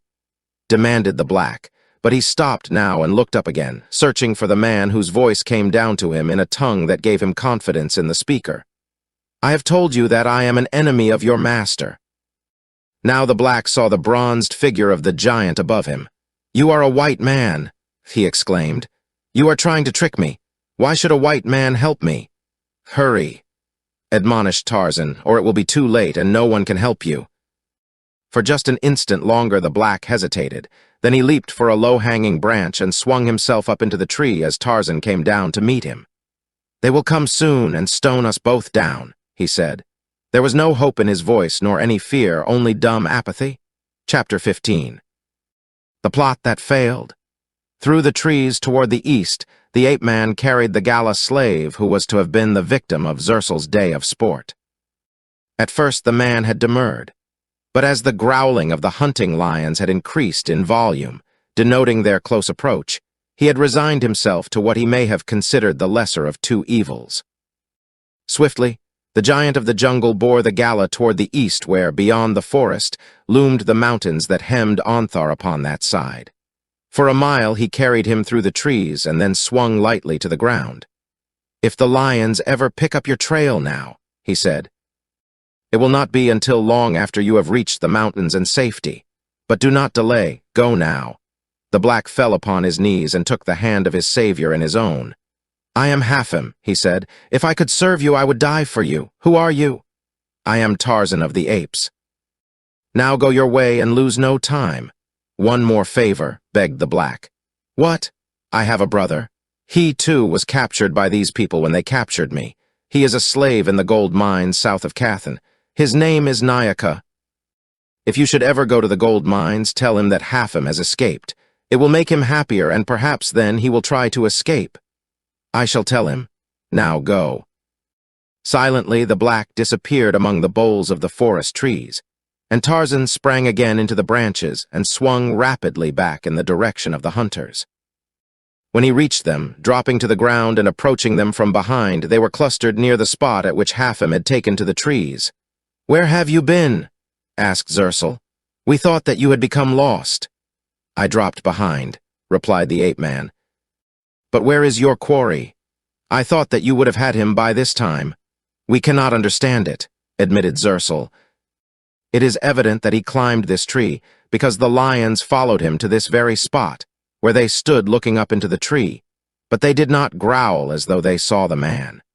Then we leashed them again and sent one of the keepers into the tree, but he saw no sign of the quarry." "It is a mystery," exclaimed Pins. "It is indeed," agreed Tarzan, "at least for those who do not know the secret." "Who does know the secret?" demanded Zersel. "The black slave who has escaped you must know, if no other." "He has not escaped me," snapped Zersel. "He has but prolonged the hunt and increased its interest." "It would add to the excitement of the day to lay some bets on that," said the ape-man. "I do not believe that your lions can again pick up the trail in time to bring down the quarry before dark." "1,000 drachmas that they do," cried Zersel. "Being a stranger who came naked into your country, I have no 1,000 drachmas," said Tarzan, "but perhaps Gemnon will cover your bet." He turned his face away from Zersel and Pins and looking at Gemnon, slowly closed one eye. "Done," exclaimed Gemnon to Zersel. "I only demand the right to conduct the hunt in my own way," said the latter. "Of course," agreed Gemnon, and Zersel turned his face toward Pins and slowly closed one eye. "We shall separate then," explained Zersel. "And as you and Tarzan are betting against me, One of you must accompany me and the other go with Pins so that all may be sure that the hunt is prosecuted with fairness and determination." "Agreed," said Tarzan. "But I am responsible to the Queen for the safe return of Tarzan." Demurred Gemnon. "I do not like to have him out of my sight even for a short time." "I promise that I shall not try to escape," the ape-man assured him. "It was not that alone of which I was thinking," explained Gemnon. "And I can assure you that I can take care of myself if you feel fears for my safety," added Tarzan. "Come, let us go," urged Zersul. "I shall hunt with Gemnon and Pins with Tarzan. We shall take one lion, they the other." Reluctantly, Gemnon assented to the arrangement, and presently the two parties separated, Zersul and Gemnon going toward the northwest, while Pins and Tarzan took an easterly direction. The latter had proceeded but a short distance, the lion still upon its leash, when Pins suggested that they separate, spreading out through the forest, and thus combing it more carefully. "You go straight east," he said to Tarzan. "The keepers and the lion will go northeast, and I will go north. If any comes upon the trail, he may shout to attract the others to his position. If we have not located the quarry in an hour, let us all converge toward the mountains at the eastern side of the forest." The ape-man nodded and started off in the direction assigned him, soon disappearing among the trees. But neither Pins nor the keepers moved from where he had left them, the keepers held by a whispered word from Pins. The leashed lion looked after the departing ape-man, and Pins smiled. The keepers looked at him questioningly. "Such sad accidents have happened many times before," said Pins. Tarzan moved steadily toward the east. He knew that he would not find the black, and so he did not look for him. The forest interested him, but not to the exclusion of all else. His keen faculties were always upon the alert. Presently he heard a noise behind him, and glancing back was not surprised by what he saw. A lion was stalking him, a lion wearing the harness of a hunting lion of Cathan. It was one of Zersul's lions. It was the same lion that had accompanied Pins and Tarzan. Instantly, the ape-man guessed the truth, and a grim light glinted in his eyes.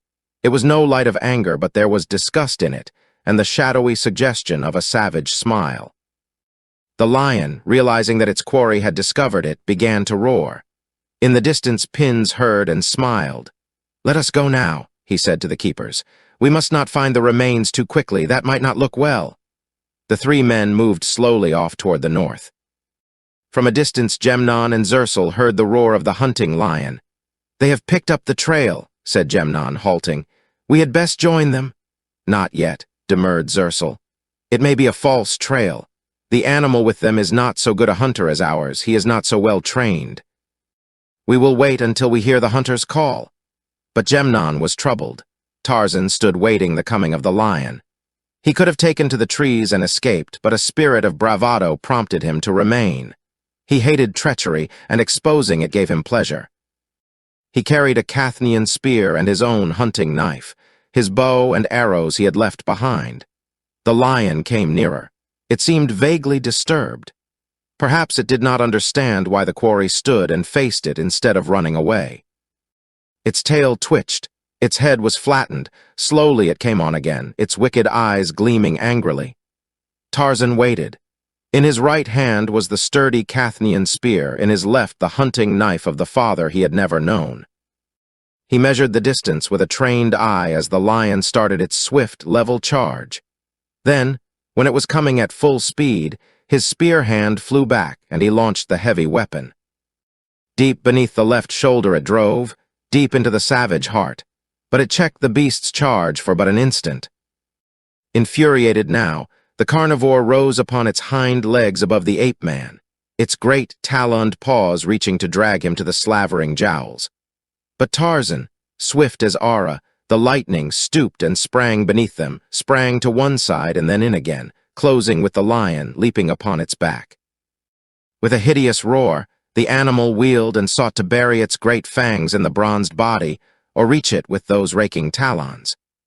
It threw itself to right and left as the creature clinging to it drove a steel blade repeatedly into the already torn and bleeding heart. The vitality and life tenacity of a lion are astounding, but even that mighty frame could not for long withstand the lethal wounds its adversary had inflicted, and presently it slumped to earth and with a little quiver died. Then the ape-man leaped to his feet. With one foot upon the carcass of his kill, Tarzan of the Apes raised his face to the leafy canopy of the Cathnian forest, and from his great chest rolled the hideous victory cry of the bull ape which has killed. As the uncanny challenge reverberated down the forest aisles, Pins and the two keepers looked questioningly at one another and laid their hands upon their sword hilts. "In the name of Thews, what was that?" demanded one of the keepers. "By the mane of Thews." "I never heard a sound so horrible before," answered his companion, looking fearfully in the direction from which those weird notes had come. "Silence!" admonished Pins.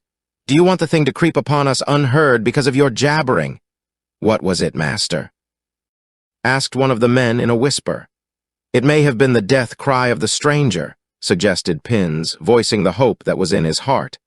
"It sounded not like a death cry, master," replied the black. "There was a note of strength and elation in it, and none of weakness and defeat." "Silence, fool," grumbled Pins. At a little distance, Gemnon and Zersul heard too. "What was that?" demanded the latter. Gemnon shook his head. "I do not know, but we had better go and find out. I did not like the sound of it." Zersul appeared nervous. "It was nothing, perhaps, but the wind in the trees. Let us go on with our hunting." "There is no wind," demurred Gemnon. "I am going to investigate. I am responsible for the safety of the stranger, but, even of more importance than that, I like him." "Oh, so do I," exclaimed Zersul eagerly. "But nothing could have happened to him. Pins is with him." "That is precisely what I was thinking," observed Gemnon, "that nothing could have happened to him. That Pins is with him." Zersul shot a quick, suspicious look at the other, motioned to the keepers to follow with the leashed lion, and fell in behind Gemnon, who had already started back toward the point at which they had separated from their companions. In the meantime, Pins, unable to curb his curiosity, overcame his fears and started after Tarzan for the purpose of ascertaining what had befallen him as well as tracing the origin of the mysterious cry that had so filled him and his servants with wondering awe. Rather nervously, the two lion keepers followed him through the brooding silence of the forest, all three men keeping a careful lookout ahead and upon every side.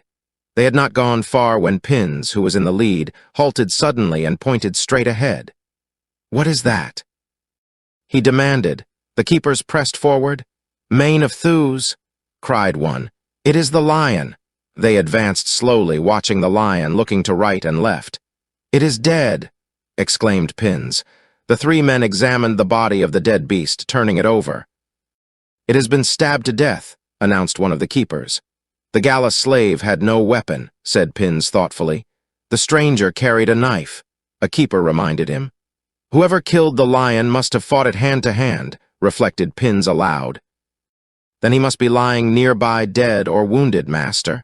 Search for him," directed Pins. "He could have killed Phobug with his bare hands that day that he threw him into the audience at the stadium," a keeper reminded the noble. "He carried him around as though Phobug were a babe." "He is very strong. What has that to do with the matter?" demanded Pins irritably. "I do not know, master. I was only thinking."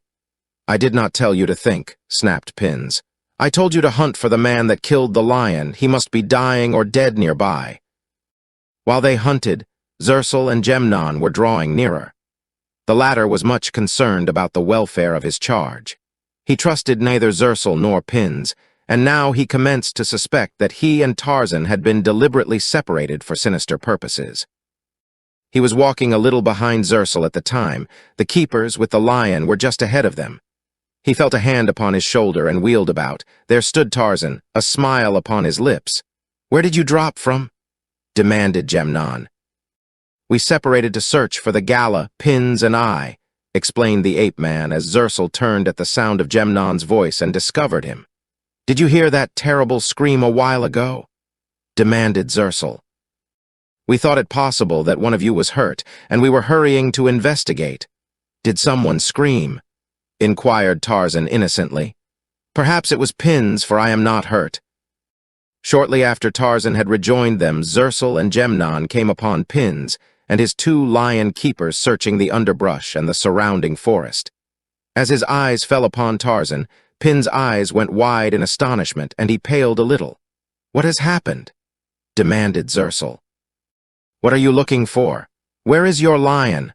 "He is dead," explained Pins. "Someone or something stabbed him to death." He did not look at Tarzan. He feared to do so.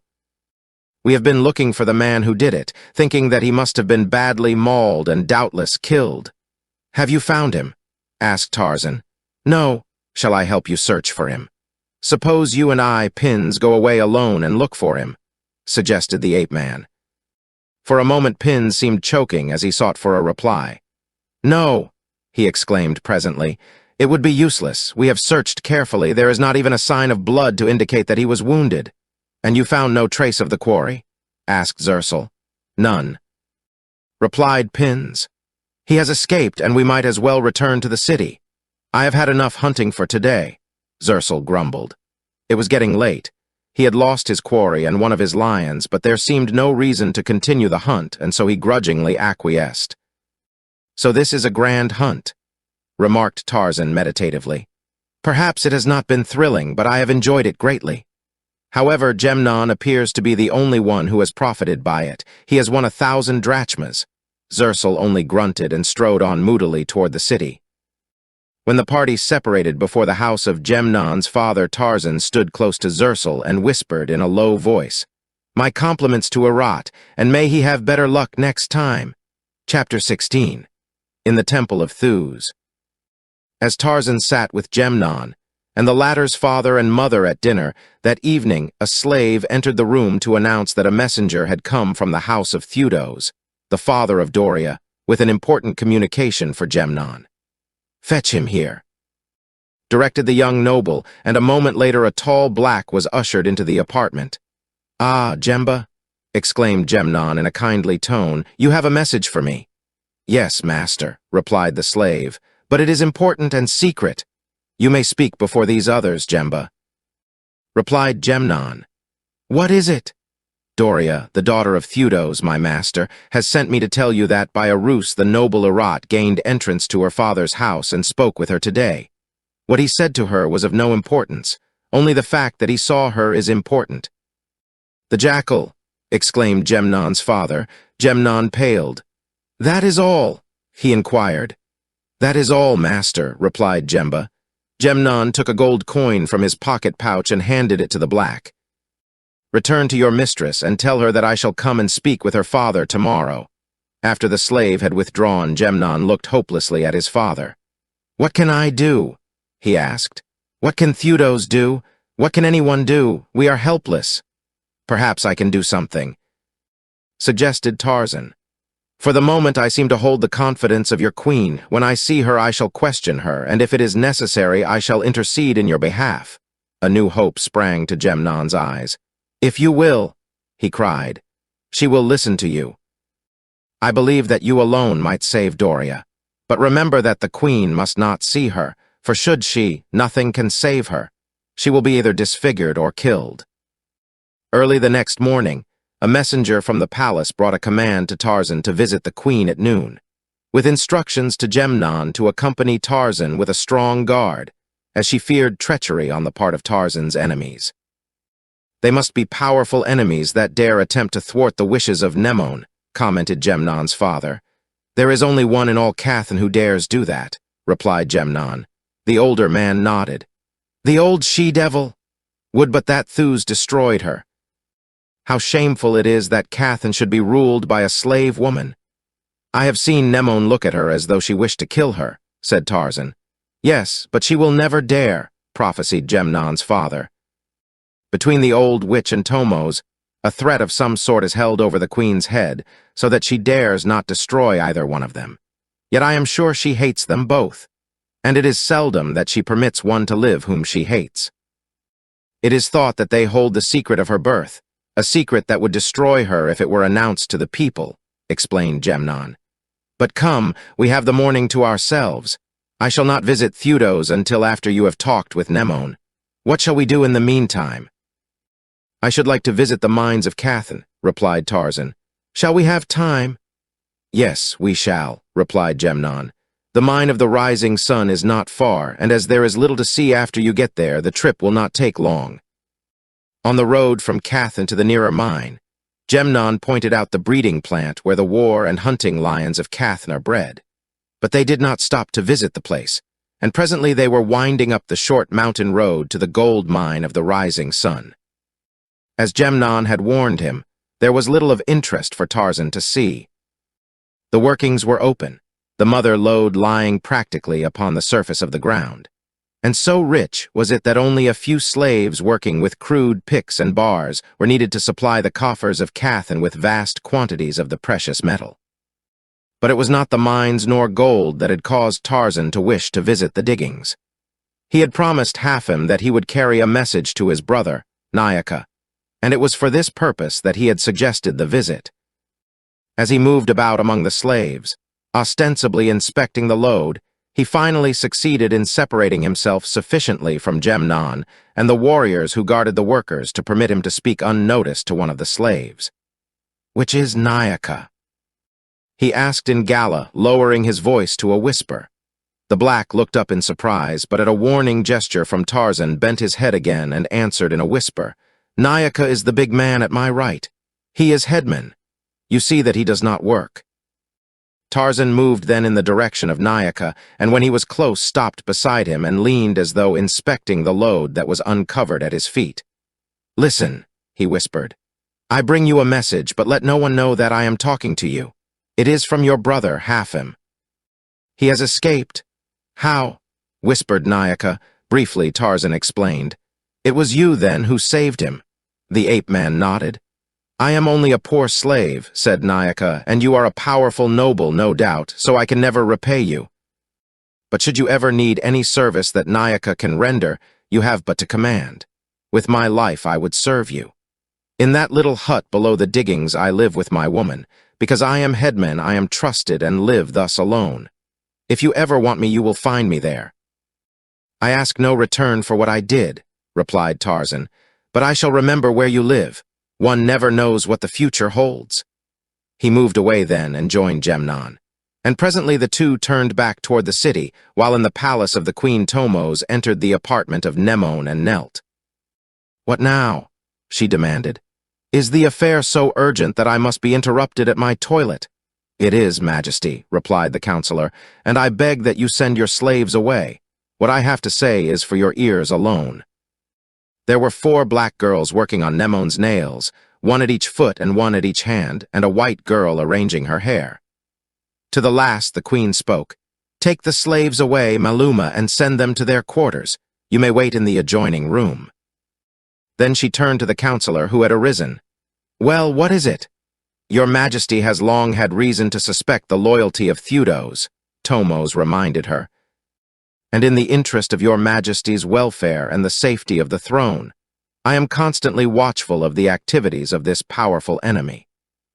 Spurred on by love and loyalty, the noble Erat has been my most faithful agent and ally, and it is really to him that we owe the information that I bring you." Nemon tapped her sandaled foot impatiently upon the mosaic floor. "Have done with the self-serving preamble, and tell me what you have to tell me," she snapped, for she did not like Tomos and made no effort to hide her feelings. "Briefly, then, it is this. Gemnon conspires also with Theudos, hoping, doubtless, that his reward will be the beautiful daughter of his chief." "That hollow-cheeked strumpet," exclaimed Nemon. "Who said she was beautiful?" "Erat tells me that Gemnon and Theudos believe her the most beautiful woman in the world," replied Tomos. "Impossible. Did Erat see her?" "Yes, Majesty, he saw her." "What does Erat say?" demanded the queen. "That she is indeed beautiful," replied the counselor. "There are others who think so too," he added. "What others?" "One who has been drawn into the conspiracy with Gemnon and Theudos by the beauty of Doria, the daughter of Theudos." "Whom do you mean? Speak out." "I know you have something unpleasant in your mind that you are suffering to tell me, hoping that it will make me unhappy." "Oh, Majesty, you wrong me," cried Tomos. "My only thoughts are for the happiness of my beloved queen." "Your words stink with falseness," sneered Nemon. "But get to the point. I have other matters to occupy my time." I but hesitated to name the other for fear of wounding your majesty, said Tomos oilily. But if you insist it is the stranger called Tarzan. Nemone sat up very straight. What fabric of lies is this you and Mdus are weaving? She demanded. It is no lie, majesty. Tarzan and Gemnon were seen coming from the house of Theudos late at night. Irat had followed them there. He saw them go in. They were there a long while, hiding in the shadows across the avenue. He saw them come out. He says that they were quarreling over Doria, and he believes that it was Gemnon who sought the life of Tarzan because of jealousy. Nemone sat straight and stiff upon her couch. Her face was pale and tense with fury. Someone shall die for this, she said in a low voice. Go. Tomos backed from the room. He was elated until he had time to reflect more fully upon her words.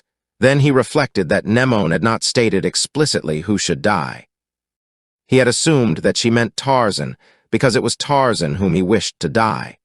But it presently occurred to him that she might have meant another, and he was less elated. It was almost noon when Tarzan and Gemnon returned to the city, and time for the latter to conduct Tarzan to his audience with Nemone. With a guard of warriors, they went to the palace, where the ape-man was immediately admitted alone into the presence of the queen. Where have you been? She demanded. Tarzan looked at her in surprise, then he smiled. I visited the mine of the rising sun. Where were you last night? At the house of Gemnon, he replied. You were with Doria? Accused Nemone. No, said the ape-man. That was the night before. He had been surprised by the accusation and the knowledge that it connoted, but he did not let her see that he was surprised. He was not thinking of himself but of Doria and Gemnon, seeking a plan whereby he might protect them. It was evident that some enemy had turned informer, and that Nemone already knew of the visit to the house of Theudos. Therefore he felt that it would but have aroused the queen's suspicions to have denied it. To admit it freely, to show that he sought to conceal nothing, would allay them. As a matter of fact, Tarzan's frank and ready reply left Nemone rather flat. Why did you go to the house of Theudos? She asked, but this time her tone was not accusing. You see, Gemnon does not dare to leave me alone for fear that I shall escape, or that something may befall me, and so he is forced to take me wherever he goes. It is rather hard on him, Nemone, and I have been intending to ask you to make someone else responsible for me for at least a part of the time. We will speak of that later, replied the queen. Why does Gemnon go to the house of Theudos? Nemone's eyes narrowed suspiciously. The ape-man smiled. What a foolish question for a woman to ask, he exclaimed. Gemnon is in love with Doria. I thought all Cathan knew that. He certainly takes enough pains to tell all his acquaintances. You are sure that it is not you who are in love with her? Demanded Nemone.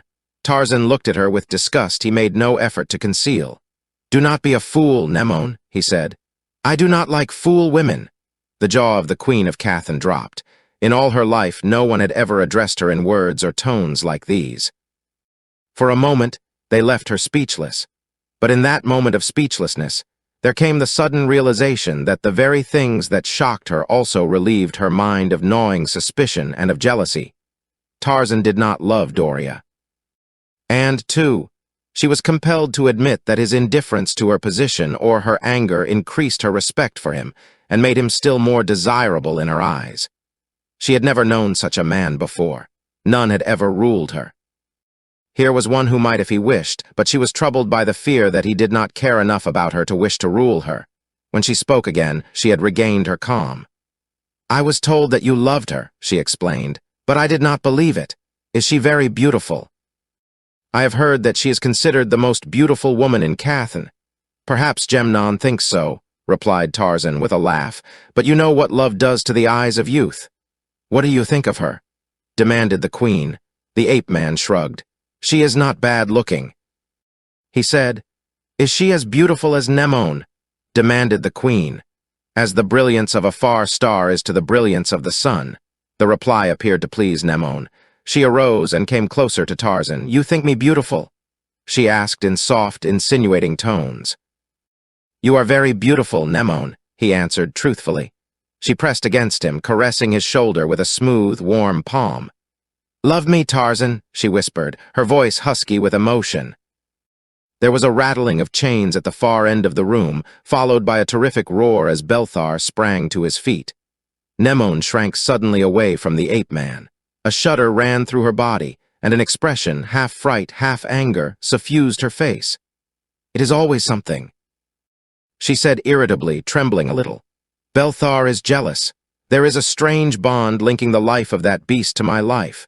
I do not know what it is. I wish I did." A light, almost of madness, glittered in her eyes. "I wish I knew. Sometimes I think he is the mate that Thus intended for me. Sometimes I think he is myself in another form, but this I know, when Belthar dies, I die." She looked up rather sadly at Tarzan as again her mood changed. "Come, my friend," she said. "We shall go to the temple together, and perhaps Thus may answer the questions that are in the heart of Nemone." She struck a bronze disc that depended from the ceiling, and as the brazen notes reverberated in the room, a door opened, and a noble bowed low upon the threshold. "The guard," commanded the queen. "We are visiting Thus in his temple." The progress to the temple was in the nature of a pageant. Marching warriors with pennons streaming from spear tips, nobles resplendent in gorgeous trappings, the queen in a golden chariot drawn by lions. Tomos walked upon one side of the glittering car, Tarzan upon the other where Arat had previously walked. The ape-man was as uneasy as a forest lion as he strode between the lines of gaping citizenry. Crowds annoyed and irritated him. Formalities irked him. His thoughts were far away in the distant jungle that he loved. He knew that Gemnon was nearby watching him, but whether he were nearby or not, Tarzan would not attempt to escape while this friend was responsible for him. His mind occupied with such thoughts, he spoke to the queen. "At the palace," he reminded her, "I spoke to you concerning the matter of relieving Gemnon of the irksome job of watching me." "Gemnon has acquitted himself well," she replied. "I see no reason for changing." "Relieve him then occasionally," suggested Tarzan. "Let Arat take his place." Nemone looked at him in astonishment. "But Arat hates you," she exclaimed. "All the more reason that he would watch me carefully," argued Tarzan. "He would probably kill you." "He would not dare if he knew that he must pay for my death or escape with his own life," suggested Tarzan. "You like Gemnon, do you not?" inquired Nemone innocently. "Very much," the ape-man assured her. "Then he is the man to watch you, for you would not imperil his life by escaping while he is responsible." Tarzan smiled inwardly and said no more. It was evident that Nemone was no fool. He would have to devise some other plan of escape that would not jeopardize the safety of his friend. They were approaching the temple now, and his attention was distracted by the approach of a number of priests leading a slave girl in chains. They brought her to the chariot of Nemone, and while the procession halted, the priests chanted in a strange gibberish that Tarzan could not understand. Later he learned that no one understood it, not even the priests. But when he asked why they recited something that they could not understand, no one could tell him. Gemnon thought that once the words had meant something, but they had been repeated mechanically for so many ages that at length the original pronunciation had been lost, and the meaning of the words forgotten. When the chant was completed, the priests chained the girl to the rear of the queen's chariot, and the march was resumed, the priests following behind the girl.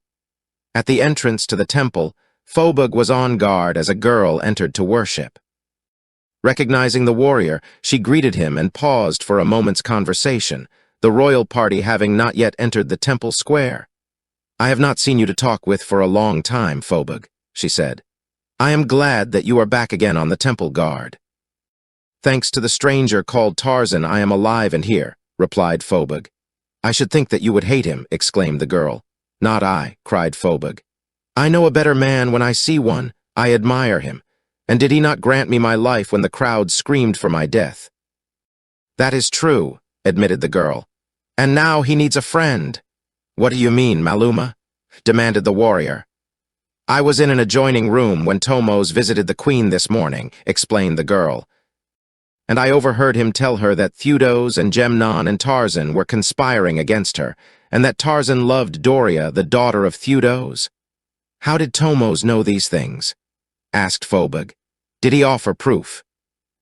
"He said that Arat had watched, and had seen Gemnon and Tarzan visit the house of Theudos," explained Maluma.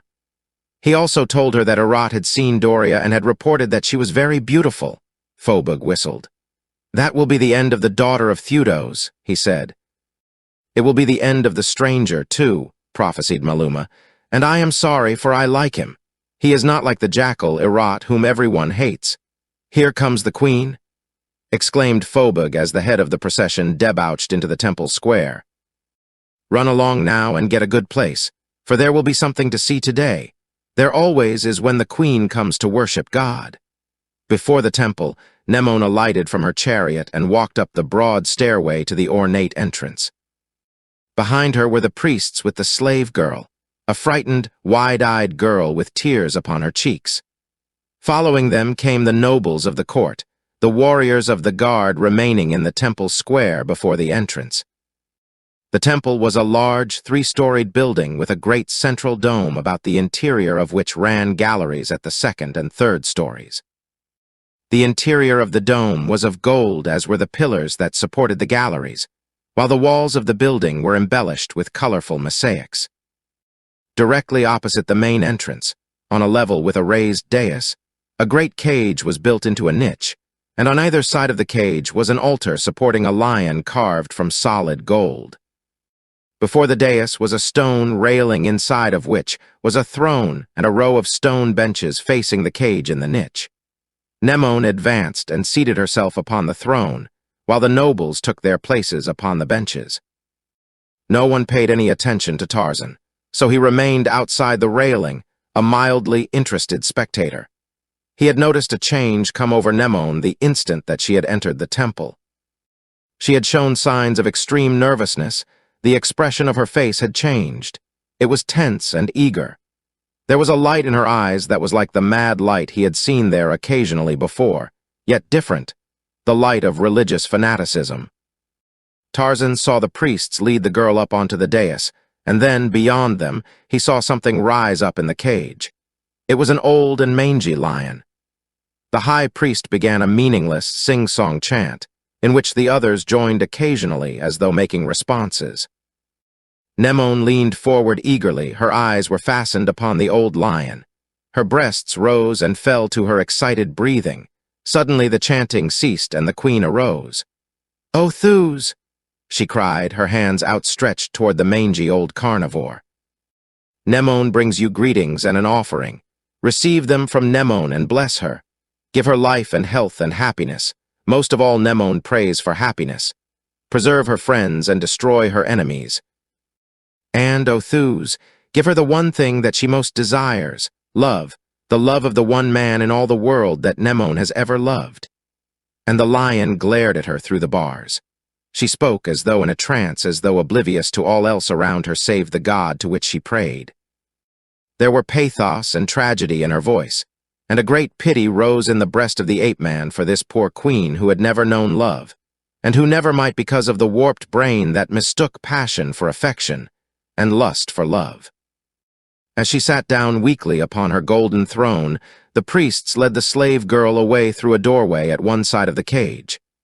And, as she passed, the lion leaped for her, striking heavily against the bars that restrained him. His growls rolled through the temple, filling the chamber with thunderous sound, echoing and re-echoing from the dome. Mnemosyne sat, silent and rigid, upon her throne, staring straight ahead at the lion in the cage. The priests and many of the nobles were reciting prayers in monotones.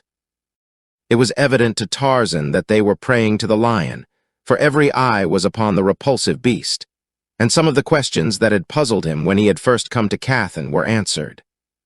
He understood now the strange oaths of Phobug, and his statement that he had stepped upon the tail of God. Suddenly, a beam of light shone down directly into the cage from above, flooding the beast god with its golden rays.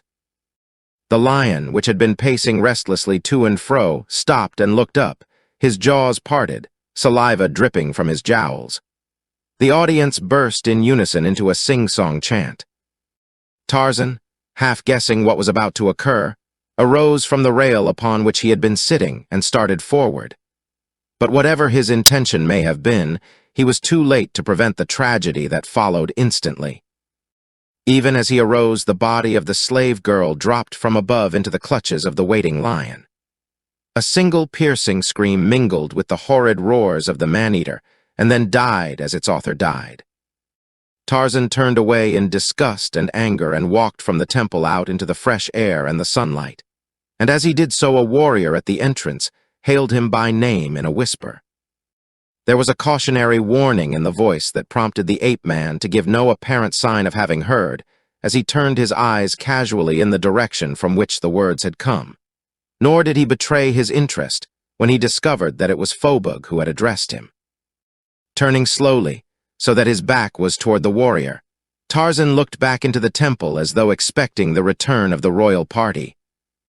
Then he backed to the side of the entrance, as one might who waits, and stood so close to Phobug that the latter might have touched him by moving his spear hand a couple of inches. But neither gave any sign of being aware of the identity or presence of the other. In a low whisper, through lips that scarcely moved, Phobug spoke. "I must speak to you. Come to the rear of the temple 2 hours after the sun has set. Do not answer, but if you hear and will come, turn your head to the right." As Tarzan gave the assenting signal, the royal party commenced to file from the temple, and he fell in behind Nemone. The queen was quiet and moody, as she always was after the sight of torture and blood at the temple had aroused her to religious frenzy. The reaction left her weak and indifferent. At the palace, she dismissed her following, including Tarzan, and withdrew to the seclusion of her apartments. Chapter 17. The Secret of the Temple. After the royal party left the temple, Maluma came out and paused again to gossip with Phobug. For some time they talked before she bid him goodbye and started back toward the palace. They spoke of many things, of the man in the secret prison behind a heavy golden door beneath the temple floor, of Herat and Tomos, of Nemone and Tarzan, of Gemnon and Doria, and of themselves. Being human, they talked mostly of themselves. It was late when Maluma returned to the palace. It was already the evening meal hour. In the home of his father, Gemnon paced the floor of the patio as he awaited the summons to the evening meal. Tarzan half sat, half reclined upon a stone bench. He saw that his friend was worried, and it troubled him most perhaps because he knew that there were grave causes for apprehension, and he was not certain that he could avert the disaster that threatened. Seeking to divert Gemnon's mind from his troubles, Tarzan spoke of the ceremony at the temple, but principally of the temple itself, praising its beauty, commenting upon its magnificence. "It is splendid," he commented. "Too splendid for the cruel rites we witnessed there today." "The girl was only a slave," replied Gemnon, "and God must eat. It is no wrong to make offerings to Thus, but the temple does hide a real wrong. Somewhere within it is hidden Alexter, the brother of Nemone, and while he rots there, the corrupt Tomos and the cruel Mdus rule Cathan through the mad Nemone. There are many who would have a change and place Alexter on the throne, but they fear the wrath of the terrible triumvirate. So we go on, and nothing is done. Victim after victim succumbs to the malignant jealousy and fear that constantly animate the throne. We have little hope today. We shall have no hope if the queen carries out the plan she is believed to be contemplating and destroys Alexter. There are reasons why it would be to her advantage to do so, the most important being the right of Alexter to proclaim himself king, should he ever succeed in reaching the palace. If Nemone should die, Alexter would become king, and the populace would insist that he take his rightful place. For this reason, Tomos and Mdus are anxious to destroy him. It is to Nemone's credit that she has withstood their importunities for all these years, steadfastly refusing to destroy Alexter. But if ever he seriously threatens her power, he is lost. And rumors that have reached her ears that a plot has been perfected to place him on the throne may already have sealed his doom. During the meal that evening, Tarzan considered plans for visiting Phobug at the temple. He wished to go alone, but knew that he would place Gemnon in an embarrassing position should he suggest such a plan, while to permit the noble to accompany him might not only seal Phobug's lips, but jeopardize his safety as well. Therefore he decided to go secretly. Following the stratagem he had adopted, he remained in conversation with Gemnon and his parents until almost 2 hours after the sun had set. Then he excused himself, saying that he was tired and went to the room that had been assigned him. But he did not tarry there. Instead, he merely crossed the room from the door to the window and stepped out into the patio upon which it faced. Here, as throughout the gardens and avenues of the section of the city occupied by the nobility, grew large, old trees, and a moment later the Lord of the Jungle was swinging through his native element toward the golden temple of Thus. He stopped at last in a tree near the rear of the temple, where he saw the huge and familiar figure of Phobug waiting in the shadows below. Soundlessly, the ape-man dropped to the ground in front of the astonished warrior. "By the great fangs of Thus," ejaculated Phobug. "But you gave me a start." "You expected me," was Tarzan's only comment. "But not from the skies," retorted Phobug. "However, you are here and it is well. I have much more to tell you than when I asked you to come. I have learned more since." "I am listening," said Tarzan. "A girl in the service of the queen overheard a conversation between Nemon and Tomos," commenced Phobug. "Tomos accused you and Gemnon and Theudos of conspiring against her. Erat spied upon you and knew of your long visit at the home of Theudos a few nights since. He also managed to enter the house on some pretext the following night and saw Doria, the daughter of Theudos. Tomos told Nemon that Doria was very beautiful and that you were in love with her. Nemon is not yet convinced that you love Doria, but to be on the safe side, she has ordered Tomos to have the girl abducted and brought to the temple where she will be imprisoned until Nemon decides upon her fate. She may destroy her, or she may be content to have her beauty disfigured. But what you must know is this: if you give Nemon the slightest reason to believe that you are conspiring against her, or that you are fond of Doria, she will have you killed. All that I can do is warn you." "You warned me once before, did you not?" asked Tarzan. "The night that Gemnon and I went to the house of Theudos." "Yes, that was I," replied Phobug. "Why have you done these things?" asked the ape-man. "Because I owe my life to you," replied the warrior, "and because I know a man when I see one. If a man can pick Phobug up and toss him around as though he were a baby, Phobug is willing to be his slave." "I can only thank you for what you have told me, Phobug," said Tarzan. "Now tell me more. If Doria is brought to the temple, where will she be imprisoned?" "That is hard to say. Alexter is kept in rooms beneath the floor of the temple, but there are rooms upon the second and third floors where a prisoner might be safely confined, especially a woman. Could you get word to me if she is arrested?" "I could try," replied Phobug. "Good. Is there anything further?" "No. Then I shall return to Gemnon and warn him. Perhaps we shall find a way to pacify Nemon or outwit her." "Either would be difficult," commented Phobug, "but goodbye and good luck." Tarzan swung into the tree above the warrior's head and disappeared among the shadows of the night, while Phobug shook his head in wonderment and returned to his quarters in the temple. The ape-man made his way to his room by the same avenue he had left it and went immediately to the common living room where the family ordinarily congregated for the evenings. Here he found Gemnon's father and mother, but Gemnon was not there. "You could not sleep?" inquired the mother. "No," replied the ape-man. "Where is Gemnon?" "He was summoned to the palace a short time after you went to your room," explained Gemnon's father. Announcing that he would wait up until the sun returned, Tarzan remained in the living room in conversation with the parents. He wondered a little that Gemnon should have been summoned to the palace at such an hour, and the things that Phobug had told him made him a little apprehensive, but he kept his own counsel rather than frighten his host and hostess. Scarcely an hour had passed when they heard a summons at the outer gate, and presently a slave came to announce that a warrior wished to speak to Tarzan upon a matter of urgent necessity. The ape-man arose. "I will go outside and see him," he said. "Be careful," cautioned Gemnon's father. "You have bitter enemies who would be glad to see you destroyed." "I shall be careful," Tarzan assured him as he left the room behind the slave. At the gate, two warriors connected with the house were detaining a huge man whom Tarzan recognized even from a distance as Phobug. "I must speak with you at once and alone," said the latter. "This man is all right," Tarzan told the guards. "Let him enter and I will talk with him in the garden." When they had walked a short distance from the guards, Tarzan paused and faced his visitor. "What is it?" he asked. "You have brought me bad news." "Very bad," replied Phobug. Gemnon, Theudos, and many of their friends have been arrested and are now in the palace dungeons. Doria has been taken and is imprisoned in the temple. I did not expect to find you at liberty, but took the chance that Nemon's interest in you might have saved you temporarily. If you can escape from Cathan, do so at once.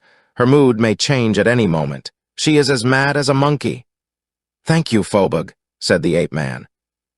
Now get back to your quarters before you become embroiled in this affair. And you will escape? Asked the warrior.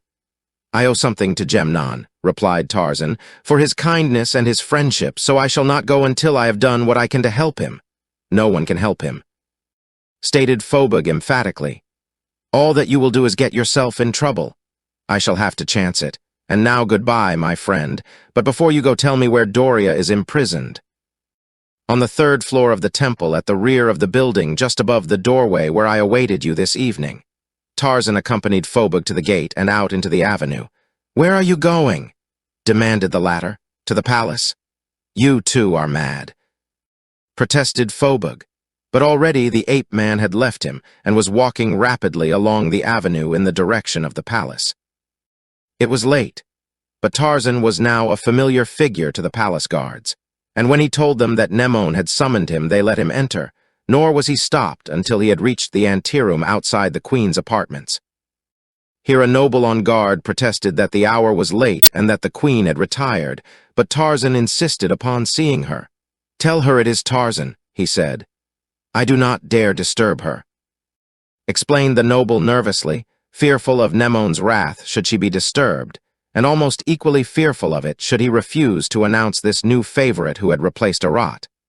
I dare, said Tarzan, and stepped to the door leading to the ivory room where Nemon had been accustomed to receive him.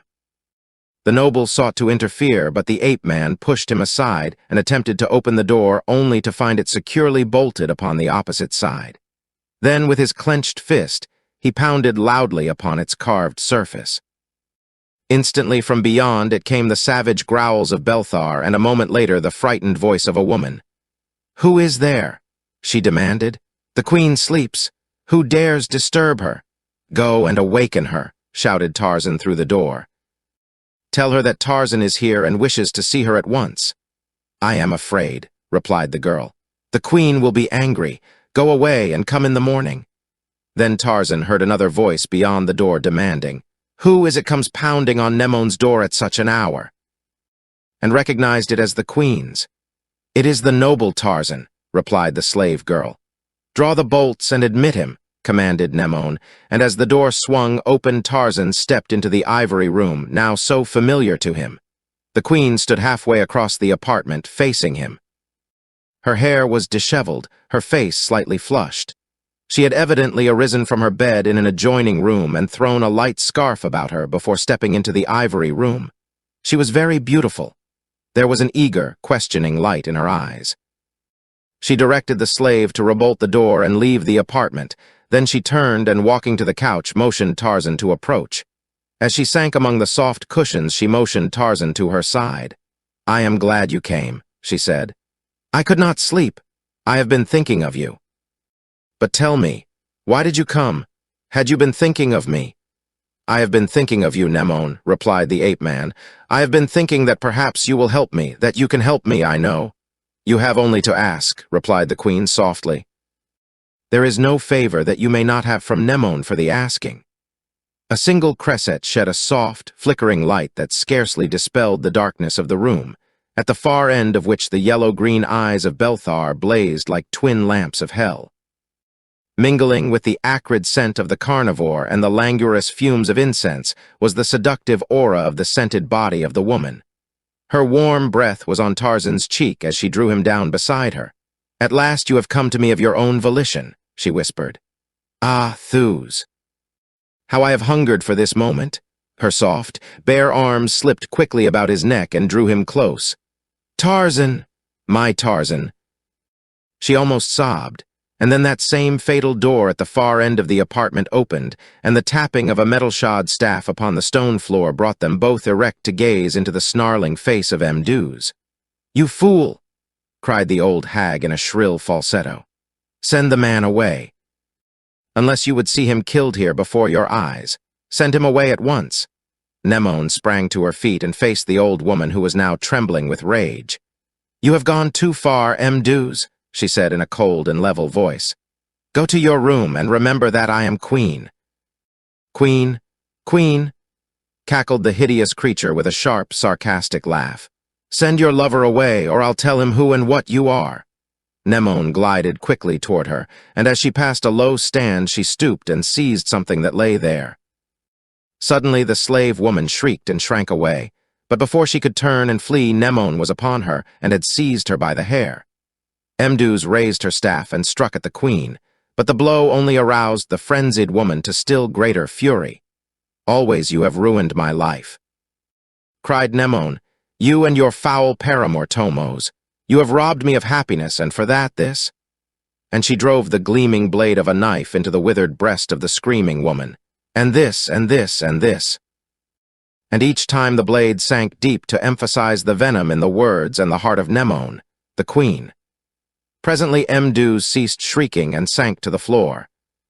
Someone was pounding upon the door to the anteroom, and the terrified voices of nobles and guardsmen could be heard demanding entrance. In his corner, Belthar tugged at his chains and roared. Nemone stood looking down upon the death struggles of Mduz with blazing eyes and snarling lip. "Curses upon your black soul," she cried, and then she turned slowly toward the door upon which the pounding of her retainers' fists resounded. "Have done," she called imperiously. "I, Nemone, the queen, am safe." The screams that you heard were those of an impudent slave whom Nemone was correcting. The voices beyond the door died away as the guardsmen returned to their posts. Then Nemone faced Tarzan. She looked suddenly worn and very tired. "That favor," she said. "Ask it another time. Nemone is unstrung." "I must ask it now," replied Tarzan. "Tomorrow may be too late." "Very well," she said. "I am listening. What is it?" "There is a noble in your court who has been very kind to me since I have been in Cathan," commenced Tarzan. "Now he is in trouble, and I have come to ask you to save him." Nemone's brow clouded. "Who is he?" she demanded. "Gemnon," replied the ape-man. "He has been arrested with Theudos and the daughter of Theudos and several of their friends. It is only a plot to destroy me." "You dare come to me to intercede for traitors?" cried the queen, blazing with sudden fury. "But I know the reason. You love Doria." "I do not love her. I have seen her but once. Gemnon loves her. Let them be happy, Nemone." "I am not happy," she replied. "Why should they be happy? Tell me that you love me, Tarzan, and I shall be happy." Her voice was vibrant with appeal. For a moment she forgot that she was queen. "A flower does not bloom in the seed," he replied. "It grows gradually, and thus love grows. The other, that bursts forth spontaneously from its own heat, is not love, it is passion. I have not known you either long or well, Nemone. That is my answer." She turned away and buried her face in her arms as she sank to the couch. He saw her shoulders shaken by sobs, and pity filled his heart. He drew nearer to console her, but he had no chance to speak before she wheeled upon him, her eyes flashing through tears. "The girl, Doria, dies," she cried. "Zerator shall have her tomorrow." Tarzan shook his head sadly. "You have asked me to love you," he said. "Do you expect me to love one who ruthlessly destroys my friends?" "If I save them, will you love me?" demanded Nemone. "That is a question that I cannot answer. The best that I may say is that I may then respect and admire you, whereas if you kill them without reason, there can be no chance that I shall ever love you." She looked at him now out of dull, lowering eyes. "What difference does it make?" She almost growled. "No one loves me. Tomos wanted to be king, Irat wished riches and power, Mduz wished to exercise the majesty that she could never possess. If one of them felt any affection for me, it was Mduz, and I have killed her." She paused. A wild light flamed in her eyes. "I hate them," she screamed. "I hate them all. I shall kill them. I shall kill everyone. I shall kill you." Then, as swiftly, her mood changed. "Oh, what am I saying?" she cried. She put her palms to her temples. "My head, it hurts. And my friends." Asked Tarzan, "You will not harm them?" "Perhaps not," she replied indifferently, and then, as quickly changing again, "The girl dies." If you intercede for her again, her sufferings shall be greater. Zoraida is merciful, more merciful than Mnemoane. When will she die? Asked Tarzan. She will be sewn into hides tonight and carried to Zoraida tomorrow. You shall accompany us, do you understand? The ape-man nodded. And my other friends? He asked. They will be saved? You shall come to me tomorrow night, replied Mnemoane. We shall see then how you have decided to treat Mnemoane. Then she will know how to treat your friends. Chapter 18. Flaming Zoraida, her wrists and ankles bound, Doria, the daughter of Theudos, lay on a pile of skins in a room upon the 3rd floor of the Temple of Theus. Diffused moonlight entered the single window, relieving the darkness of the interior of her prison. She had seen her father seized and dragged away. She was in the power of one so ruthless that she knew she could expect no mercy, and that either death or cruel disfigurement awaited her. Yet she did not weep. Above her grief rose the pride of the noble blood of the house of Theudos, the courage of a line of warriors that stretched back into the forgotten ages, and she was brave. She thought of Gemnon, and then the tears almost came, not for herself, but for him because of the grief that would be his when he learned of her fate. She did not know that he too had fallen into the clutches of the enemies of her father. Presently she heard the sound of footsteps approaching along the corridor, heard them stop before the door behind which she was locked. The door swung open, and the room was illuminated by the light of a torch held in the hand of a man who entered and closed the door behind him. The girl lying upon the pile of skins recognized Erat. She saw him place the blazing torch in a wall socket designed for the purpose and turned toward her. "Ah, the lovely Doria," he exclaimed. "What ill fate has brought you here?" "Doubtless the noble Erat could answer that question better than I," she replied. "Yes, I believe that he could. In fact, I know it.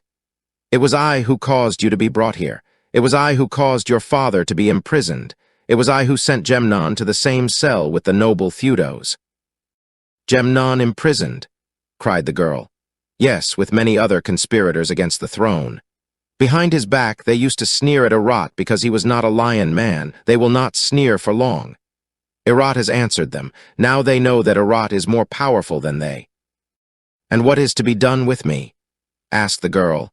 "Mnemoane has decreed Zoraida for you," replied Erat. "You are even now lying upon the skins in which you are to be sewn. It is for that purpose that I am here.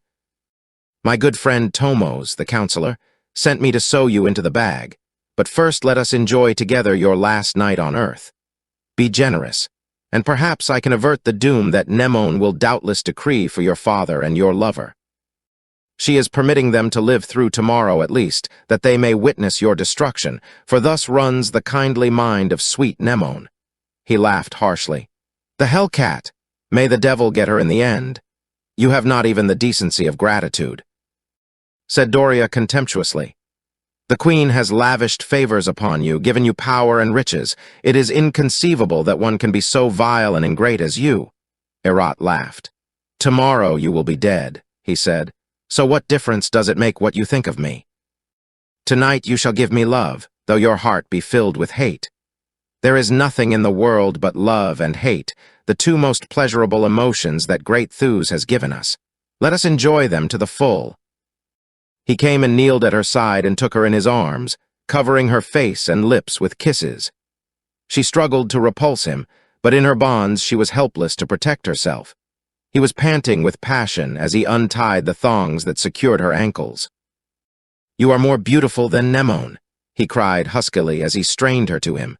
A low growl sounded from the direction of the window. Erat raised his face from the soft neck of Doria and looked. He went ashy white as he leaped to his feet and fled toward the door upon the opposite side of the room, his craven heart pounding in terror. It was early in the morning as the cortege formed that was to accompany the doomed Doria to Zoraida. For Zoraida lies 16 miles from the city of Cathan in the mountains at the far end of the valley of Onthar. And the procession could move no faster than the lions drawing the chariot of the queen would walk, which was not fast. Bred for generations for this purpose, the lions of Cathan had far greater endurance than forest-bred lions. Yet it would be well into the night before it could be hoped to make the long journey to Zoraida and return. Therefore hundreds of slaves bore torches with which to light the homeward journey after night had fallen. Mnemoane entered her chariot. She was wrapped in woolen robes and the skins of animals, for the morning air was still chill. At her side walked Tomos, nervous and ill at ease. He knew that Mduz was dead and wondered if he would be next.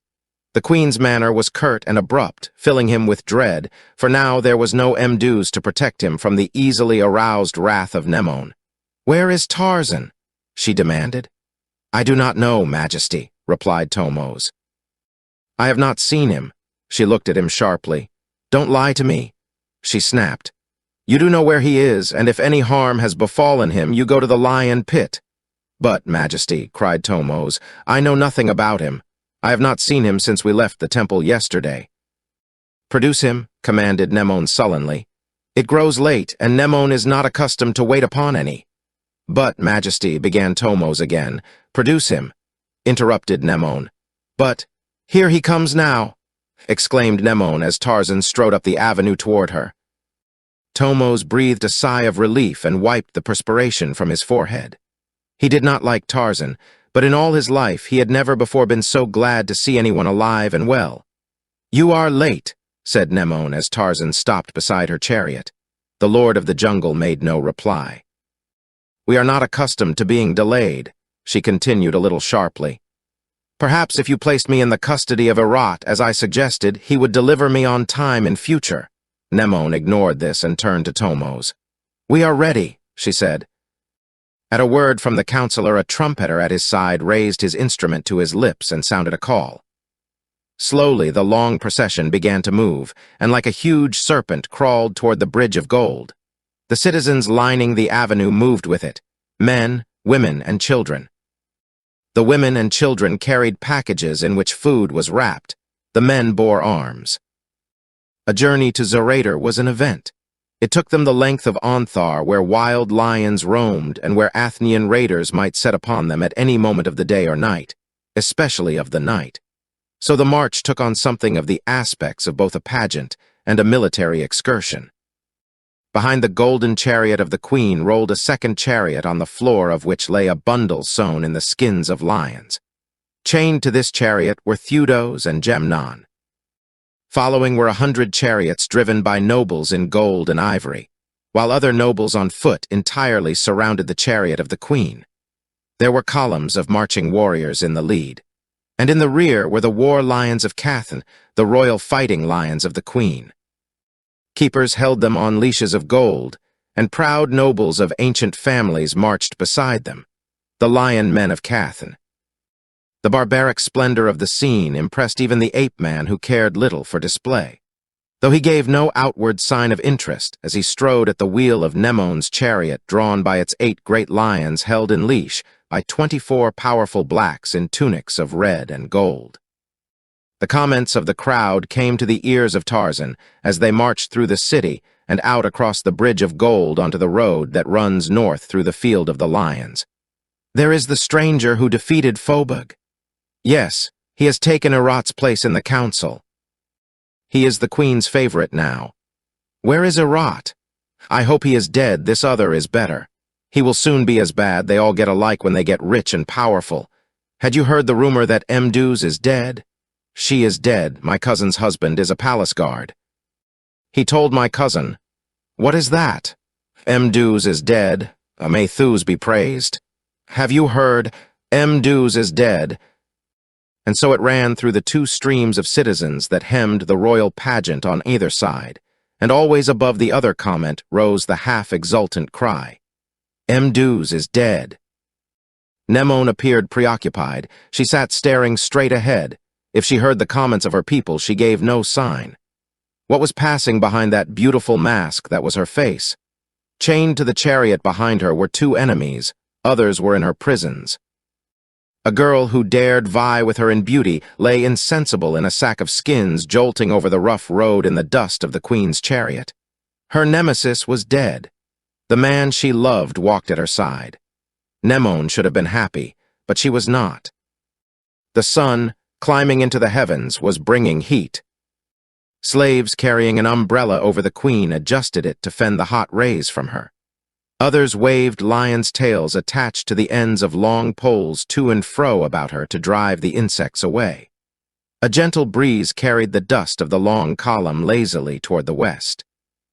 Nemone sighed and turned to Tarzan. "Why were you late?" she asked. "Would it be strange that I overslept?" he asked. "It was late when I left the palace, and there was no keeper to awaken me since you took Gemnon away. Had you wished to see me again as badly as I wished to see you, you would not have been late." "I was as anxious to be here as you," he replied. "You have never seen Zorator?" she asked. "No. It is a holy mountain, created by Thus for the enemies of the kings and queens of Cathan. In all the world there is nothing like it." "I am going to enjoy seeing it," replied the ape-man grimly. They were approaching a fork in the road. "That road leading to the right runs through the pass of the warriors into the valley of Thenar," she explained. "Some day I shall send you on a raid to Thenar, and you shall bring me back the head of one of Athen's greatest warriors." Tarzan thought of Valther and wondered if he had reached Athen in safety. He glanced back at Theudos and Gemnon. He had not spoken to them, but it was because of them that he was here.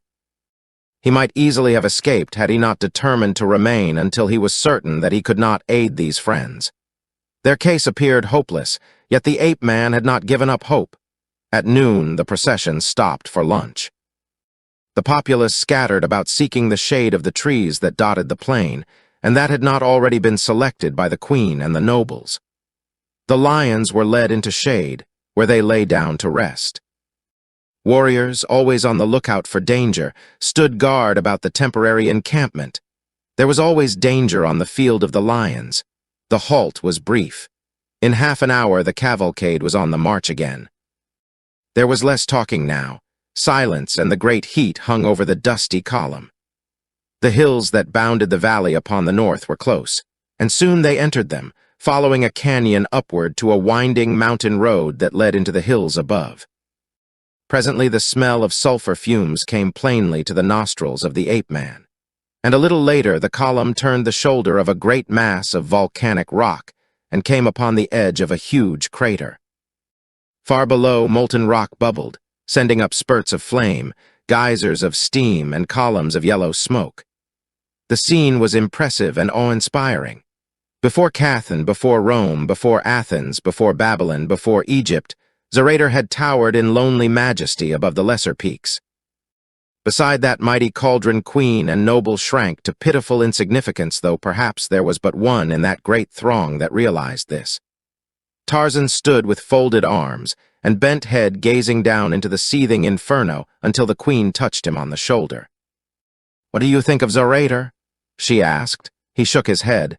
"There are some emotions," he answered slowly, "for which no words have yet been coined." "It was created by Thus for the kings of Cathan," she explained proudly. Tarzan made no reply. Perhaps he was thinking that here again the lexicographers had failed to furnish words adequate to the occasion. On either side of the royal party, the people crowded close to the edge of the crater that they might miss nothing of what was about to transpire. The children laughed and played, or teased their mothers for the food that was being saved for the evening meal upon the return journey to Cathan. Tarzan saw Theudos and Gemnon standing beside the chariot in which lay the still form of the victim. Of what emotions were passing within their minds none appeared through the masks of stern pride that sat upon their countenances. Yet Tarzan well knew the suffering of their torn and bleeding hearts. He had not spoken to them once this day, for he had not had an opportunity to speak to them except in the presence of others, and whatever he might have to say to them must be for their ears only. He had not given up the hope of helping them, but he could not conceive that open and unnecessary familiarity with them at this time might accomplish anything more than to still further arouse the suspicions of Nemone and increase the watchfulness of all their enemies. If Gemnon or Theudos noticed the neglect of their former friend, and guessed they gave no sign, for neither gave him any greater attention as he walked beside the chariot of the queen a few paces in advance of them than they gave to the lions drawing the car to which they were secured. Their thoughts were upon the poor, dumb thing jolting upon the hard planks that formed the floor of the springless chariot bearing it to its doom. Not once had they seen the girl move, Not once had she uttered a sound, and they hoped that she was either insensible or dead, for thus would she be saved the anguish of these last moments and Mnemosyne be robbed of the essence of her triumph. The ceremony at Zorater, though it bore the authority of so-called justice, was of a semi-religious nature that required the presence and active participation of priests, two of whom lifted the sack containing the victim from the chariot and placed it at the edge of the crater at the feet of the queen. About it, then, gathered a dozen priests, some of whom carried musical instruments, and as they chanted in unison, the beating of their drums rose and fell while the wailing notes of their wind instruments floated out across the inferno of the seething pit like the plaint of a lost soul. Theudos and Gemnon had been brought nearer the spot that Mnemosyne might enjoy their agony to the full, for this was not only a part of their punishment, but a considerable portion of the pleasure of the queen. She saw that they were giving no evidences of grief, thus robbing her of much of the satisfaction she had hoped to derive from the destruction of the daughter of one, the sweetheart of the other, and she was vexed. But she was not entirely discouraged. A new plan to further try their fortitude had occurred to her. As two of the priests lifted the body from the ground and were about to hurl it into the crater, she stopped them with a curt command. "Wait," she cried. "We would look upon the too great beauty of Doria, the daughter of Theudos, the traitor. We would permit her father and her lover to see her once again, that they may better visualize her anguish and appreciate their own, that all may long remember that it is not well to conspire against Mnemosyne. Cut the bag and expose the body of the sacrifice." All eyes were upon the priest who drew his dagger and ripped open the bag along one loosely sewn seam. The eyes of Theudos and Gemnon were fixed upon the still figure outlined beneath the tawny skins of lions. Beads of perspiration stood upon their foreheads, their jaws and their fists were clenched. The eyes of Tarzan turned from the activities of the priest to the face of the queen. Between narrowed lids, from beneath stern brows, they watched her. The priests, gathering the bag by one side, raised it and let the body roll out upon the ground where all could see it. There was a gasp of astonishment. Mnemosyne cried out in a sudden fit of rage. The body was that of Herat, and he was dead. Chapter 19. The Queen's Quarry. After the first involuntary cries of surprise and rage, an ominous silence fell upon the barbaric scene. Now all eyes were centered upon the queen, whose ordinarily beautiful countenance was almost hideous from rage, a rage which, after her single angry cry, choked further utterance for the moment. But at length she found her voice and turned furiously upon Tomos. "What means this?" she demanded, her voice now controlled and as cold as the steel in the sheath at her side. Tomos, who was as much astounded as she, stammered as he trembled in his sandals of elephant hide. "There are traitors even in the temple of Theus," he cried. "I chose Herat to prepare the girl for the embraces of Zorater, because I knew that his loyalty to his queen would ensure the work being well done. I did not know, O gracious Mnemosyne, that this vile crime had been committed, or that the body of Herat had been substituted for that of the daughter of Theudos until this very instant." With an expression of disgust, the queen commanded the priests to hurl the body of Herat into the crater, and as it was swallowed by the fiery pit, she ordered an immediate return to Cathan. In morose and gloomy silence, she rode down the winding mountain trail and out onto the field of the lions, and often her eyes were upon the bronzed giant striding beside her chariot. At last she broke her silence. "Two of your enemies are gone now," she said. "I destroyed one. Whom do you think destroyed the other?" "Perhaps I did," suggested Tarzan with a smile. "I had been thinking of that possibility," replied Mnemosyne, but she did not smile. "Whoever did it performed a service for Cathan." "Perhaps," she half agreed. "But it is not the killing of Herat that annoys me. It is the effrontery that dared interfere with the plans of Mnemosyne. Whoever did it has spoiled for me what would otherwise have been a happy day, nor have they accomplished anything in the interest of Theudos or his daughter or Gemnon. I shall find the girl, and her passing will be far more bitter than that from which she was saved today. She cannot escape me. Theudos and Gemnon will also pay more heavily because someone dared flout the queen." Tarzan shrugged his broad shoulders but remained silent. "Why do you not speak?" demanded the queen. "There is nothing to say," he replied. "I can only disagree with you without convincing you. I should only make you more angry than you are. I find no pleasure in making people angry or unhappy unless it is for some good purpose." "You mean that I do?" she demanded. "Obviously." She shook her head angrily. "Why do I abide you?" she exclaimed. "Possibly as a counter-irritant to relieve other irritations," he suggested. "Some day I shall lose my patience and have you thrown to the lions," she ejaculated sharply. "What will you do then?" "Kill the lion," replied the ape-man. "Not the lion that I shall throw you to," Nemone assured him. The tedious journey back to Cathan ended at last, and with flaring torches lighting the way, the queen's cortege crossed the Bridge of Gold and entered the city. Here she immediately ordered a thorough search to be made for Doria. Theodos and Gemnon, happy but mystified, were returned to their cell to await the new doom that Nemone would fix for them when the mood again seized her to be entertained. Tarzan was commanded to accompany Nemone into the palace and dine with her. Tomos had been dismissed with a curt injunction to find Doria or prepare for the worst. Tarzan and the queen ate alone in a small dining room attended only by slaves, and when the meal was over, Nemone conducted him to the now all too familiar ivory room, where he was greeted by the angry growls of Belthar. "Irat and Mduz are dead," said the queen. "And I have sent Tomos away. There will be none to disturb us tonight." Again her voice was soft, her manner gentle. The ape-man sat with his eyes fixed upon her, studying her. It seemed incredible that this sweet and lovely woman could be the cruel tyrant that was Nemone, the queen. Every soft line and curving contour spoke of femininity and gentleness and love. And in those glorious eyes smoldered a dreamy light that exercised a strange, hypnotic influence upon him, gently pushing the memories of her ruthlessness into the oblivion of forgetfulness. She leaned closer to him. "Touch me, Tarzan," she whispered softly. Drawn by a power that is greater than the will of man, he placed a hand upon hers. She breathed a deep sigh of contentment and leaned her cheek against his breast. Her warm breath caressed his naked skin. The perfume of her hair was in his nostrils. She spoke, but so low that he could not catch her words. "What did you say?" he asked. "Take me in your arms," she breathed faintly.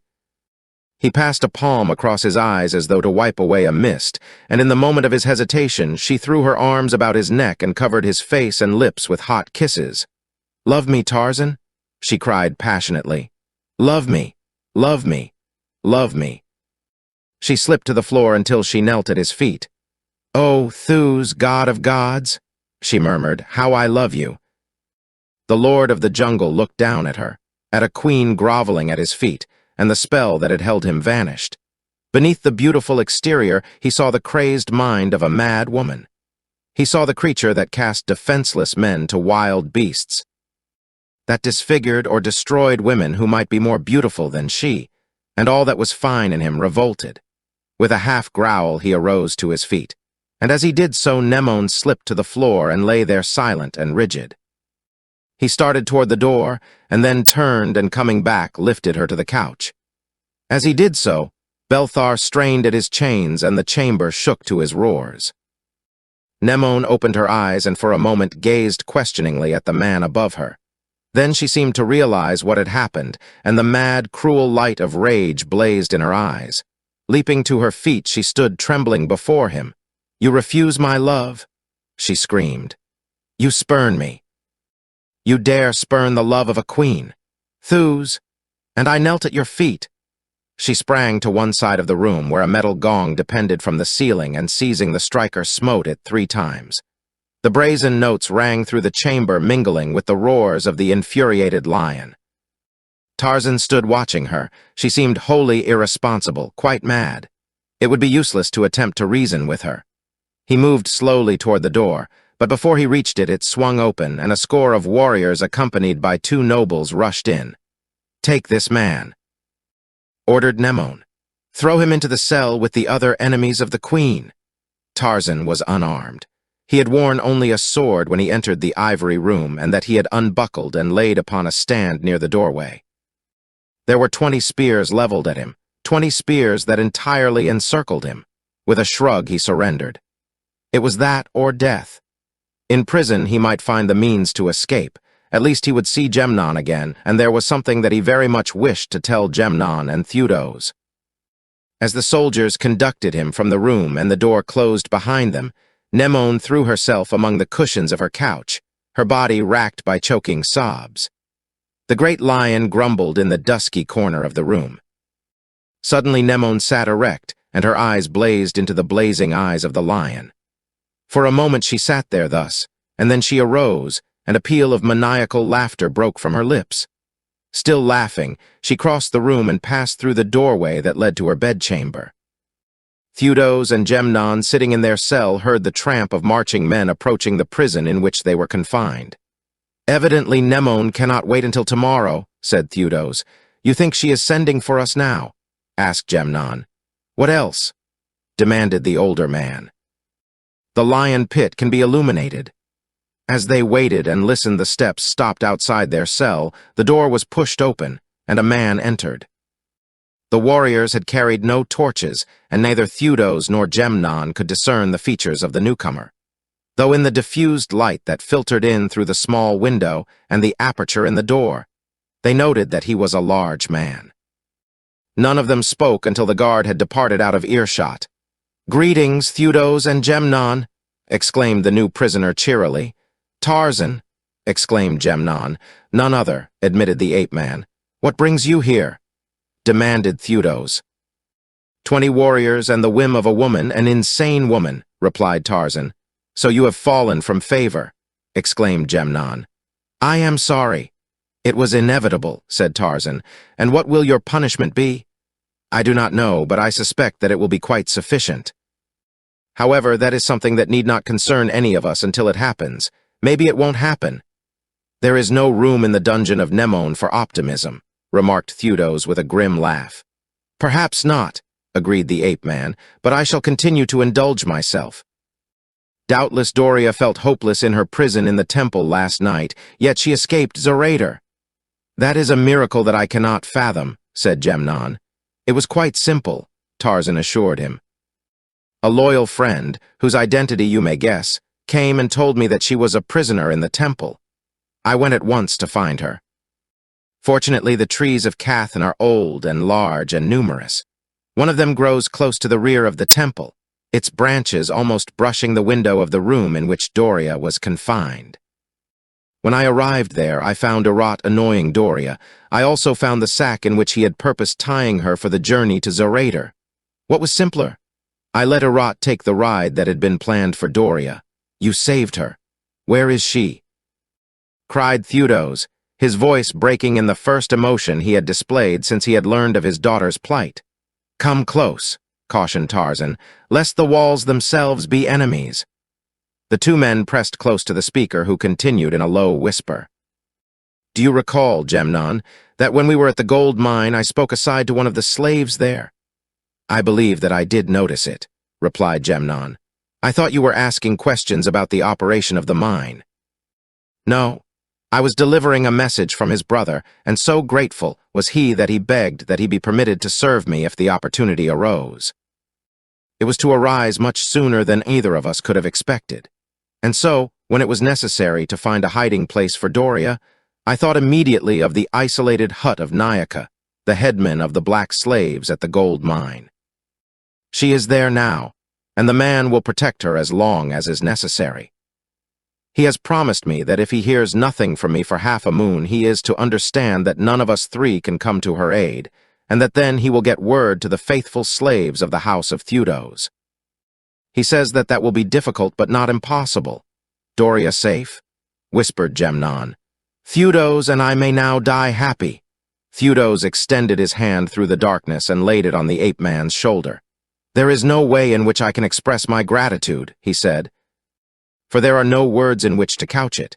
For some time the three men sat in silence that was broken at last by Gemnon. "How did it happen that you knew the brother of a slave well enough to carry a message from one to the other?" he asked, a note of puzzlement in his voice. "Do you recall Zersel's grand hunt?" asked Tarzan with a laugh. "Of course, but what has that to do with it?" demanded Gemnon. "Do you remember the quarry, the man we saw on the slave block in the marketplace?" "Yes." He is the brother of Nayaka, explained Tarzan.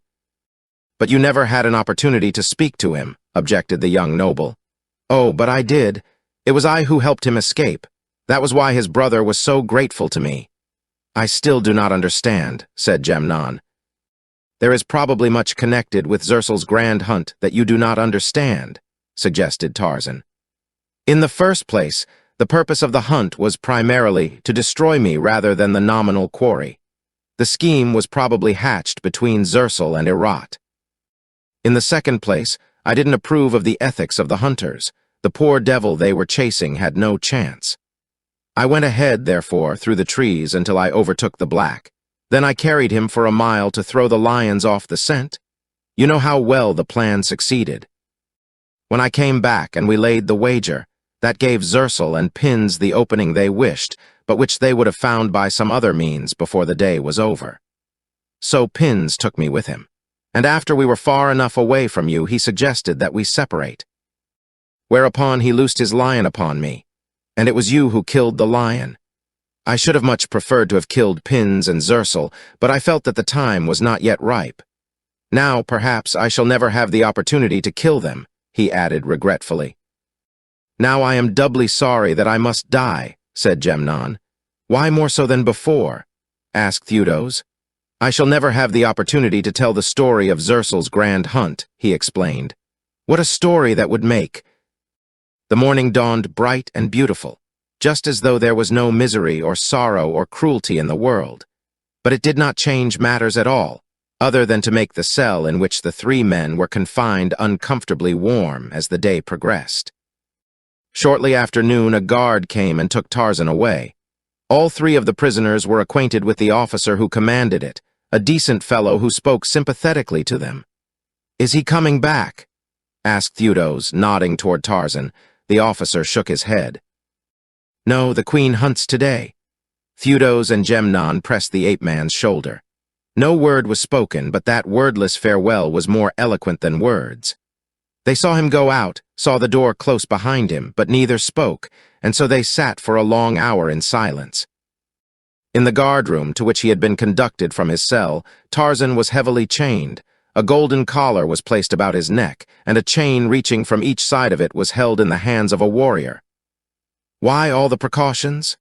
Demanded the ape-man. It is merely a custom. Explained the officer. It is always thus that the queen's quarry is led to the field of the lions. Once again, Tarzan of the Apes walked near the chariot of the Queen of Cathan, but this time he walked behind it, a chained prisoner between two stalwart warriors and surrounded by a score of others.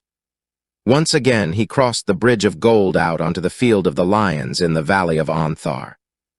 The procession did not go far, scarcely more than a mile from the city.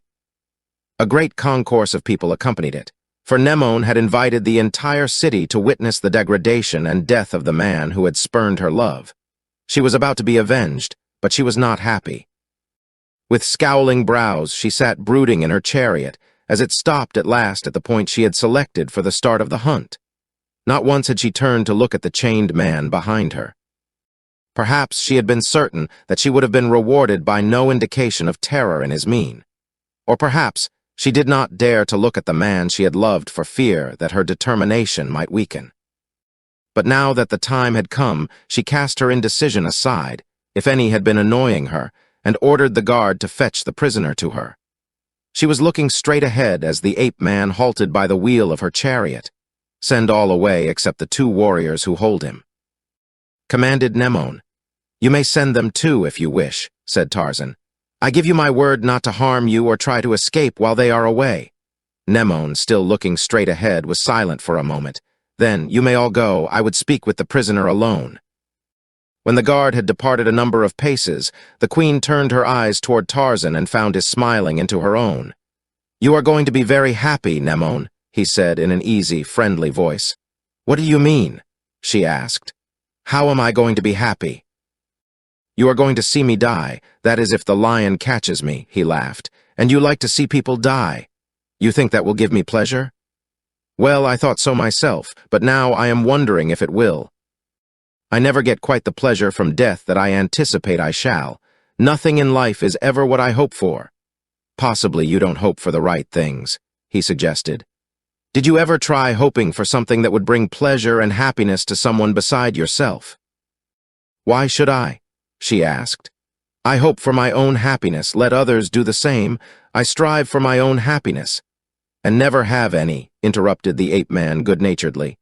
Probably I should have less if I strove only for the happiness of others, she insisted. There are people like that, he assented. Perhaps you are one of them, so you might as well go on striving for happiness in your own way. Of course you won't get it, but you will at least have the pleasures of anticipation, and that is something. I think I know myself and my own affairs well enough to determine for myself how to conduct my life, she said with a note of asperity in her voice. Tarzan shrugged. It was not in my thoughts to interfere, he said. If you are determined to kill me and are quite sure that you will derive pleasure from it, why, I should be the last in the world to suggest that you abandon the idea. You do not amuse me, said Nemone haughtily. I do not care for irony that is aimed at myself. She turned fiercely on him. Men have died for less, she cried, and the Lord of the Jungle laughed in her face. How many times? He asked. A moment ago, said Nemone, I was beginning to regret the thing that is about to happen. Had you been different, had you sought to conciliate me, I might have relented and returned you to favor, but you do everything to antagonize me. You affront me, you insult me, you laugh at me. Her voice was rising, a barometric indication, Tarzan had learned, of her mental state. And yet, Nemone, I am drawn to you, admitted the ape-man. I cannot understand it. You are attracted to me in spite of wounded pride and lacerated dignity, and I to you, though I hold in contempt your principles, your ideals, and your methods. It is strange, isn't it? The woman nodded. It is strange, she mused. I never loved one as I loved you, and yet I am going to kill you notwithstanding the fact that I still love you. And you will go on killing people and being unhappy until it is your turn to be killed, he said sadly. She shuddered. Killed. She repeated. Yes, they are all killed, the kings and queens of Cathan, but it is not my turn yet. While Belthar lives, Nemone lives. She was silent for a moment. You may live too, Tarzan. There is something that I would rather see you do than see you die. She paused as though expecting him to ask her what it was, but he manifested no interest, and she continued. Last night I knelt at your feet and begged for your love. Kneel here before my people, kneel at my feet and beg for mercy, and you may live. Bring on your lion, said Tarzan. His mercy might be kinder than Nemone's. You refuse. She demanded angrily. You would kill me eventually, he replied. There is a chance that the lion may not be able to. Not a chance, she said. Have you seen the lion? No, she turned and called a noble. Have the hunting lion brought to scent the quarry?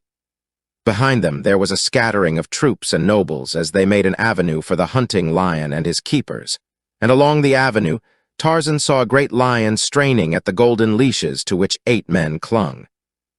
Growling and roaring, the beast sprang from side to side in an effort to seize a keeper or lay hold upon one of the warriors or nobles that lined the way, so that it was all that 4 stalwart men on either side of him could do to prevent his accomplishing his design.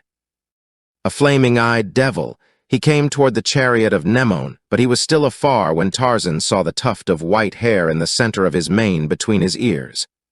It was Belthar.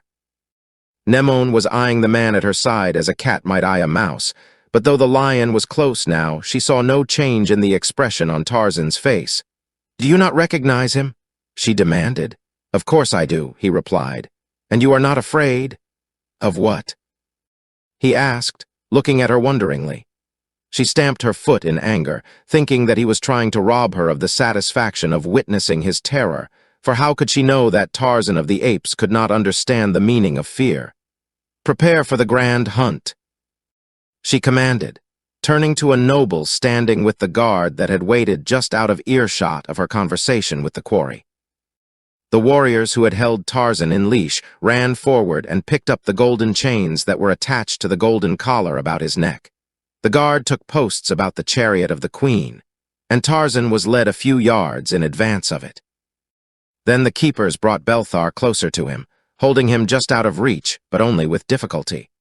For when the irascible beast recognized the ape-man, He flew into a frenzy of rage that taxed the 8 men to hold him at all. Warriors were deploying on either side of a wide lane leading toward the north from the chariot of Mnemon. In solid ranks, they formed on either side of this avenue, facing toward its center. Their spear points dropped to form a wall of steel against the lion should he desert the chase and break to right or left. Behind them, craning necks to see above the shoulders of the fighting men, the populace pushed and shoved for advantageous points from which to view the spectacle. A noble approached Tarzan. He was Fordos, the father of Gemnon, hereditary captain of the hunt for the rulers of Cathan. He came quite close to Tarzan and spoke to him in a low whisper. "I am sorry that I must have a part in this," he said, "but my office requires it." And then aloud, "In the name of the Queen, silence. These are the rules of the grand hunt of Mnemon, Queen of Cathan. The quarry shall move north down the center of the lane of warriors. When he has proceeded 100 paces, the keepers shall unleash the hunting lion, Belthar. Let no man distract the lion from the chase or aid the quarry. Under penalty of death, when the lion has killed and while he is feeding, let the keepers guarded by warriors retake him." Then he turned to Tarzan. "You will run straight north until Belthar overtakes you," he said. "What if I elude him and escape?" demanded the ape-man. "Shall I have my freedom then?" Fordos shook his head sadly. "You will not escape him," he said. Then he turned toward the queen and knelt. "All is in readiness, your majesty. Shall the hunt commence?" Mnemon looked quickly about her. She saw that the guards were so disposed that she might be protected in the event that the lion turned back. She saw that slaves from her stables carried great nets with which Belthar was to be retaken after the hunt. She knew, and they knew, that not all of them would return alive to Cathan, but that would but add to the interest and excitement of the day. She nodded her head to Fordos. "Let the lion scent the quarry once more, then the hunt may start," she directed. The keepers let Belthar move a little closer to the ape-man, but not before they had enlisted the aid of a dozen additional men to prevent his dragging the original 8, until he was within reach of the quarry. Mnemon leaned forward eagerly, her eyes upon the savage beast that was the pride of her stable. The light of insanity gleamed in them now. "It is enough," she cried. "Belthar knows him now, nor will he ever leave his trail until he has tracked him down and killed him, until he has reaped his reward and filled his belly with the flesh of his kill. For there is no better hunting lion in all Cathan than Belthar." Along the gantlet of warriors, that the quarry and the lion were to run spears had been stuck into the ground at intervals, and floating from the hafts of these were different-colored pennons. The populace, the nobles, and the queen had laid wagers upon the color of the pennon nearest which they thought the kill would occur, and they were still betting when Fordos slipped the collar from Tarzan's neck. In a hollow near the river that runs past Cathan, a lion lay asleep in dense brush, a mighty beast with a yellow coat and a great black mane. Strange sounds coming to him from the plain disturbed him, and he rumbled complainingly in his throat, but as yet he seemed only half awake. His eyes were closed, but his half-wakefulness was only seeming. Numa was awake, but he wanted to sleep and was angry with the men-things that were disturbing him. They were not too close as yet, but he knew that if they came closer he would have to get up and investigate, and that he did not want to do. He felt very lazy. Out on the field, Tarzan was striding along the spear-bound lane. He counted his steps, knowing that at the 100th Belthar would be loosed upon him. The ape-man had a plan. Across the river to the east was the forest in which he had hunted with Zersil and Pins and Gemnon. Could he reach it, he would be safe. No lion or no man could hope ever to overtake the lord of the jungle once he swung to the branches of those trees. But could he reach the wood before Belthar overtook him? Tarzan was swift, but there are few creatures as swift as Numa at the height of his charge. With a start of 100 paces, the ape-man felt that he might outdistance an ordinary lion. But Belthar was no ordinary lion. He was the result of generations of breeding that had resulted in the power of sustaining great speed for a much longer time than would have been possible for a wild lion, and of all the hunting lions of Cathan, Belthar was the best. At the 100th pace, Tarzan leaped forward at top speed. Behind him, He heard the frenzied roar of the hunting lion as his leashes were slipped and, mingling with it, the roar of the crowd. Smoothly and low ran Belthar, the hunting lion, swiftly closing up the distance that separated him from the quarry. He looked neither to right nor to left. His fierce, blazing eyes remained fixed upon the fleeing man ahead. Behind him rolled the chariot of the queen, the drivers goading their lions to greater speed that Nemon might be in at the kill. Yet Belthar outdistanced them as though they were rooted to the ground. The queen, in her excitement, was standing erect, screaming encouragement to Belthar. Her eyes blazed scarcely less fiercely than those of the savage carnivore she cheered on. Her bosoms rose and fell to her excited breathing. Her heart raced with the racing death ahead. The Queen of Cathan was consumed by the passion of love turned to hate. The nobles, the warriors, and the crowd were streaming after the chariot of the queen. Belthar was gaining on the quarry when Tarzan turned suddenly to the east toward the river after he had passed the end of the gantlet that had held him to a straight path at the beginning of his flight. A scream of rage burst from the lips of Nemon as she saw and realized the purpose of the quarry. A sullen roar rose from the pursuing crowd. They had not thought that the hunted man had a chance, but now they understood that he might yet reach the river and the forest. This, of course, did not mean to them that he would then escape, for they well knew that Belthar would pursue him across the river. What they feared was that they might be robbed of the thrills of witnessing the kill. But presently their anger turned to relief as they saw that Belthar was gaining on the man so rapidly that there was no chance that the latter might reach the river before he was overhauled and dragged down. Tarzan, too, glancing back over a bronzed shoulder, realized that the end was near. The river was still 200 yards away and the lion steadily gaining on him, but 50. Then the ape-man turned and waited. He stood at ease, his arms hanging at his side, but he was alert and ready. He knew precisely what Belthar would do, and he knew what he would do. No amount of training would have changed the lion's instinctive method of attack. He would rush at Tarzan, rear upon his hind feet when close, seize him with his taloned paws and drive his great fangs through his head or neck or shoulder. Then he would drag him down and devour him. But Tarzan had met the charge of lions before. It would not be quite so easy for Belthar as Belthar and the screaming audience believed, yet the ape-man guessed that, without a knife, he could do no more than delay the inevitable. He would die fighting, however.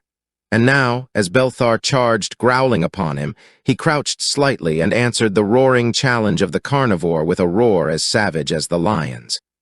Suddenly, he detected a new note in the voice of the crowd, a note of surprise and consternation. Belthar was almost upon him as a tawny body streaked past the ape-man, brushing his leg as it came from behind him. And as Belthar rose upon his hind feet fell upon him, a fury of talons and gleaming fangs, a great lion with a golden coat and a black mane, a mighty engine of rage and destruction. Roaring and growling, the two great beasts rolled upon the ground as they tore at one another with teeth and claws while the astounded ape-man looked on, and the chariot of the queen approached, and the breathless crowd pressed forward. The strange lion was larger than Belthar and more powerful, a giant of a lion in the full prime of his strength and ferocity, and he fought as one inspired by all the demons of hell. Presently Belthar gave him an opening, and his great jaws closed upon the throat of the hunting lion of Nemon, jaws that drove mighty fangs through the thick mane of his adversary, through hide and flesh deep into the jugular of Belthar. Then he braced his feet and shook Belthar as a cat might shake a mouse, breaking his neck. Dropping the carcass to the ground, the victor faced the astonished Cathanians with snarling face. Then he slowly backed to where the ape-man stood and stopped beside him, and Tarzan laid his hand upon the black mane of Jad Balyah, the golden lion. For a long moment, there was unbroken silence as the two faced the enemies of the Lord of the Jungle, and the awed Cathanians only stood and stared. Then a woman's voice rose in a weird scream.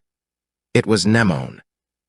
Slowly she stepped from her golden car, and amidst utter silence walked toward the carcass of the dead Belthar, while her people watched her, motionless and wondering.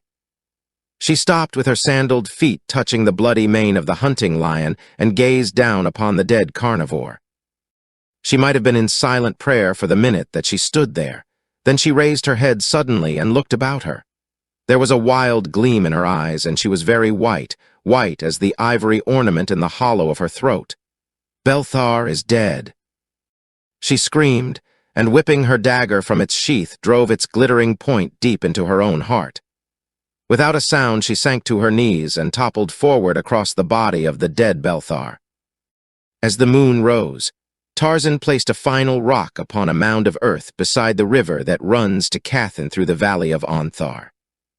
The warriors and the nobles and the people had followed Fordos to the city to empty the dungeons of Nemon and proclaim Alexter king, leaving their dead queen lying at the edge of the field of the lions with the dead Belthar. The human service they had neglected the beast man had performed, and now beneath the soft radiance of an African moon, he stood with bowed head beside the grave of a woman who had found happiness at last. Tarzan and the City of Gold. When Tarzan rescued a strange white savage in the remotest part of unexplored Africa, it was to learn for the first time of two contending wonder cities hidden there. One was the City of Gold, whose people raised and worshipped lions. The other the City of Ivory, whose gods were elephants. Caught between these two warring barbarisms, it was to take every bit of Tarzan's lion lore, elephant skill, and jungle talent to win over the incredible odds.